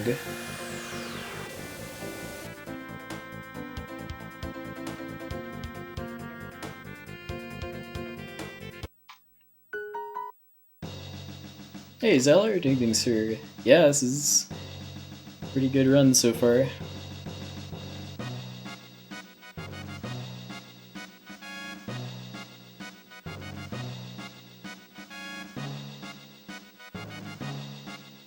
No, it's not.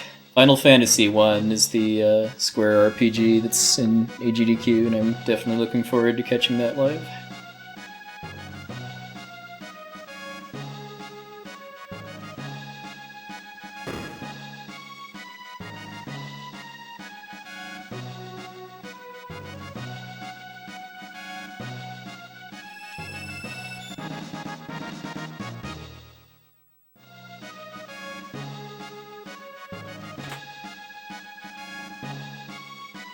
Not sure I really need that, but just in case.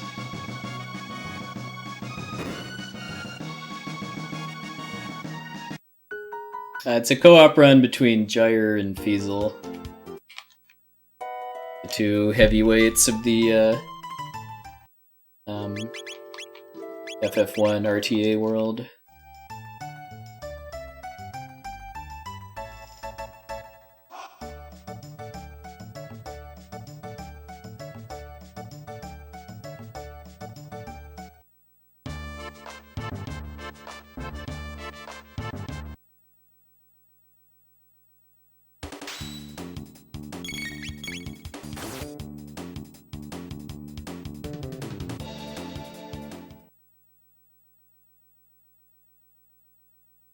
I think he said it's probably not going to happen, but he'll at least look into setting up his bot during the run. If probably just on his own channel, but have it there at least.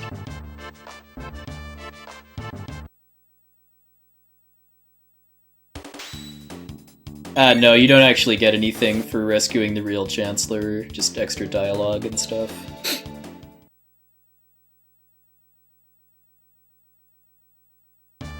That sounds right, Operator Theory. Yeah, the Omega Flare and Dark Eternal are the two triple techs that use Magus.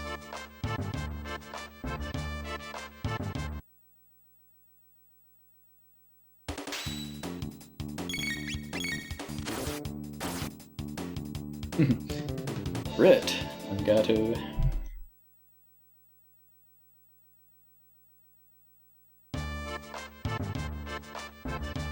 Yeah, the gold one is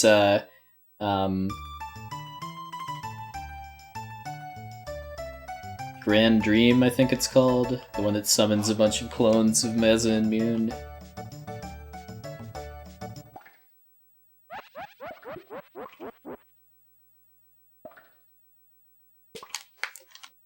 Alright, so with the money I got from selling that elixir, I can actually end this minigame sooner if I get 8 inputs and then fail afterwards.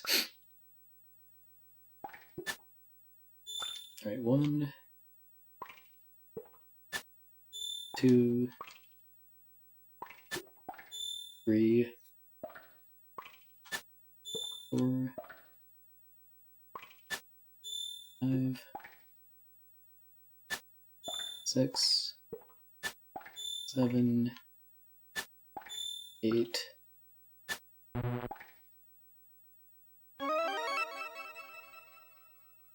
Alright, so based on my testing, that saved about 18 seconds over actually finishing the minigame for the cost of 10,000 gold.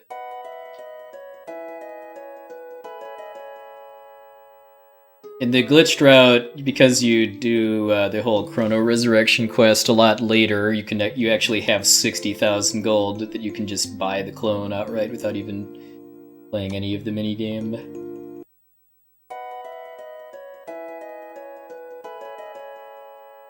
So we now have the Crono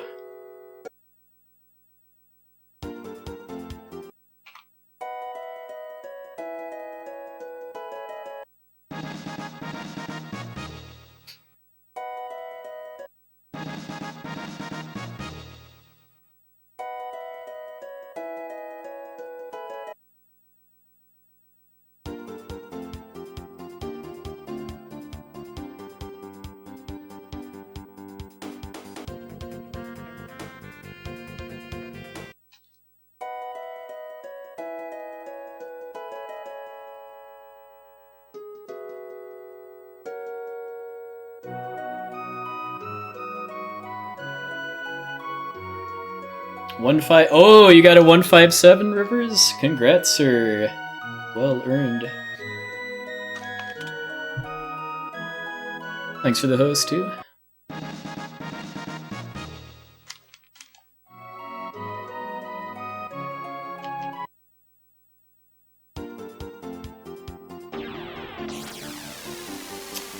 $157 is a really, really good time for the stairs glitch category of Final Fantasy IV for SNES.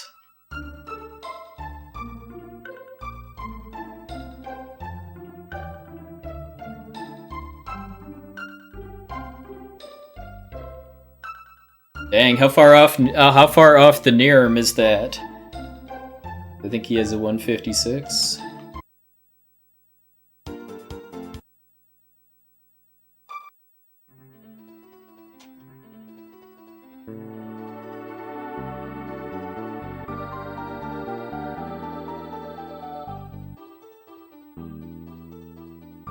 For these fights here, what I would not like to see is MP Buster.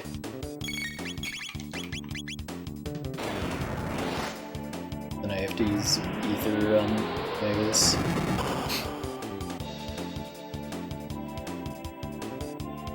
Ooh, so only about 50 seconds off the NIRM. That is good stuff. This battle is not good stuff, though. 2 counters, one of which was MP Buster. Hey, 13 Lightning, thank you.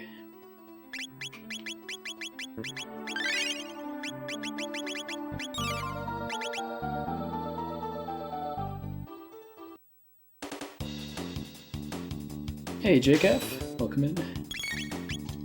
Okay, we get dodge the MP Buster on these guys.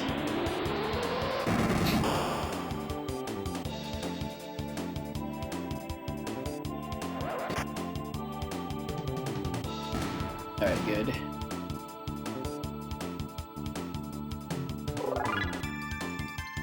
Oh yeah, Antipode 3 involves Flare, so yeah, it's a pretty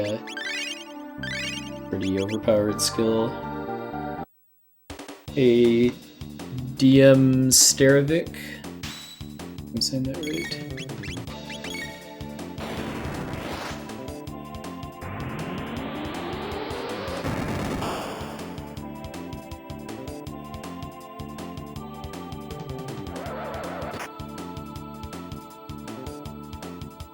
Okay, I don't care about getting MP Bustered on this fight because I'm going to be sheltering before I actually fight anything else. But this is I'm losing a lot of time here though, just because of all these counters. Well, a lot, meaning like maybe like 20 seconds, including the extra menus.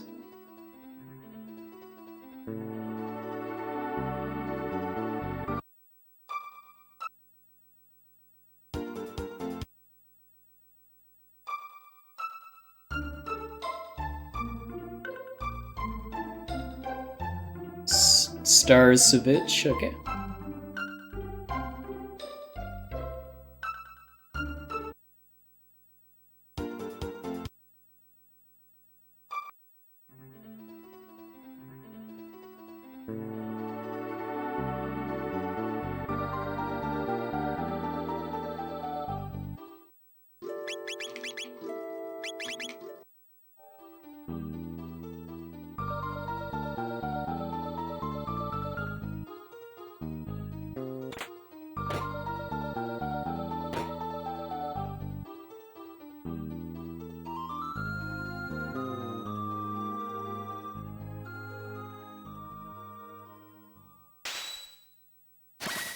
Yeah, I know it gets said way too much, but I mean, the whole soundtrack to this game is so good. I hope they do.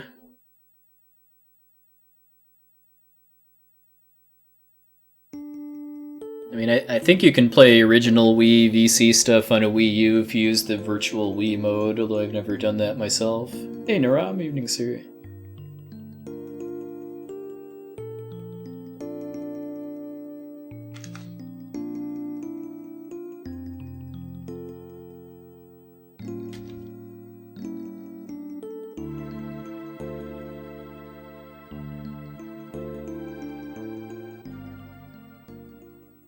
It's because I forgot to hit it in my PB, and I also forgot to go back and edit it in later.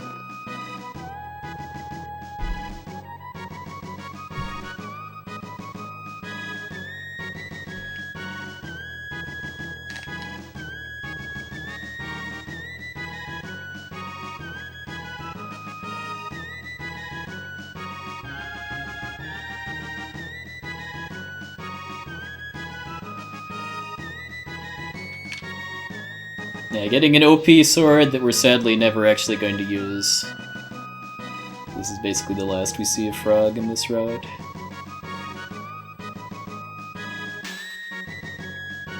He got his time in the spotlight for the Yakra fight and Magus' Castle, though.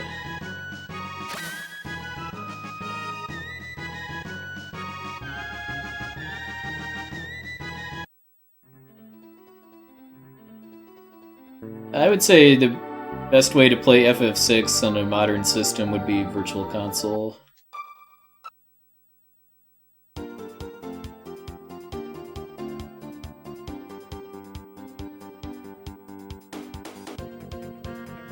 And there's emulation too.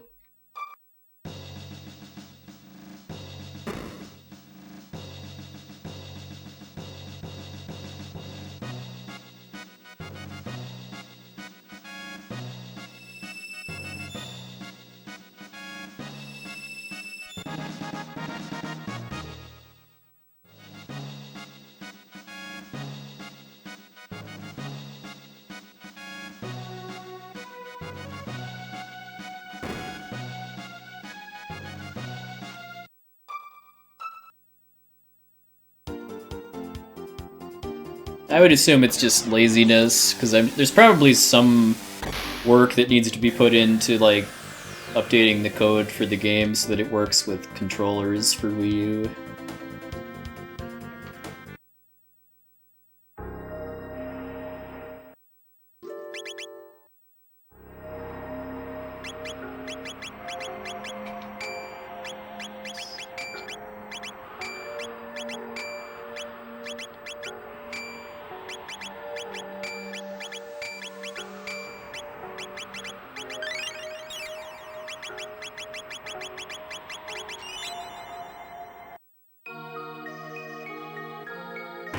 Alright, you have yourself a good one, Rizu. Thank you, thank you.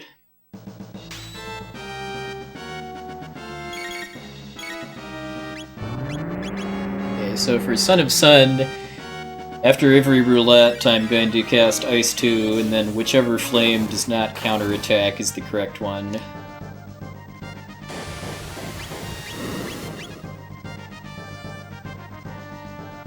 Ideally, it's either the one on the right or the one on the top, because that's only one input to select the target. I got the worst one, actually, bottom left. Takes 10 total hits to win this fight. Even if I miss, that still counts, which is pretty funny if that happens.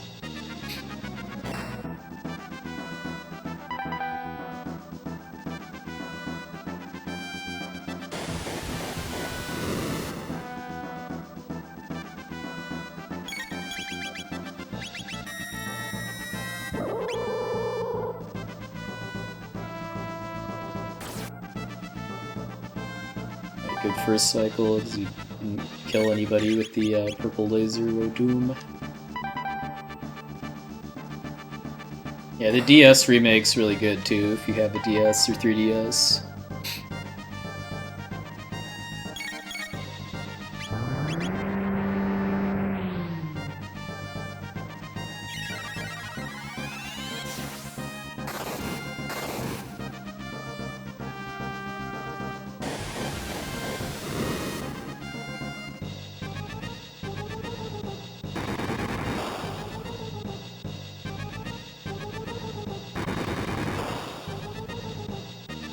Oh yeah, it's gotta be bottom left again. It's gotta be ungodly late in Finland, I would imagine. Definitely appreciate the support.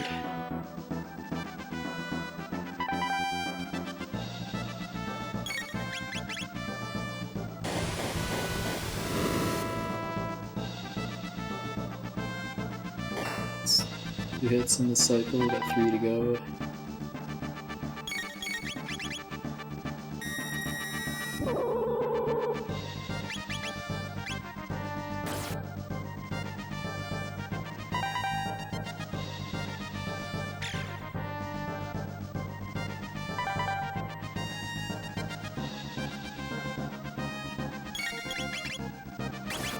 Speed it out. That should be game.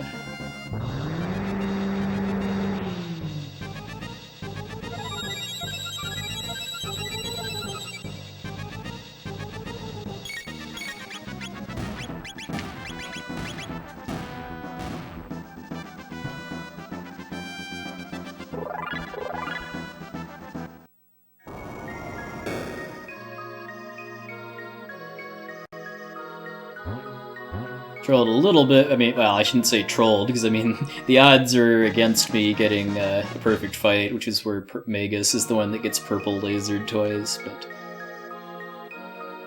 had a good first cycle and then got lucky on the second.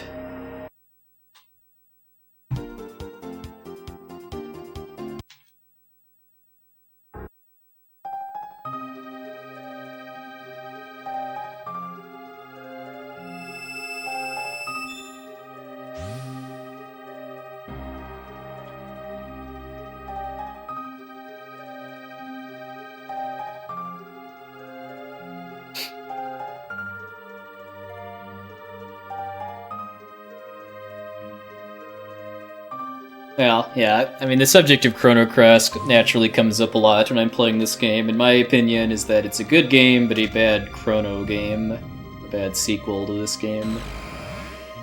I mean, I played through it probably 3 times in order to 100% it with all the possible branching paths as a kid. I didn't enjoy it quite as much as this game, but I had a lot of hours of fun playing it, and the soundtrack is so good, too. More Yasunori Mitsuda goodness.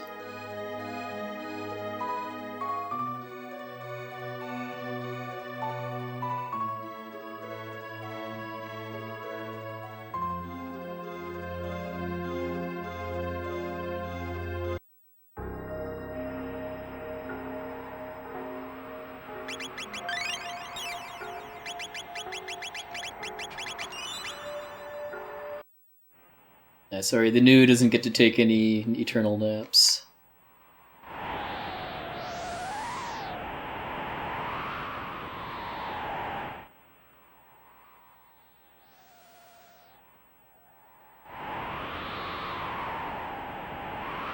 No, I just forgot to split for Son of Sun in my last run, and I also forgot to go back and edit in the time afterwards.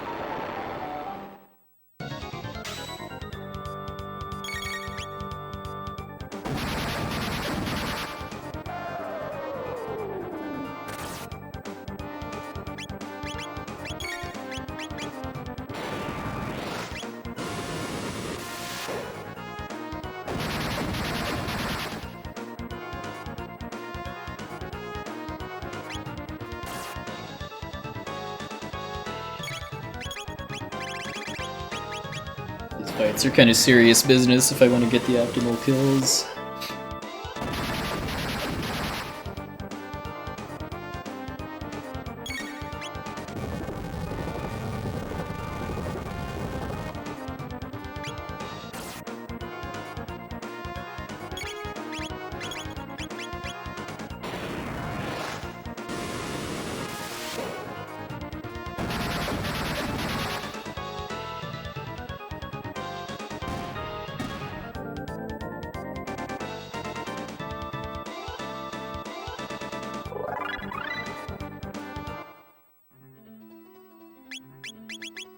Okay,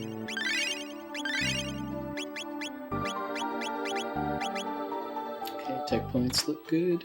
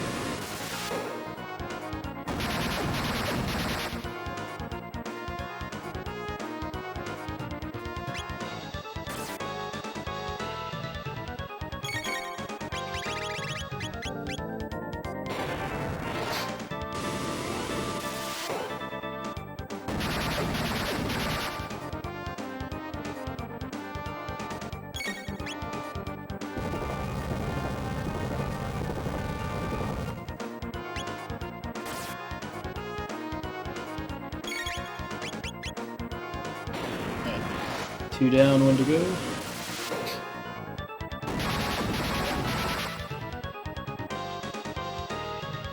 One, two, three, four. Almost the combination I have in my luggage.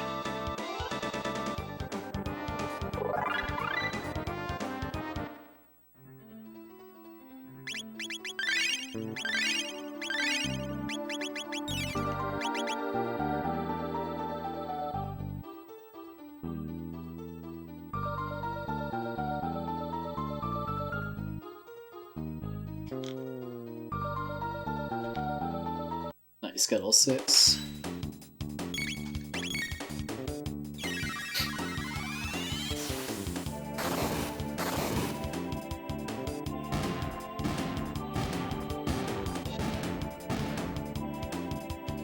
It's a little finicky as far as getting 6 crackers in one battle. This is just some very, very light grinding here in order to get Omega Flare on schedule.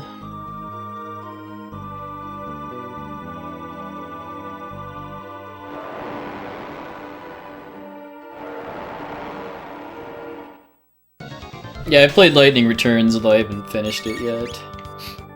I want to at some point, but just never have.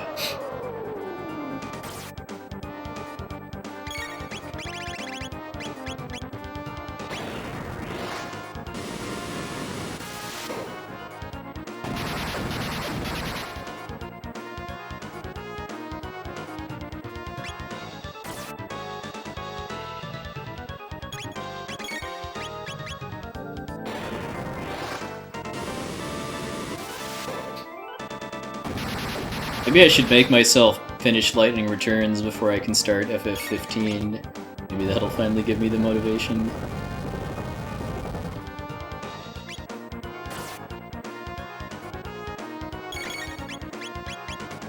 Okay, that should be it for Lavos spawns.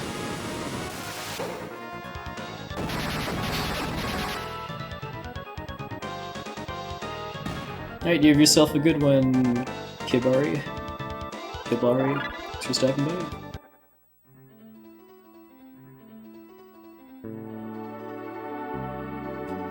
Push the shell. Climb the shell.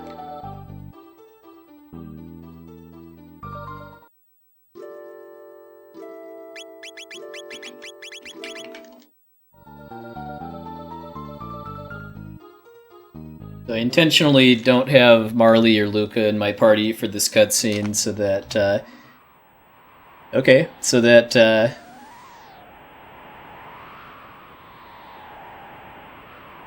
we get the shortest possible version of this cutscene. I was a few seconds late, too. Some of that time savings is from the Son of Sun split, which I didn't have in my PB, too. Or I forgot to hit it in my PB. This is getting kind of scary how far ahead I am, too. But I can't get attached until Lavos Core is dead, though, just because Lavos Core control me pretty hard and potentially kill me.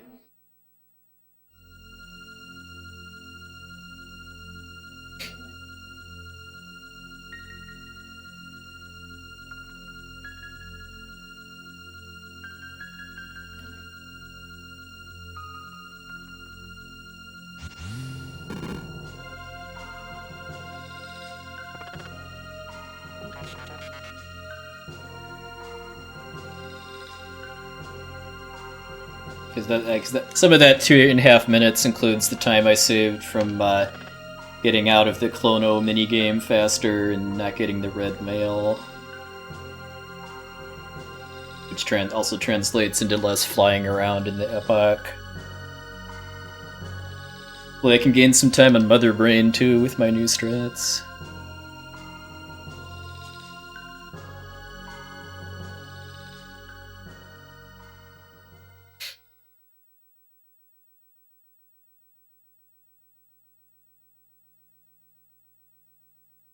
I know, it's almost like Lavos Core doesn't want me to finish the run or something, eventually.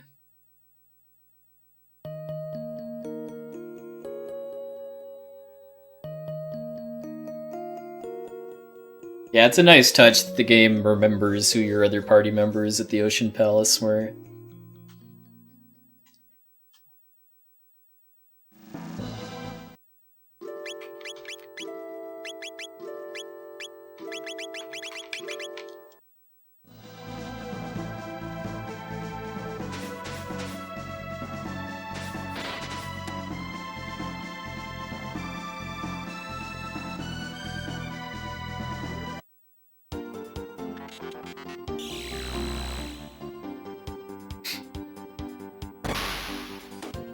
I don't like how Earthbound remembers who is in your party when you got the photos taken. And is still programmed to be able to handle combinations of characters that aren't actually possible without glitching, too.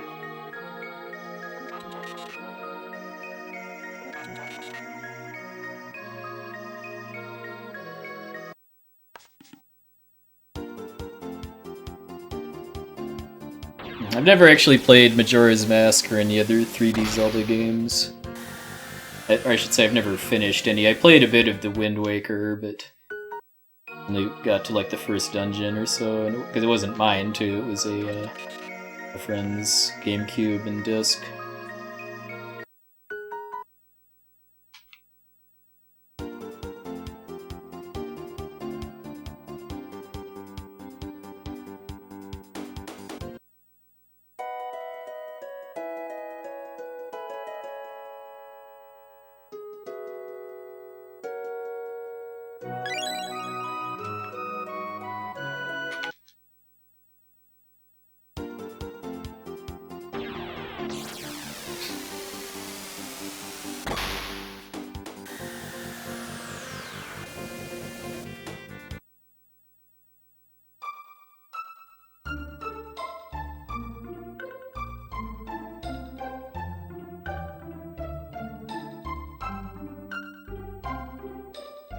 Yeah, I wonder where the Moonstone could be.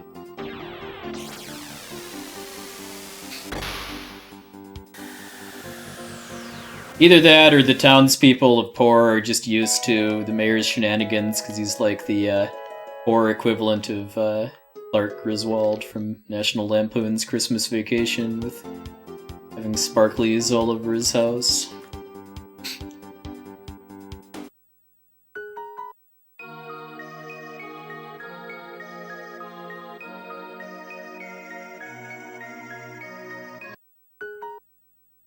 Oh yeah, Link's Awakening is so good.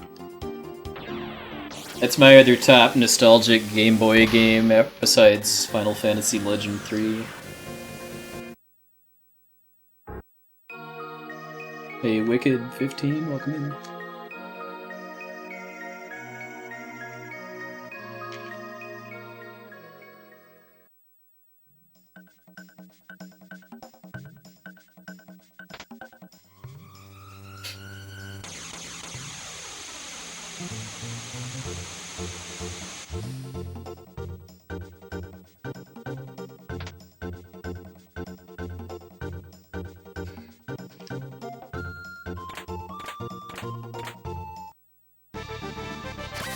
Wonder shot!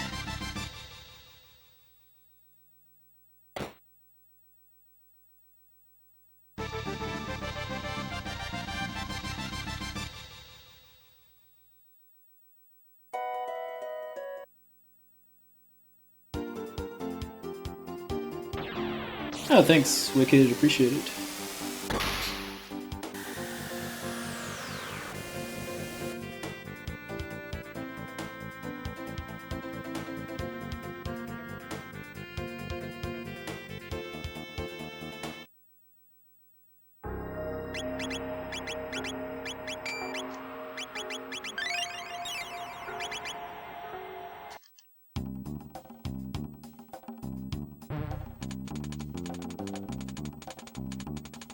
Yeah, maybe it's because of Tabin borrowing part of the Sunstone that we have blunder shots.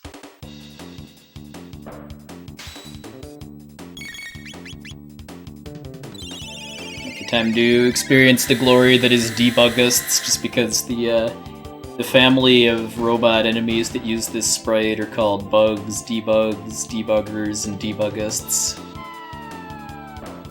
I might have made up one of those, but because there might only be 3, but I know Bugs and Debuggists are the first and last forms.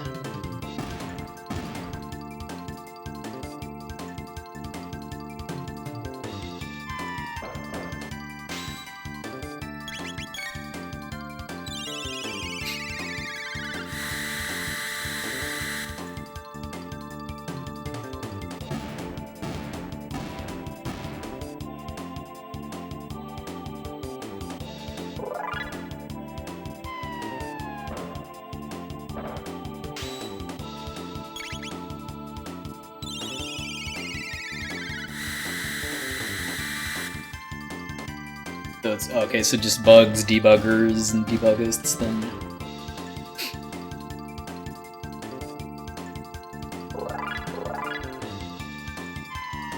I thought the version that you're forced to fight in the Protodome for the first time was just called Bug though, but that's how much I pay attention.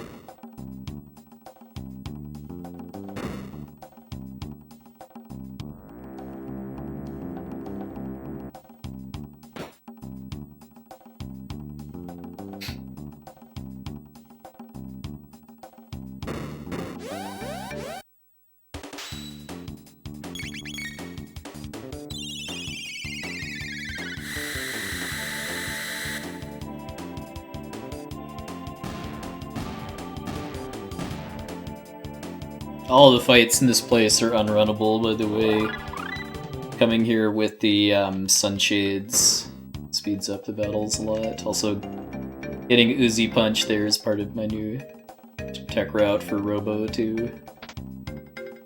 It's gonna make a difference on the bosses here.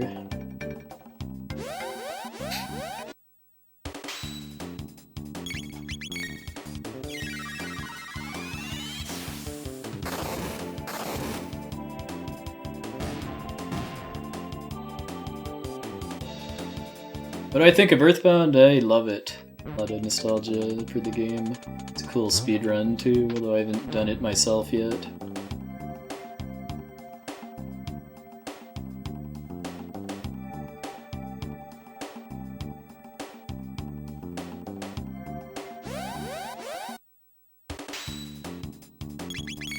Oh, dang it.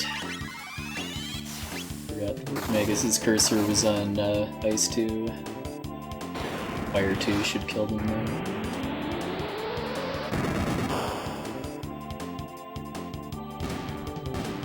Silly. Well, at least his cursor is on Ice 2 now for the laser guard fight next.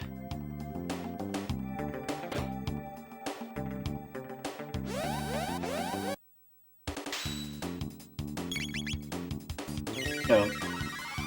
Mods, if you want to permit that link, that's perfectly fine.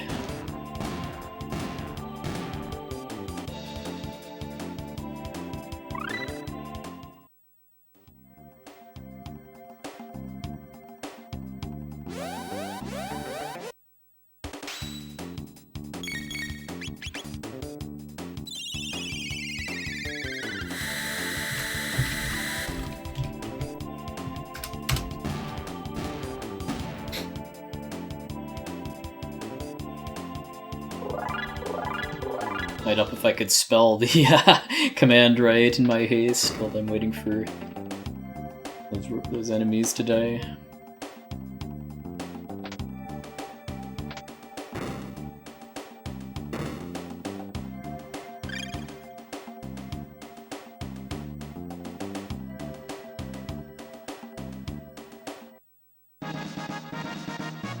Have to wait a little bit for that speed tab to spawn.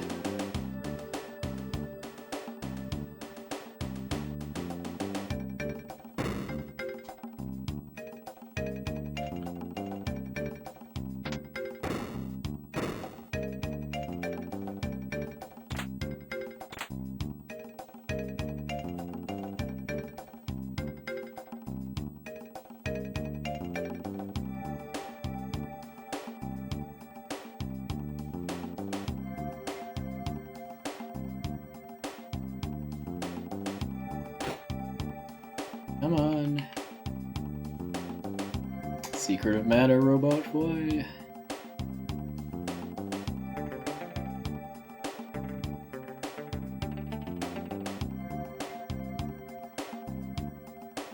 Hey, Gigaloogies.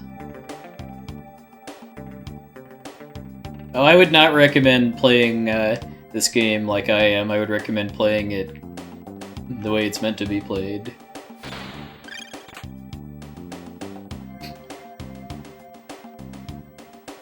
Well, this is much shorter than the escort mission in Lagoon, fortunately.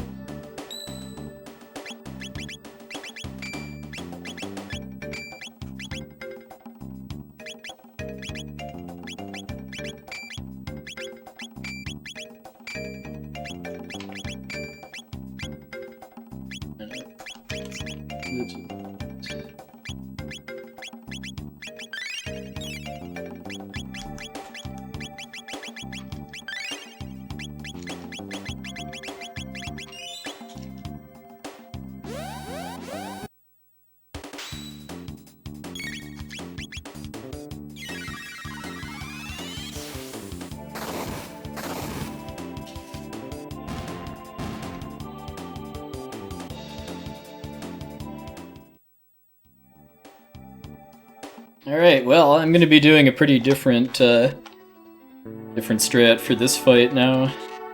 Because I actually, believe it or not, found a strat for this fight that's about 20 seconds faster to actually fight her than to wait it out.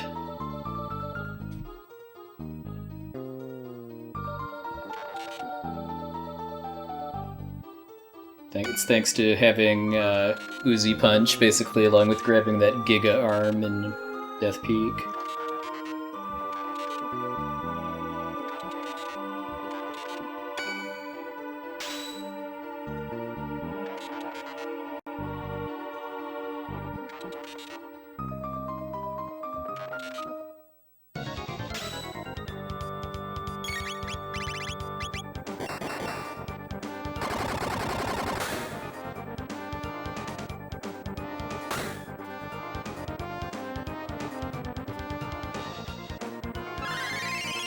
Is 6,000 HP. It takes a while, but I can actually beat her about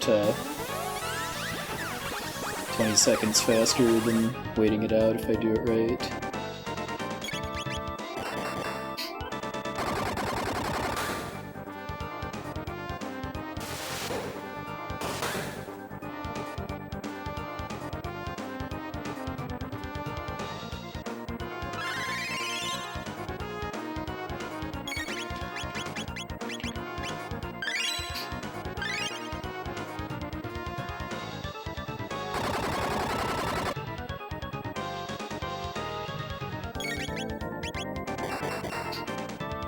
Hey, good night, Embright.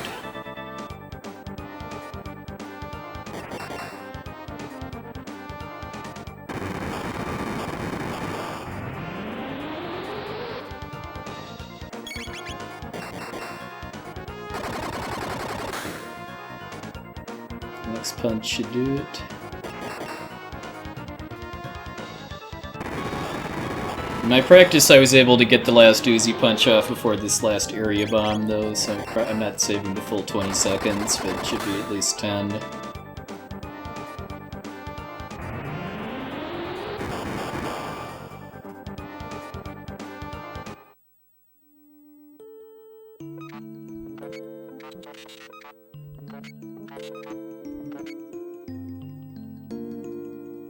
And the Uzi punching will continue with Mother Brain, too, along with Wondershotting.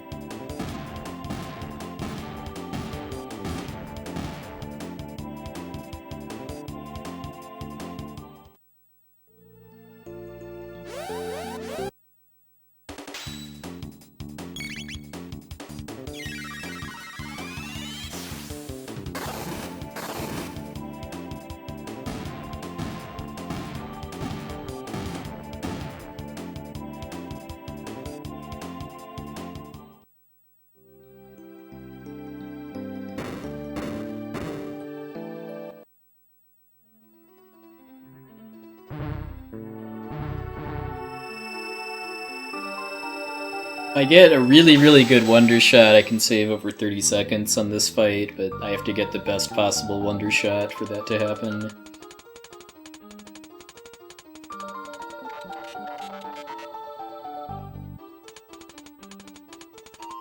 If you want to see how busted Crisis Arm can be, you should watch the Retinite fight in my glitched 100% PB.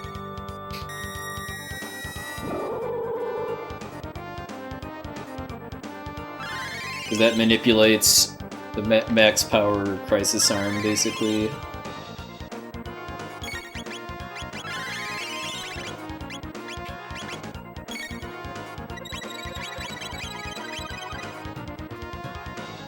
Nice. Side one's to sleep and the top one's about to die, so this should be a pretty good Mother Brain fight. Unless she confuses Magus, that is.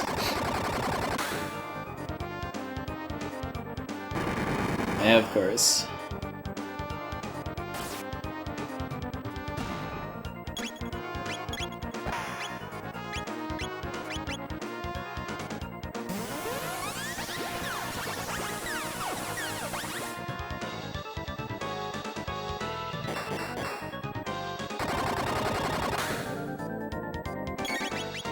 I think this might do it, because that was a pretty good Wonder Shot.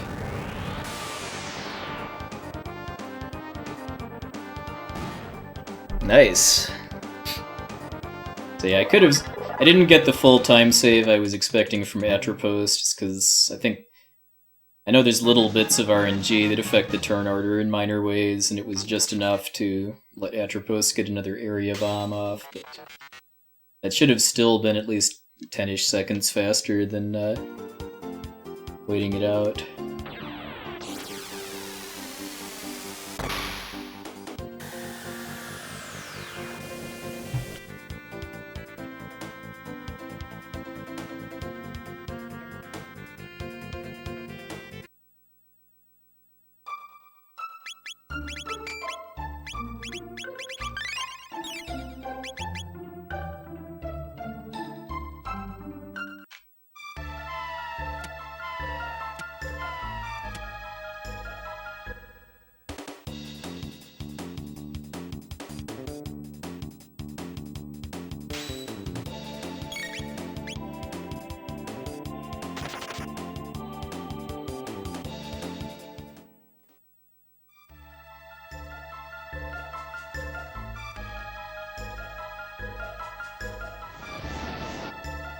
Alright, good night, Drifting Skies.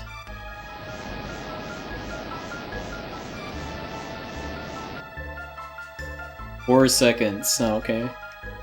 Less than I was hoping for, but still more than 0.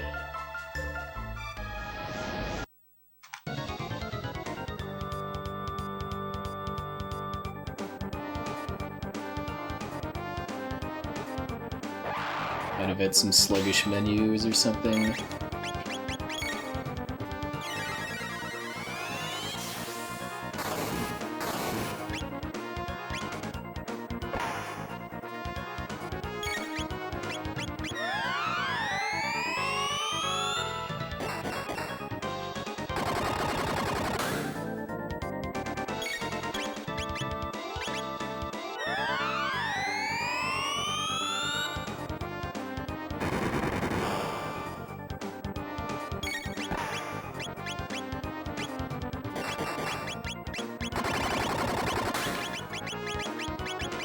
Maybe through the sun.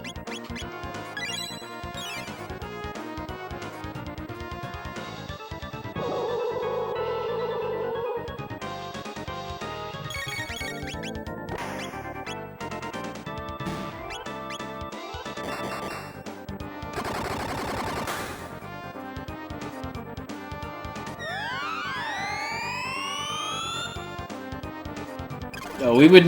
If Robo was capable of using the tune-up glitch, then worlds would end.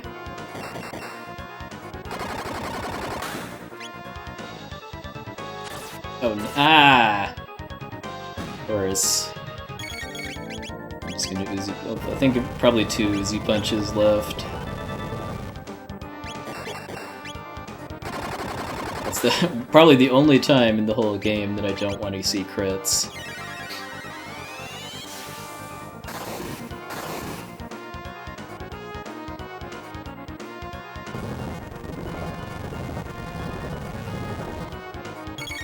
That once the core is dead, the rest of the pieces get nastier attacks, and they re-up their defense after every hit.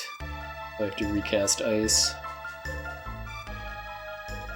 Still a gold though, probably just because of getting better wonder shots.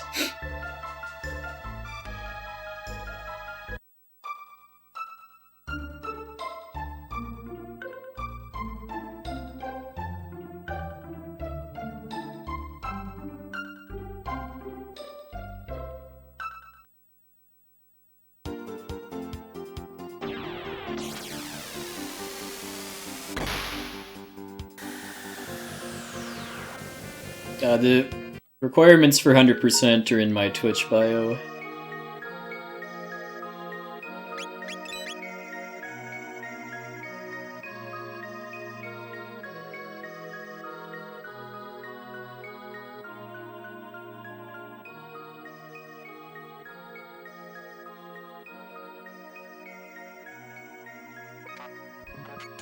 Yeah, I'm surprised I golded that despite critting and killing the core. Because the intended end for that fight is that I may have Magus attack the core once, and then its low HP is low enough that it will die to another physical attack right after the top half does. What FF4 character am I?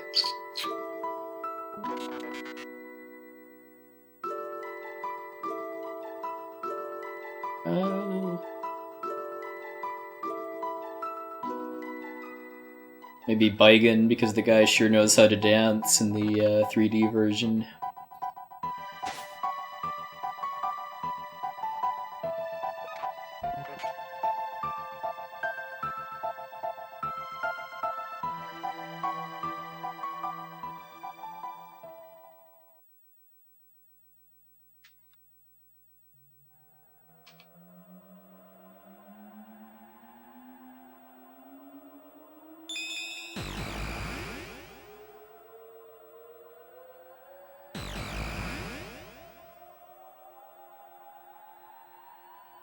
Yeah, I don't have a rockin' enough mustache to re-yang, or any mustache at all, for that matter.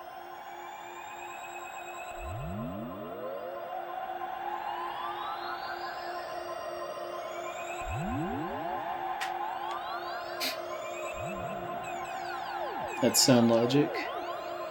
Maybe maybe Dr. Luge could factor into.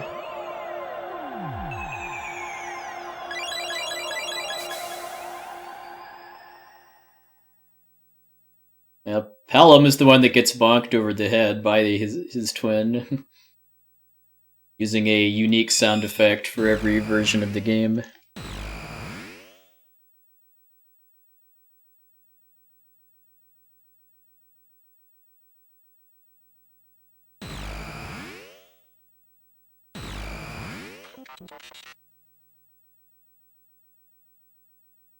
Ah, there we go.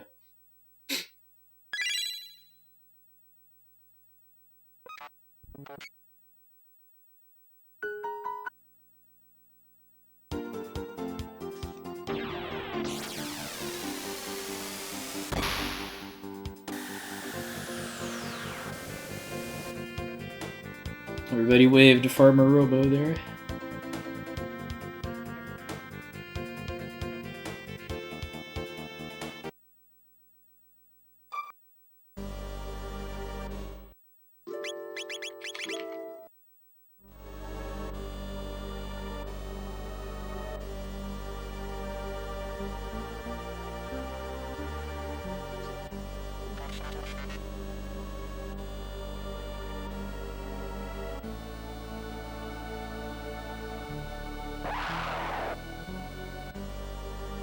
A unoriginal name.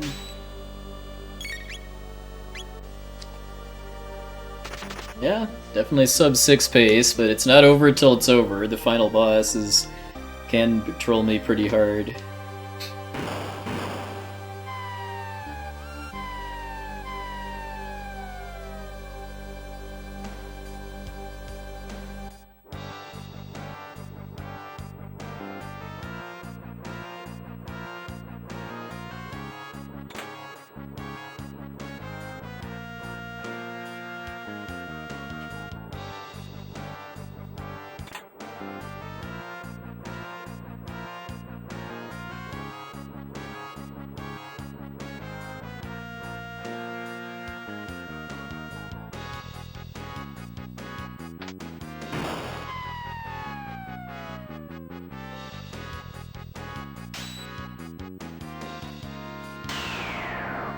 Two rebels should get me flare. Extra swag if I can kill one with the Wonder Shot.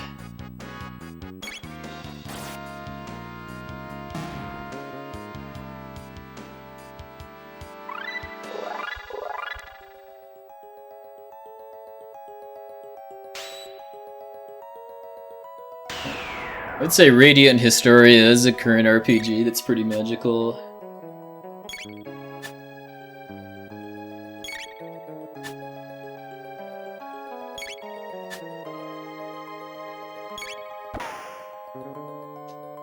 Wonder Shot.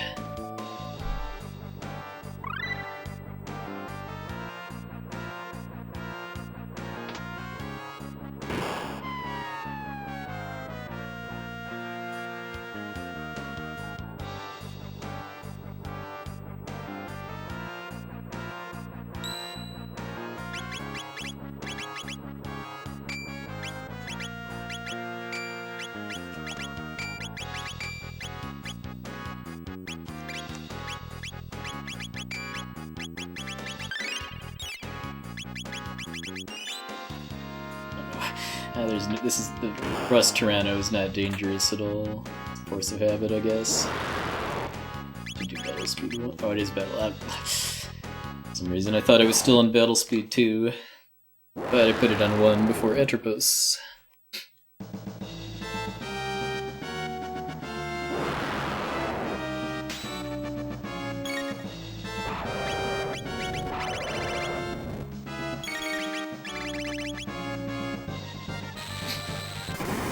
Time to unleash the boomstick that is Omega Flare.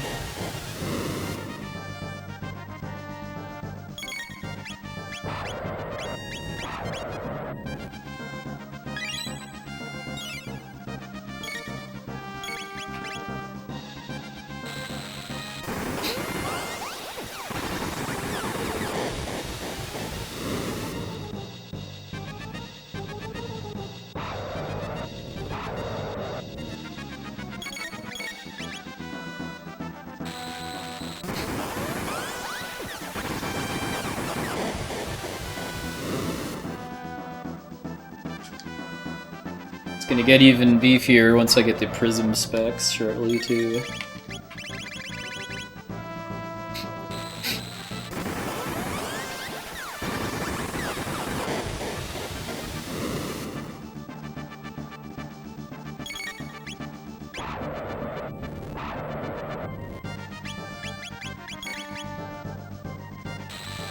Disco River!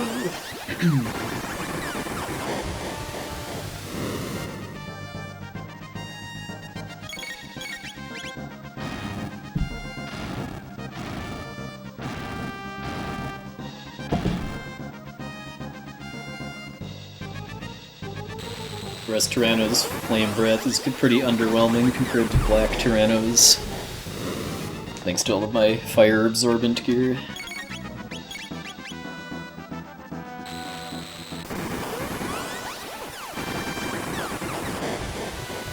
I just need to not kill Luca and then I've got a basically perfect fight.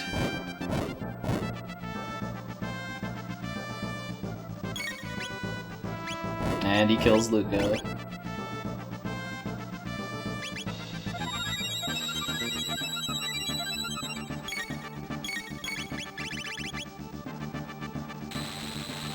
Still sub 450 though, for arbitrary time points.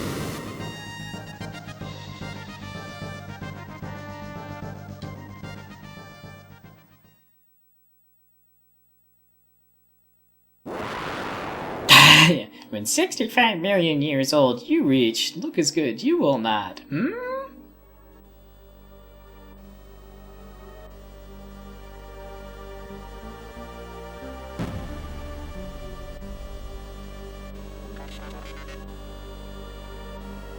Yeah, the Jinx powers are very real. Magus to show off here.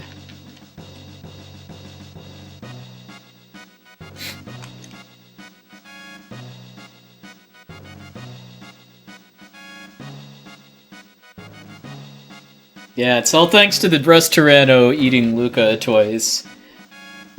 And me having to revive her.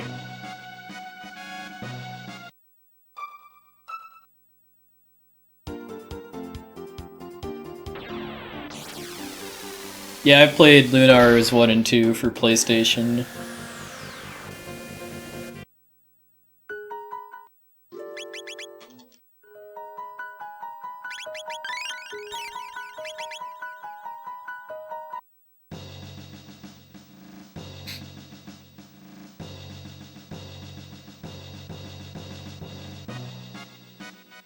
Hey, Oni Cloud, thank you, thank you.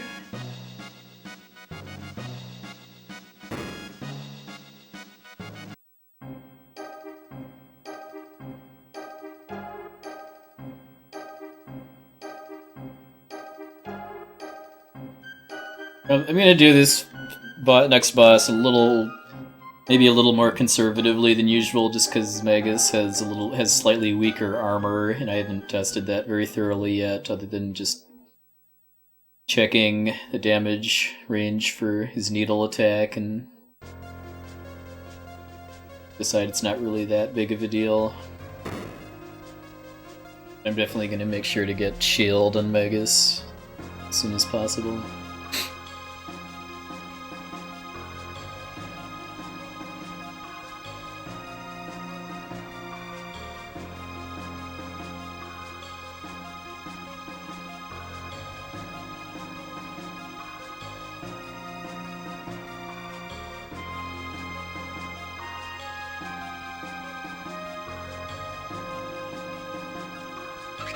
Yeah, especially the stained glass window in the background.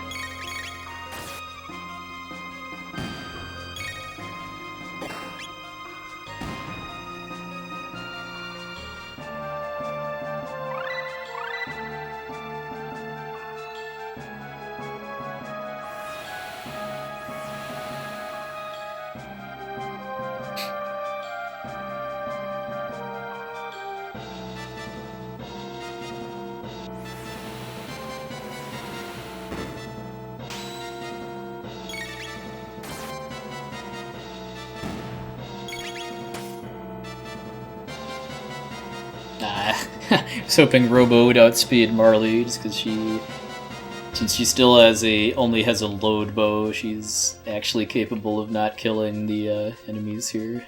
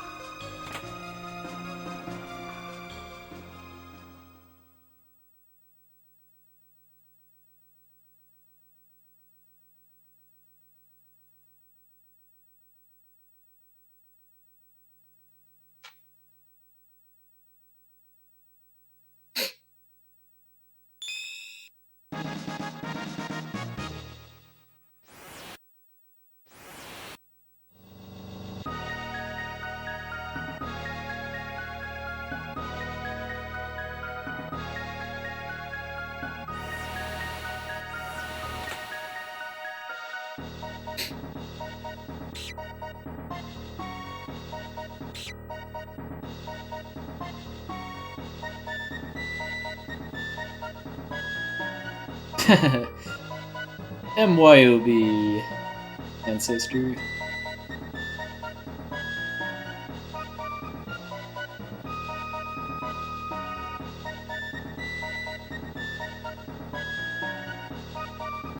I personally like World Revolution more than the Final Boss theme, but not by a massive amount.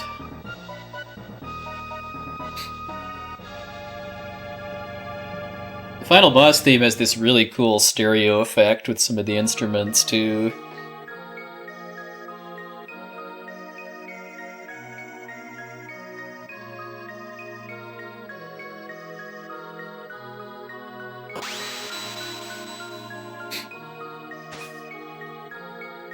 Yeah, World of Revolution is for the inner Lavos battle.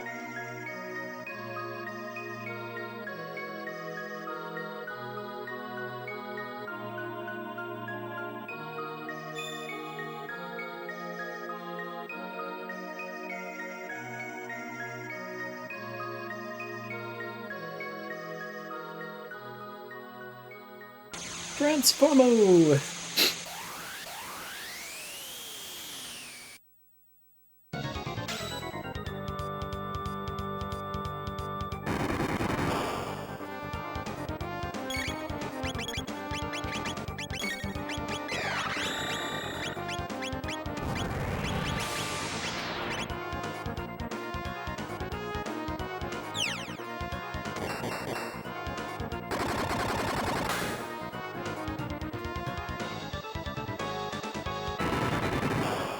Really wants to confuse Marley.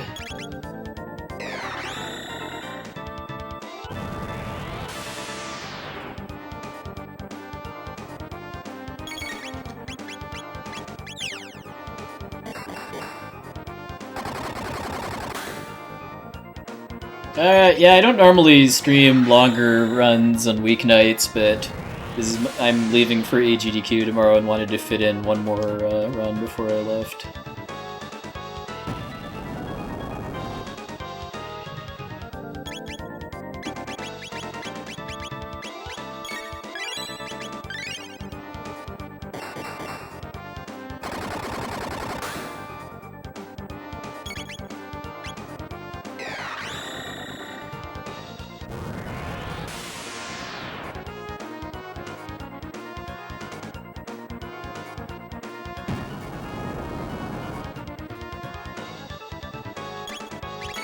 Probably should have used a mid-ether instead of on Brobo instead of a mid-tonic on Magus, but again, wanted to keep Magus's HP high.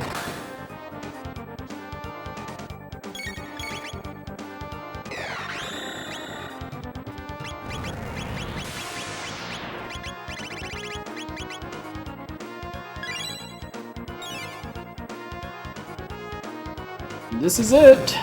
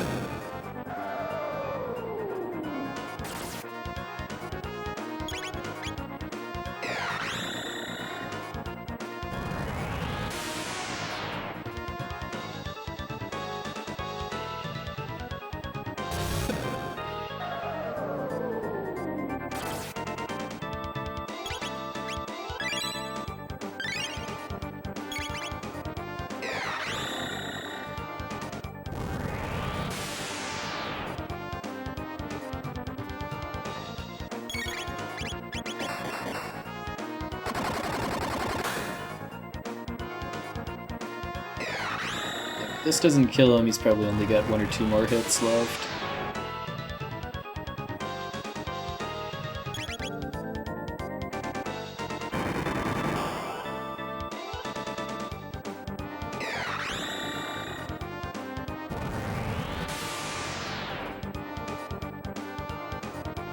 There we go.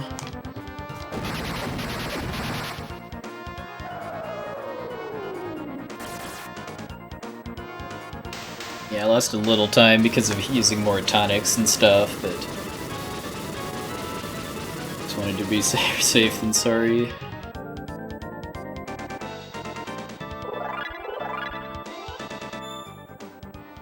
Be safe instead of sorry.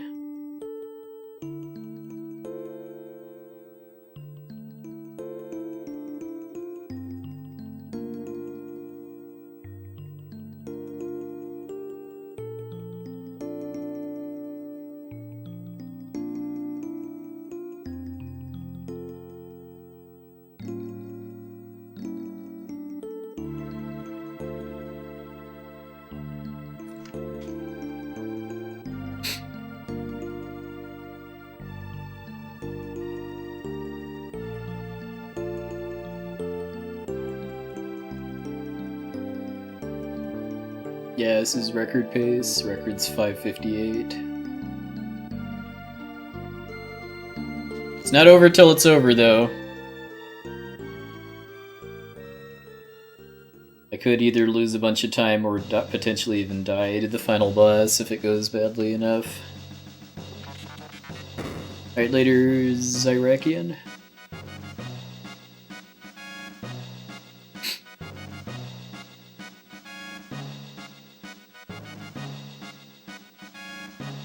Yeah, they should have used the cheering sound effect from the trial for the cutscene afterwards.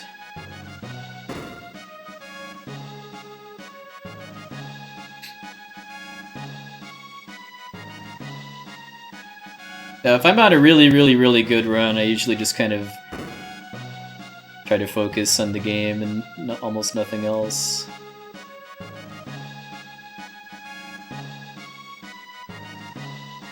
When I need to, at least.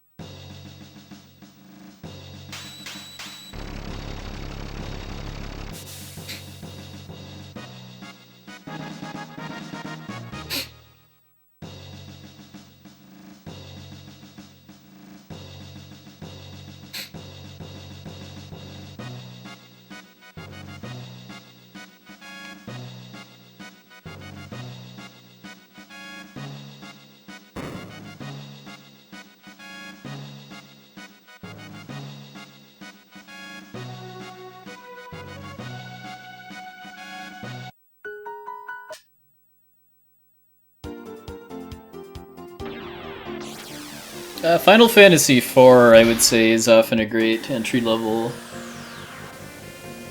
RPG speedrun. I mean, it's not easy to get the record at it or get a really good time, but as far as finishing a run, I'd say it definitely is. It's not terribly long either, like the fastest category that actually finishes the game is like 2 to 2.5 hours. Oh, I didn't shelter. What's that? Hey, Stray, good evening, sir.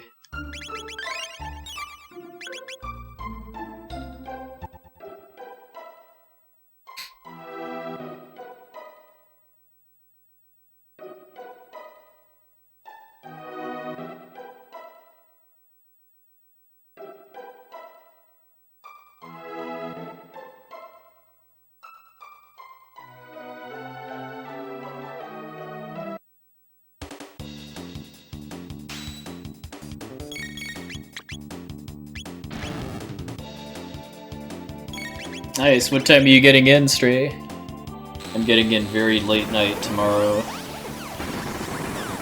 a day early to help with setup.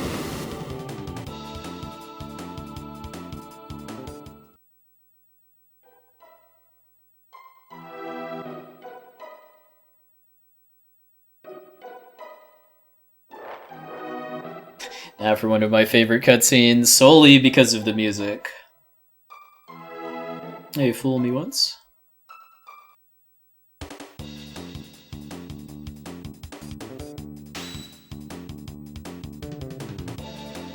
Ah, nice.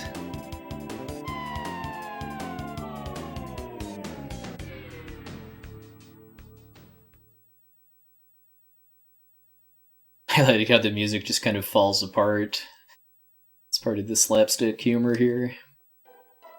I equip the specs and helms after Slash. Right, I should say after I get Magus's upgraded gear here. Just because equipping this stuff doesn't speed up these fights at all. The Flea Plus and Super Slash have 2500 HP, which is a guaranteed one-shot from Omega Flare with just the Sunshades.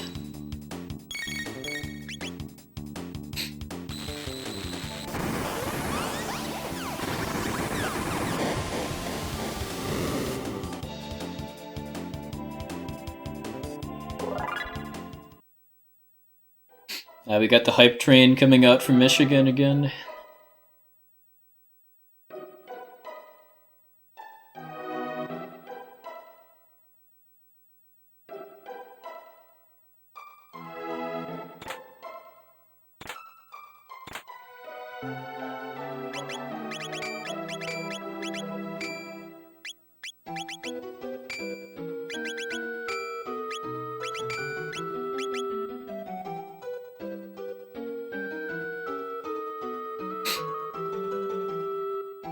It would be, but essentially it timed it out that doing an extra party change just to remove Magus from your party just for that cutscene is slower than just having the extra dialogue. The only way for it to actually save time would be to do the quests in a different order so that you could just end a quest without Magus in your party, then switch after you get here. But we do this one last because of having Omega Flare and the Prism specs totally trivializing this fight. This is really, really dangerous if I can't just one-shot Flea and Slash.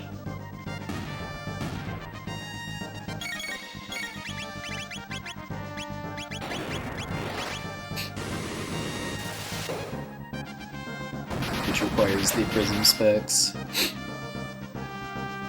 That is something I'm mildly curious in exploring, is doing this before the Yakra the 13th, so that Magus has the Doom Sickle. They've got crazy ideas about try to do like Berserk Magus with the Doom Sickle against Yakra or something like that. Who has the Prism specs? Luca.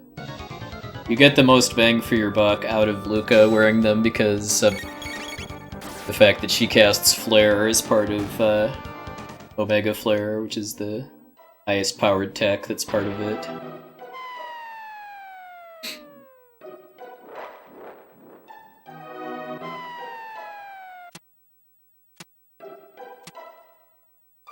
So, I mean, even though I've beaten the boss, I have to go through these two cutscenes here in order for the game to mark the quest complete.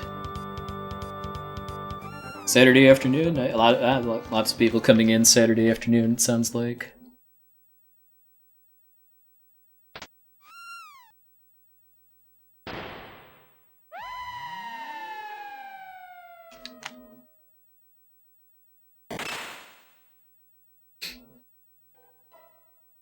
Okay, after I leave this fort, I'm up against a really, really hard to beat split for the first half of the Black Omen.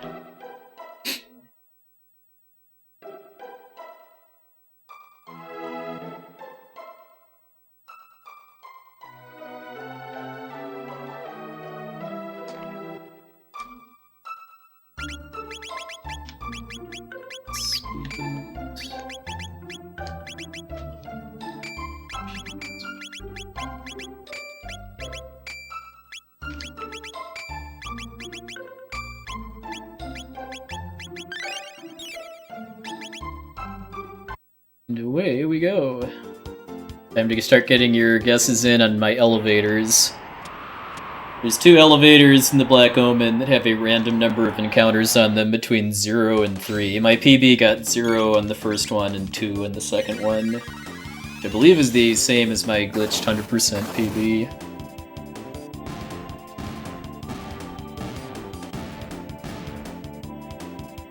Yeah, apparently Tipo is the elevator whisperer, just like Rusiper is the 0 elevator whisperer.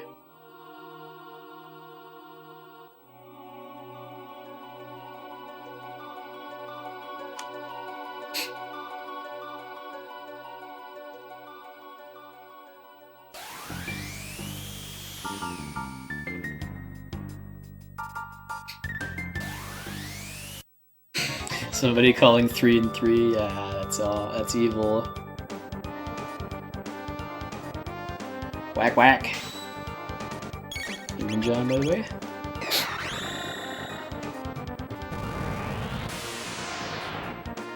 The Mega Mutant's pretty trivial boss if you've actually done all of the side quests.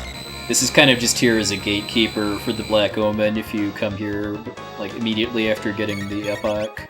As most people probably did their first playthrough and then just got confused and then killed by Mega Mutant.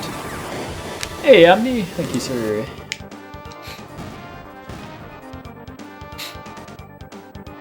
Alright, let's do the Black Omen.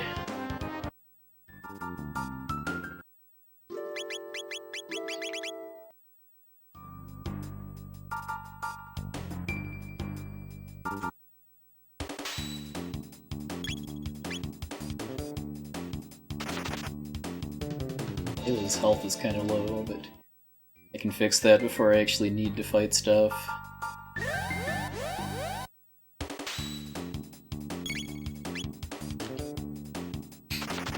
Welcome back, Lauren. Hopefully this is it. Not attached until Lavos Core is dead.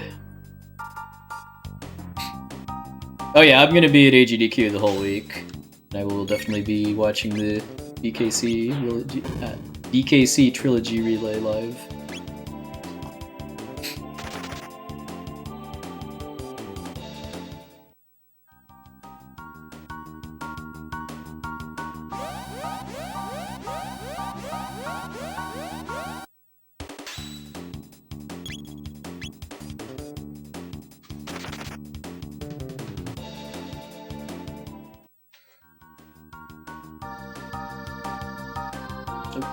Got ahead of myself, I thought it was the room with the eyeball in it next.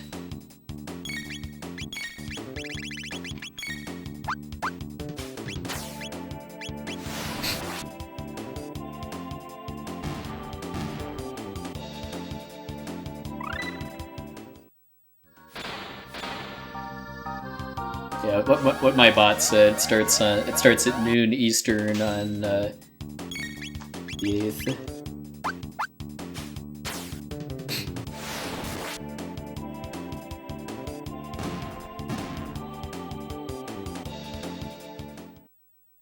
Okay, now we've got the troll orb.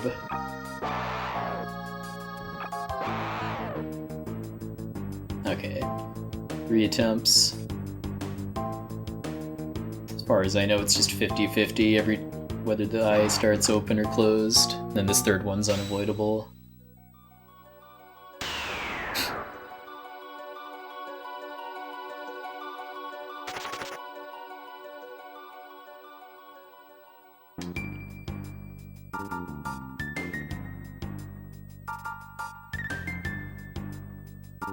That fight right there is actually the only fight in the only avoidable battle in the entire game that I got in my glitched 100% PB. Part of why I have so little desire to improve it, even though the route's outdated.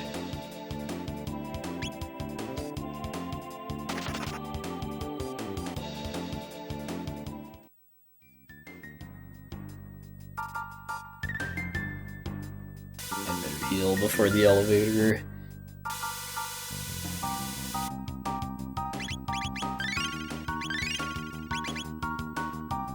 Just in case. Alright, elevator, let's see what we got. No, we we don't have 0.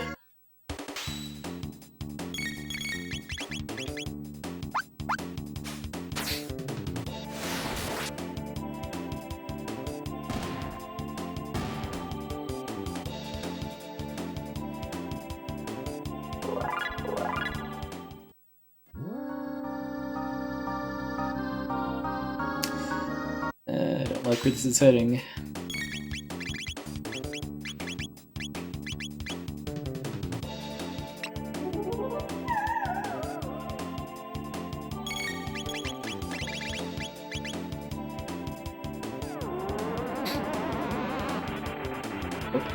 I want to at least dodge the goons, though, just because the goons are the slowest encounter in the elevator.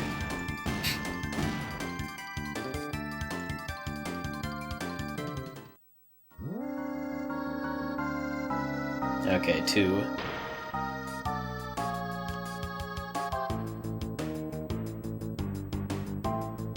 Got an extra Mega Elixir out of it, too, in case Lavos Core is a jerk.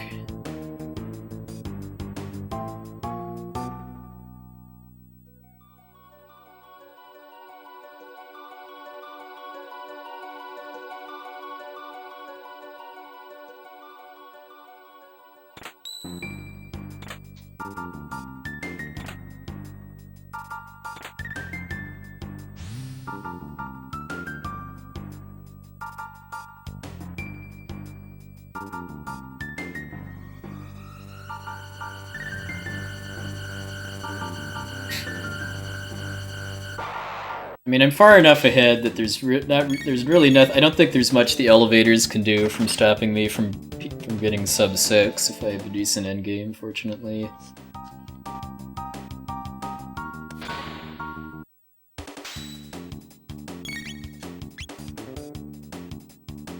Got an RNG dodge coming up here with these shields. Let's see if they're kind. Okay, not bad. Ah, I got caught in the corner. This is not a fun dodge, by the way. The window to slip, to kind of get into the conga line there is very tight. Hey! I got, then again, that's perfect luck on those eyes there, but I got that in my PB too.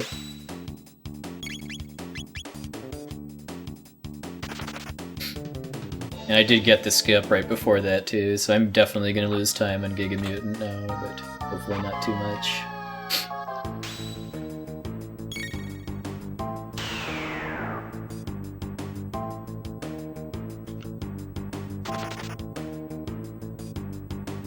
Yeah, pretty much, plus something to offer for RPG Limit Break.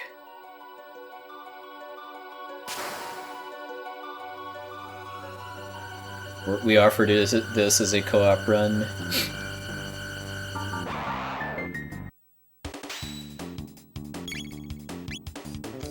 Okay, so after this fight unloads, I need to wait 5 seconds before going down. Call that at 30 after. Make that 31.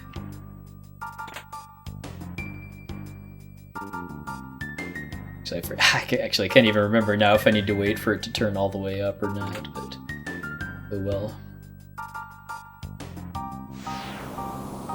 I have the dash ring on Ayla, who's my fastest character in this group, to help me run away faster, basically.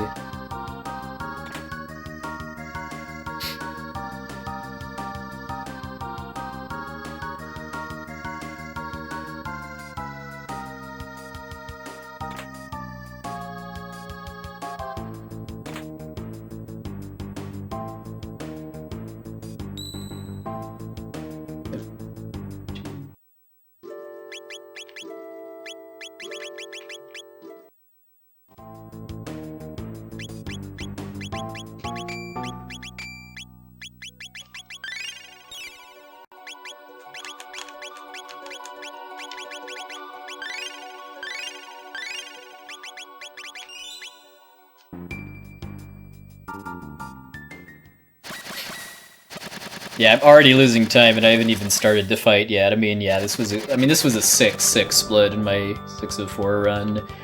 Got no elevator battles, and got all the encounter skips afterwards.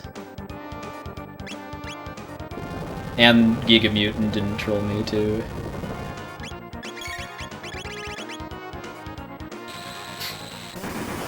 Oh man, I blocked most of the Brossentia puns out of my memory, so I'd have to. I don't know if I want to open that can.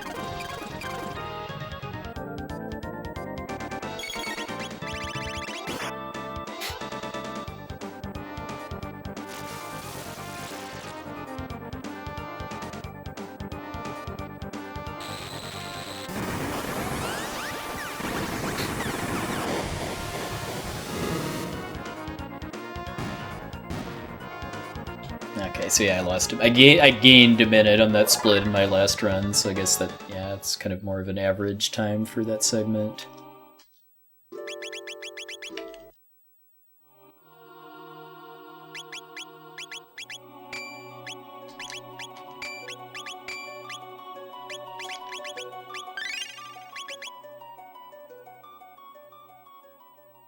Alright, elevator number 2.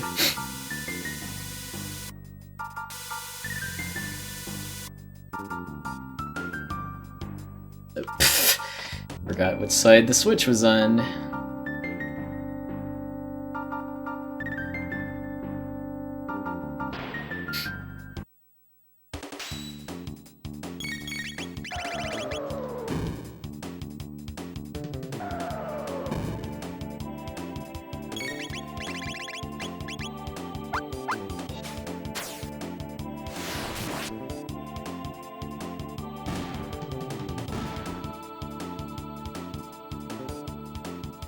Alright, hopefully that was it. Okay, 3 total, that's average basically. I would like to see less, but so be it.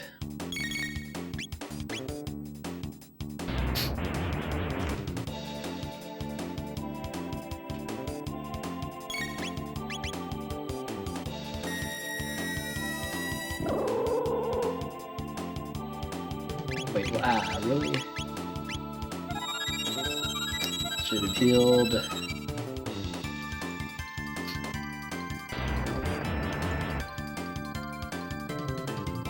Forgot how much damage that did. Alright.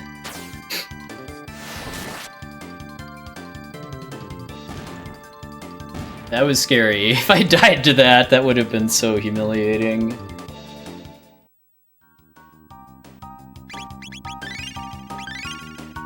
Isn't necessary, but I'm paranoid now. Paranoid about failing that skip right there, which makes me fight 2 goons. These guys are harmless.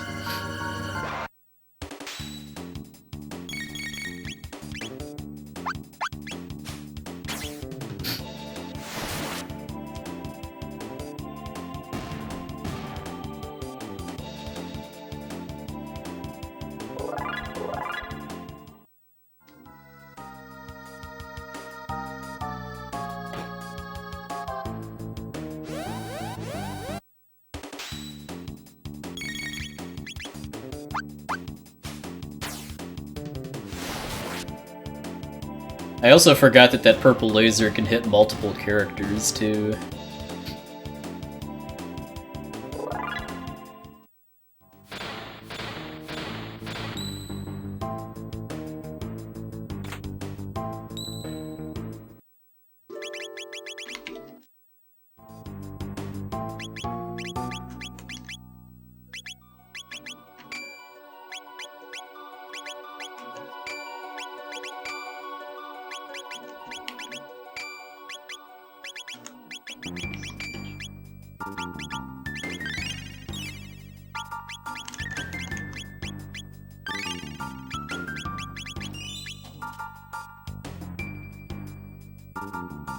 Well, in my PB I forgot to party change and had to reset here, so...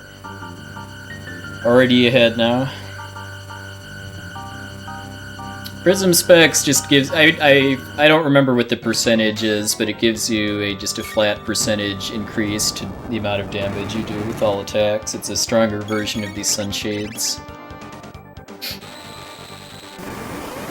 Like maybe it's 25% for Sunshades and 50% for Prism Specs.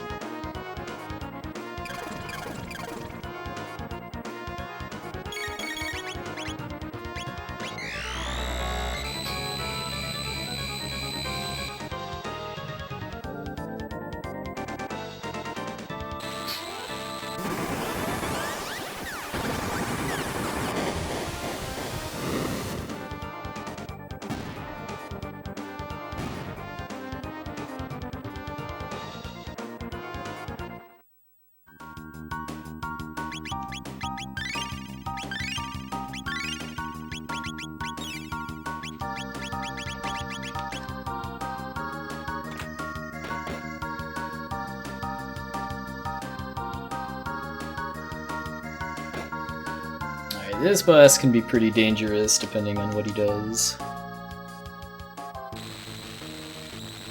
Yeah, same, Lauren, along with all the weird dialogue.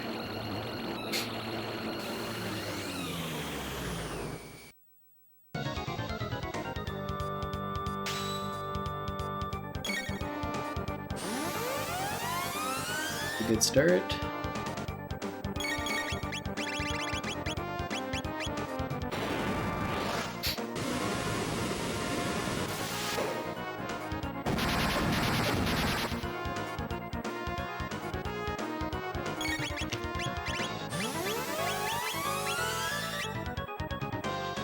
That's less good.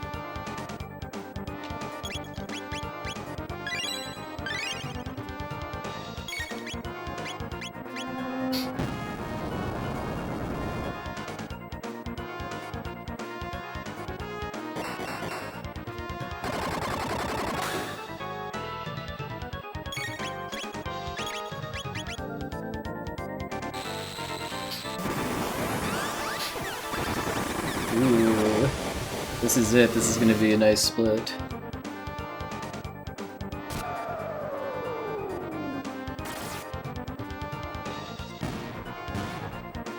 Hey, almost 10 minutes. If he hadn't killed Robo, I would have been over 10 minutes ahead.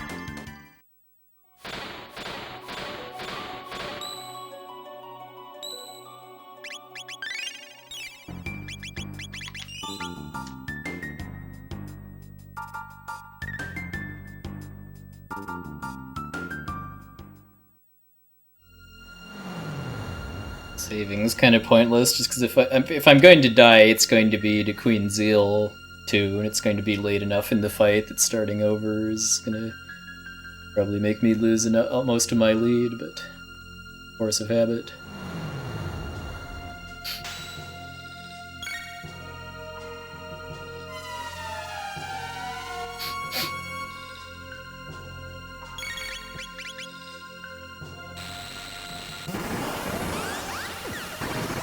Well, probably just an intimidation thing or a why not thing.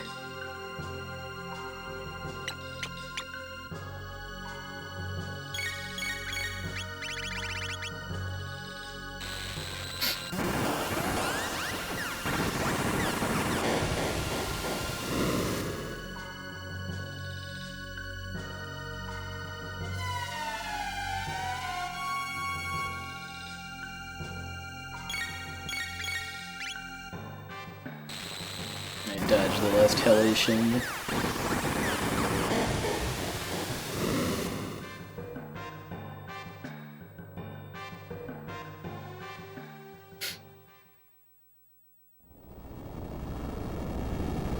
And I'll have the fastest step robo through the Mega Elixir in this fight because of haste helm.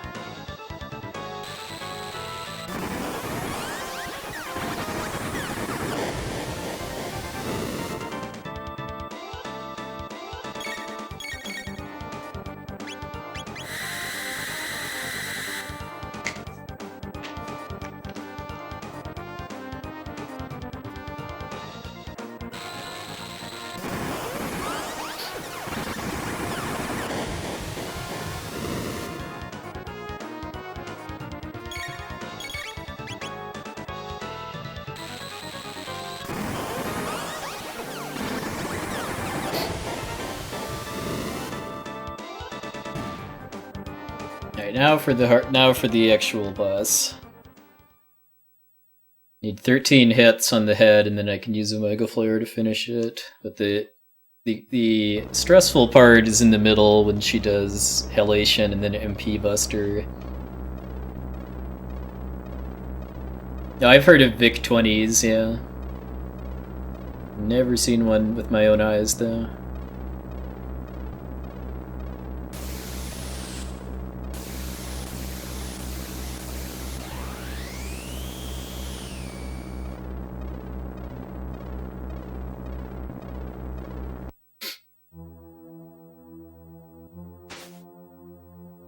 Sench's record is 5:58. It's 4 years old, though. We're both hoping to beat that time soon.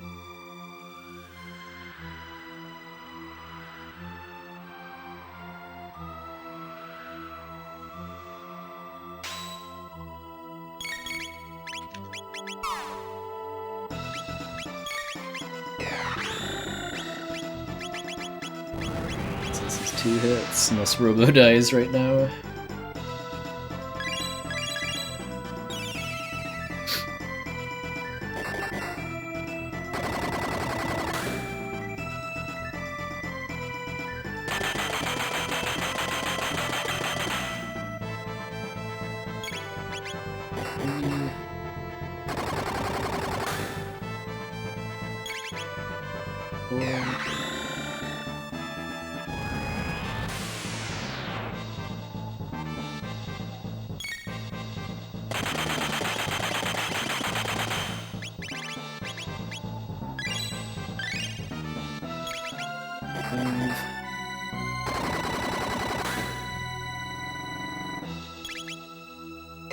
Six.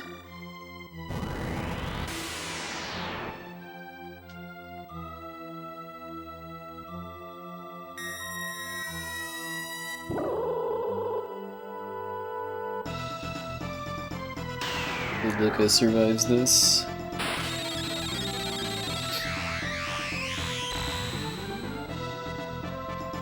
Dang it.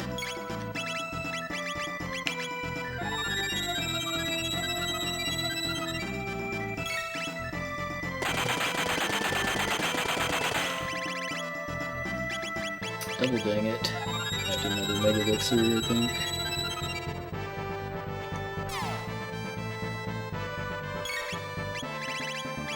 And I got an extra.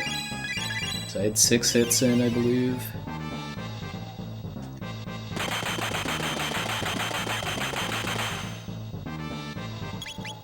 No, no, no. Okay, 7.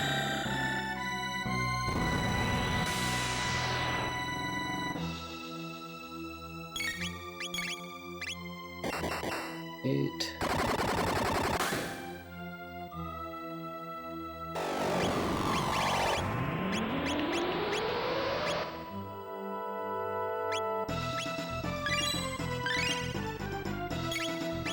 Nine.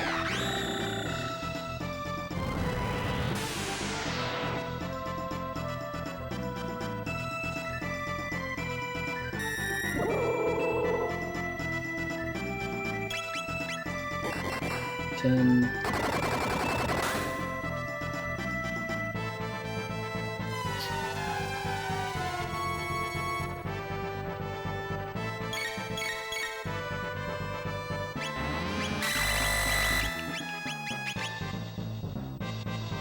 No! No, no, no.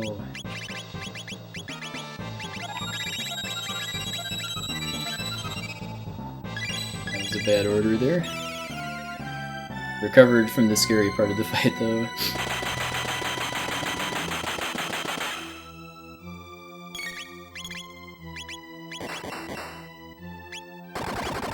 Should be 12 to 12 now, only one more and then Omega 3.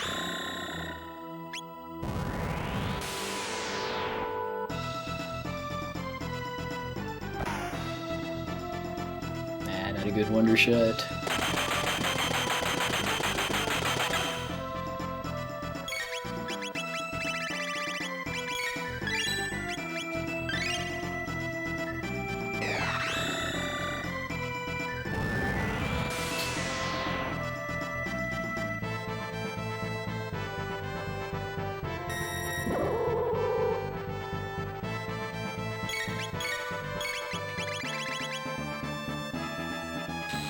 Alright, if she dies here, this is going to be less time lost than I was expecting. I thought I was going to lose, like, over a minute because of all those deaths. I was hoping for a good wonder shot, because if I'd have gotten over, like, 1,000-ish and that time I had Luca shoot her, that would have shaved off a hit.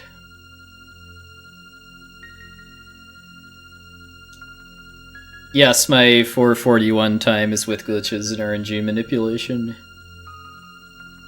Hey Jeff, evening sir.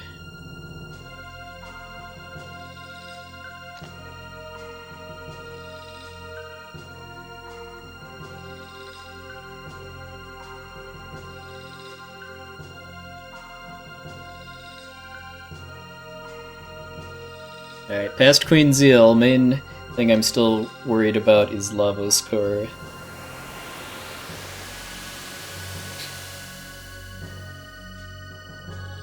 I had to do a bit of grinding at the Tyranno lair, but it's only 7 battles.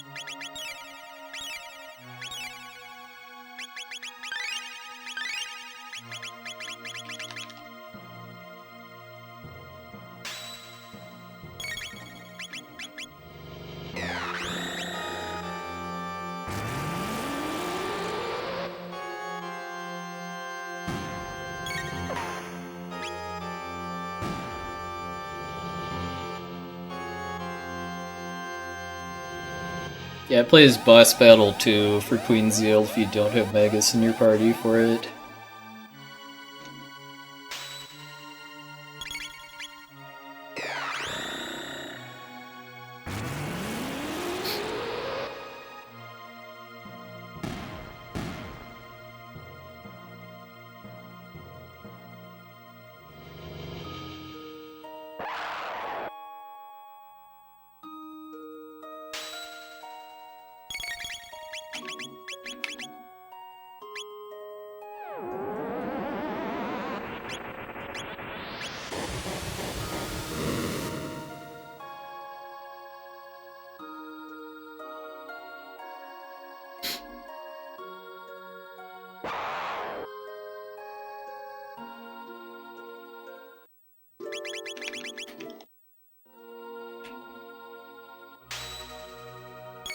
Panicked for a split second when I saw how low Ayla's MP was before remembering that it's only 4 for Falcon hit.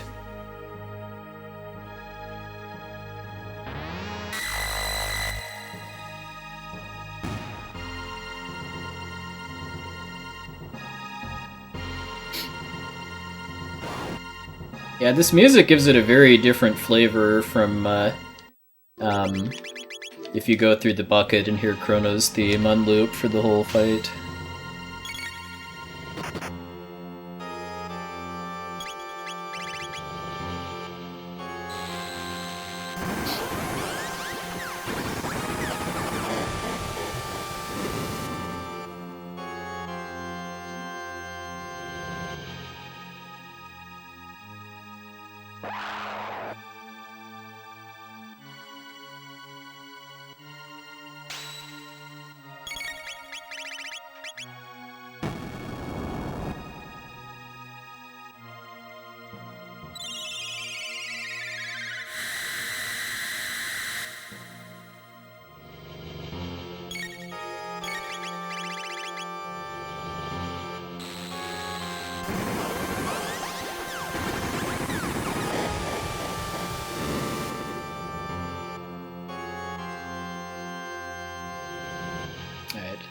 Once again, Magus control me too if he gives me ice or lightning here. I want fire or shadow. Okay, he is dead. Dead. Should have had Robo punch him though so I could outspeed this geyser with the haste home.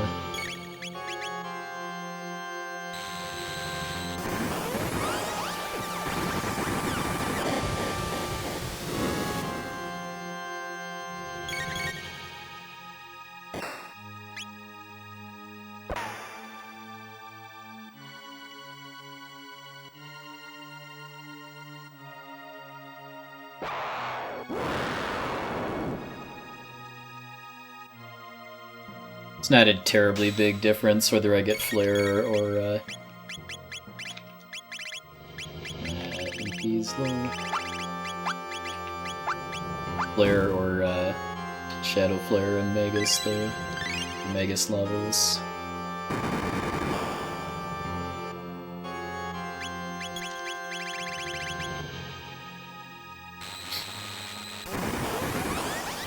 I was supposed to ether during the Magus fight, actually.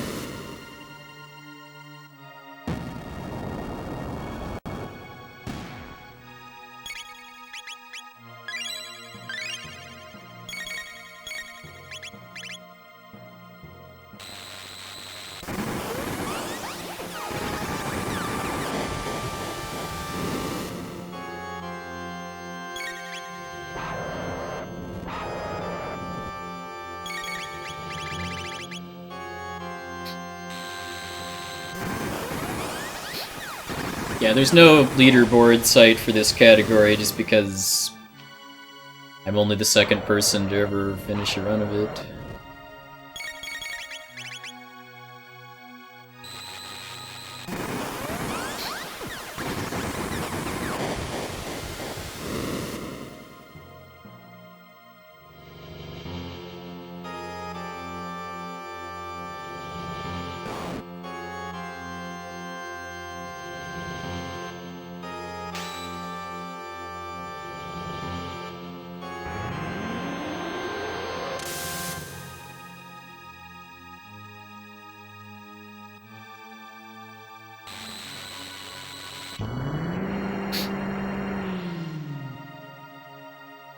You can change characters, but you can't leave between phases. I was too slow. Not used to doing this on Battle Speed 1 yet.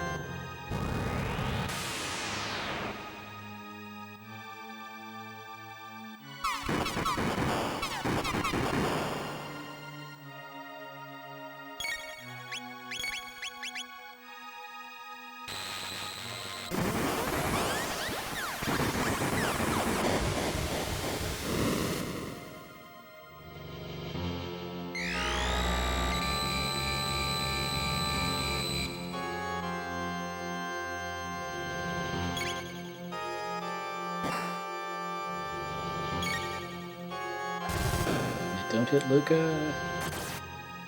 Okay.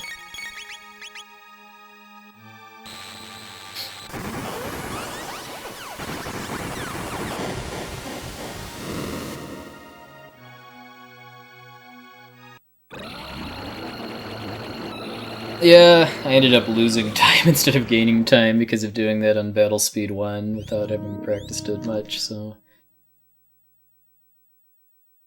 Lesson learned.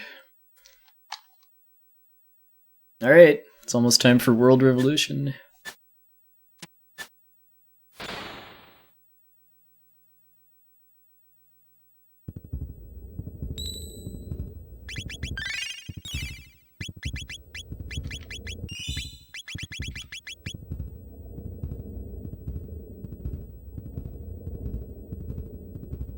Let's do this. Let's get a sub 6.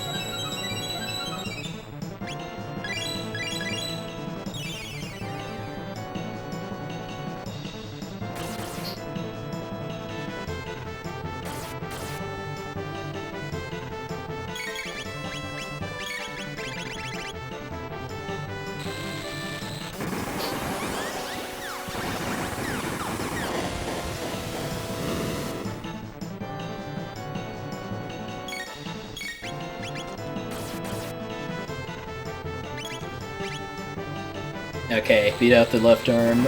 Should be dead now. I was hoping it wouldn't kill Luca.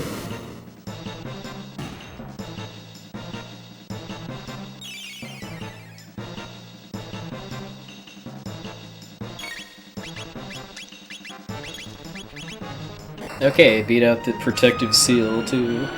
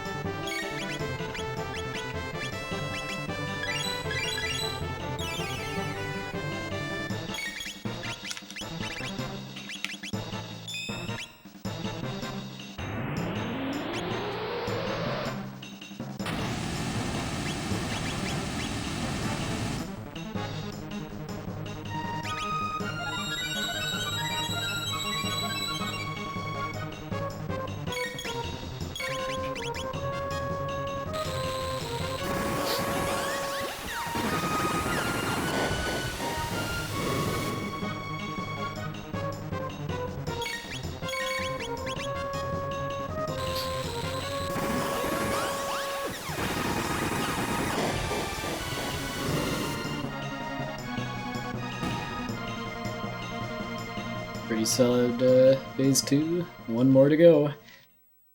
So, the main thing that matters for Lavos Core is what time warps he does. If he does present at the first start of the fight, then that's really good. If he does prehistoric or future, that's really bad.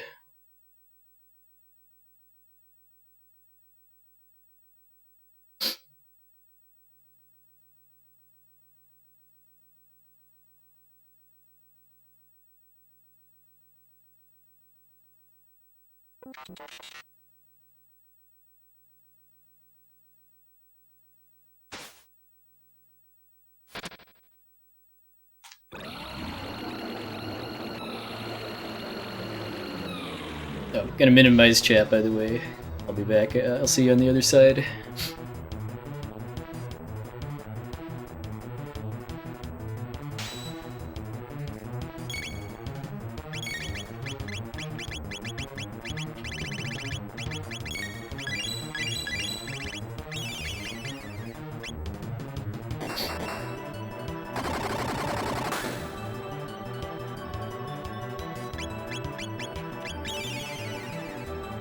Come on, present.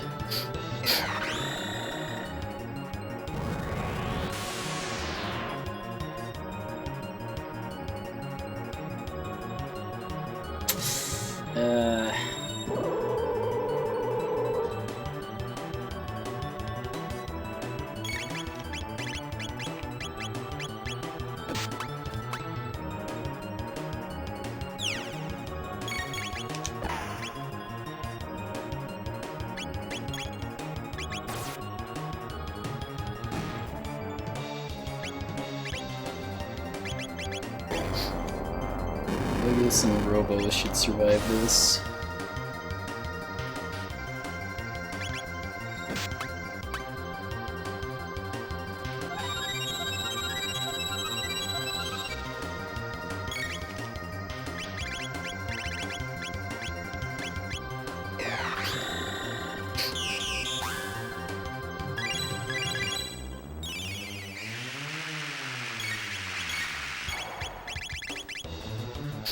Okay, I'm safe for a little bit just because this phase can't do its super attack unless all 3 bits are alive.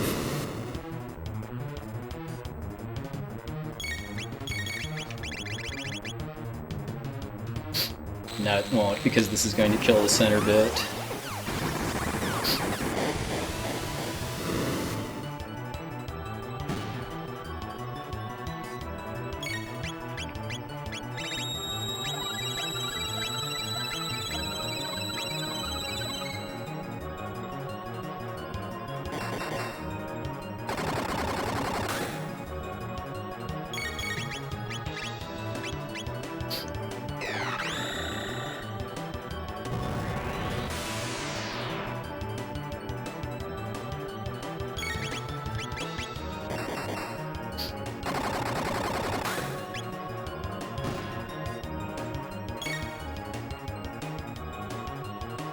Jerk. I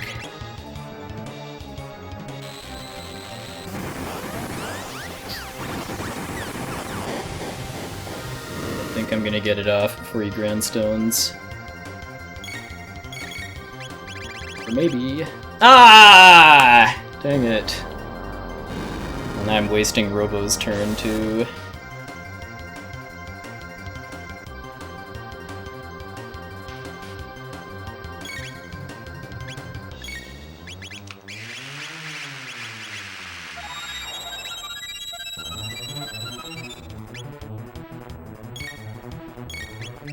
Okay, this is flare number 4.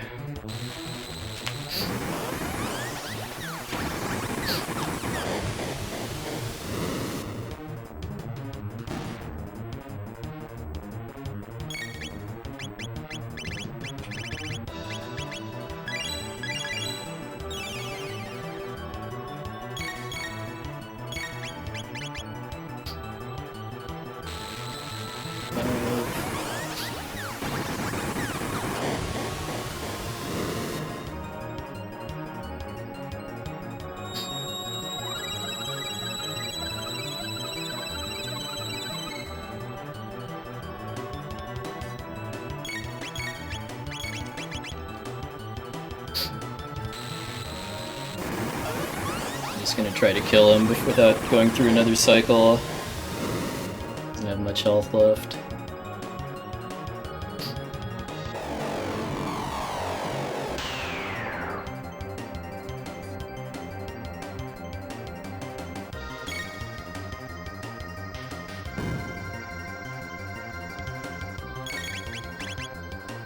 Alright, because he slammed Magus instead of using Invading Light, you're looking at 555. Nice, nice, nice.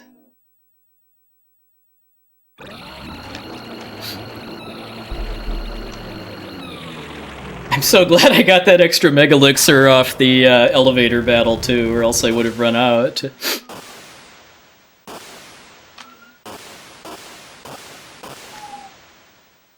Oh, thank you so much.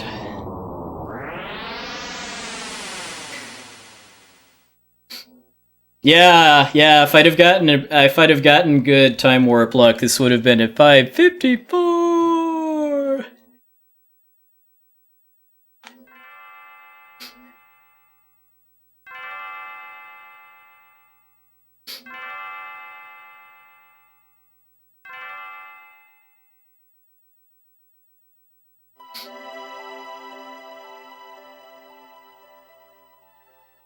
He did give me a lucky break at the end by slapping Magus instead of using Invading Light, which might have been able to kill Robo.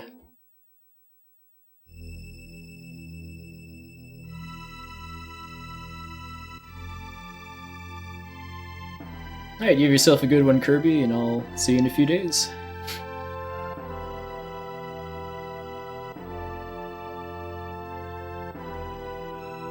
Yeah, once I'm done mashing, I'll look over the splits and see where the time gains can happen next run. I can tell you right now, I'm very, very unlikely to beat my Giga Gaia split. Potentially ever, just given how good both the Mud Imp and the Rubbles were.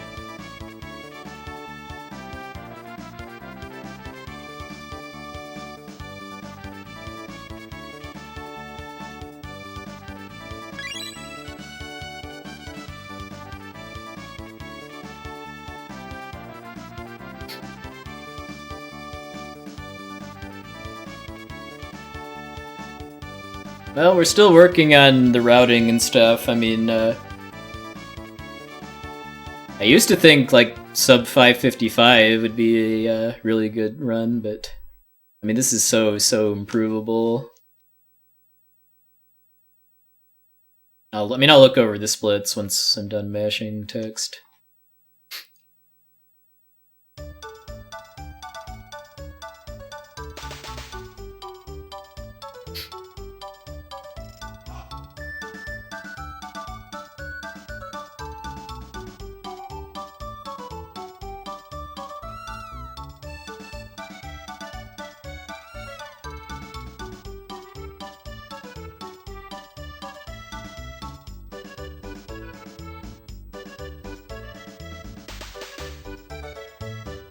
Alright, good night, Be-Fake. Good night, everybody else that's taking off.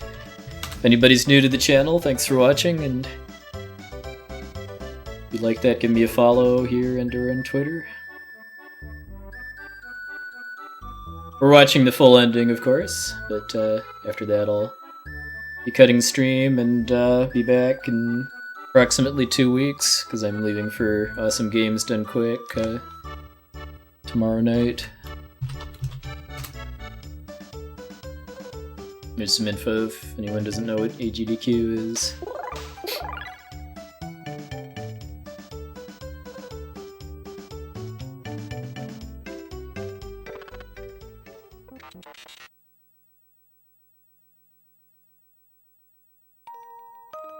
Hey, good night, Nintendo.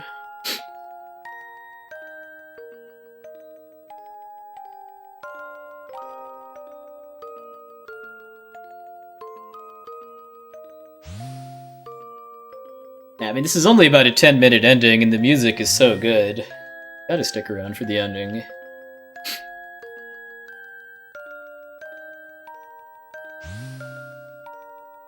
Yeah, I'll have the honor of doing race commentary for the Castlevania 1 race between Cantaloupe Me and Comrade, and the Castlevania 4 race between Furious Paul and Joe D'Amelio. Thank you, Battle.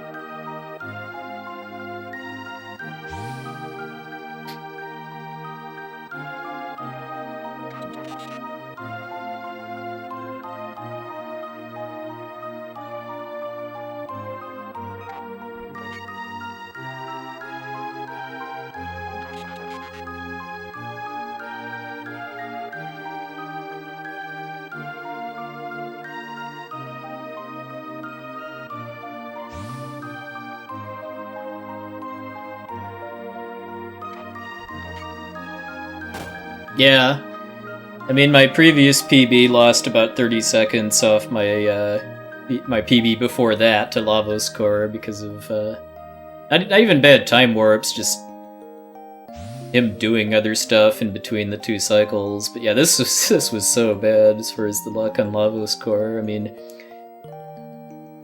I probably still could have beat. I should have still been able to beat him even if I had run out of Mega Elixirs because of not having stolen that one from the elevator battles, but would have been a little sketchy. This is definitely telling me I can really I don't need to get as many regular elixirs to. I mean, I only used like 2, I think. And I need to practice Lava's Shell, along with the other things I already know I need practice on. Like Magus, 2-cycle consistency.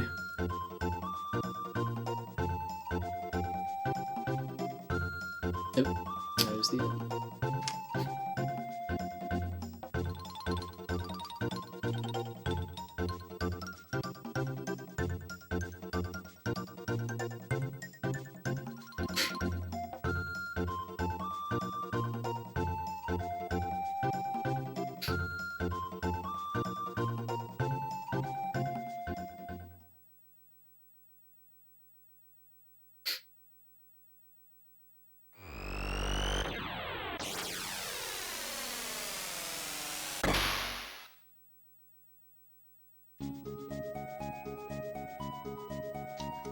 Alright, controller down.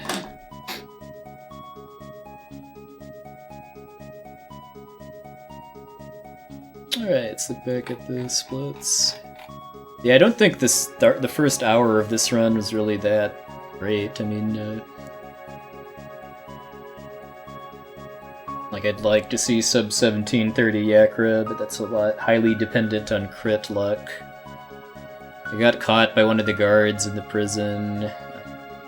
I had a good Guardian boss, though, because of crits. Kind of a weak Acid Alkaline fight. Pretty good Hekran. And Zombor.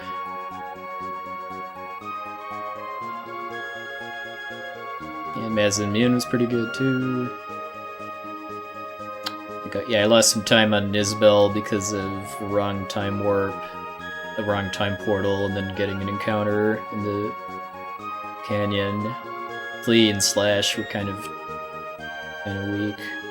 I had to do a lot of healing and curing status conditions. I got 2-cycle Magus without even actively going for it, which was pretty sweet, although I got a lot of Ice 2 casts at the start of Phase 1. I messed up a little bit on Black Tyranno with reviving Ayla at a wrong place so that I missed a window to get a first Volt Bite in before the first Roar. So I had to do like extra attacks to make sure I got the kill in time. Ocean Palace was really good. Remember any real issues with the encounter skips or the Golem Twins? Blackbird was good. Son of Sun it could have been a little better, but it was definitely acceptable. I did get it 2 cycles. even though it wasn't like an optimal 2-cycle. Death Peak was good. Yeah, I gained a lot of time there because of not having to grind for tech points for Luca. I need to look at the tapes for that Atropos fight to see how long it took, because it definitely took longer than my practice with that, because of her getting an extra attack in, but I'm gonna see if I still save time at all in the fight. Let's see, Mother Brain was pretty good. Magus got confused, but that didn't really slow the fight down. The right panels went to sleep. Rusturano ate Luca twice. I kind of played it a little too safe on Yakra the 13th with healing. I could have gone a little more aggressive there and been okay. Ozzy's Fort was pretty good. First half of the Black Omen was average. I was just up against a really crazy gold. Yeah, I got a total of 3 elevator battles. Previous PB had 2. What else? Yeah, I picked up... I mean, I need to really kind of optimize my like elixir pickups and stuff in the Black Omen, because I wasted some time getting some healing items I didn't end up using. And let's see... Lavos Spawn was a little bit of a jerk, but not as big of a jerk as Queen Zeal and Lavos Core.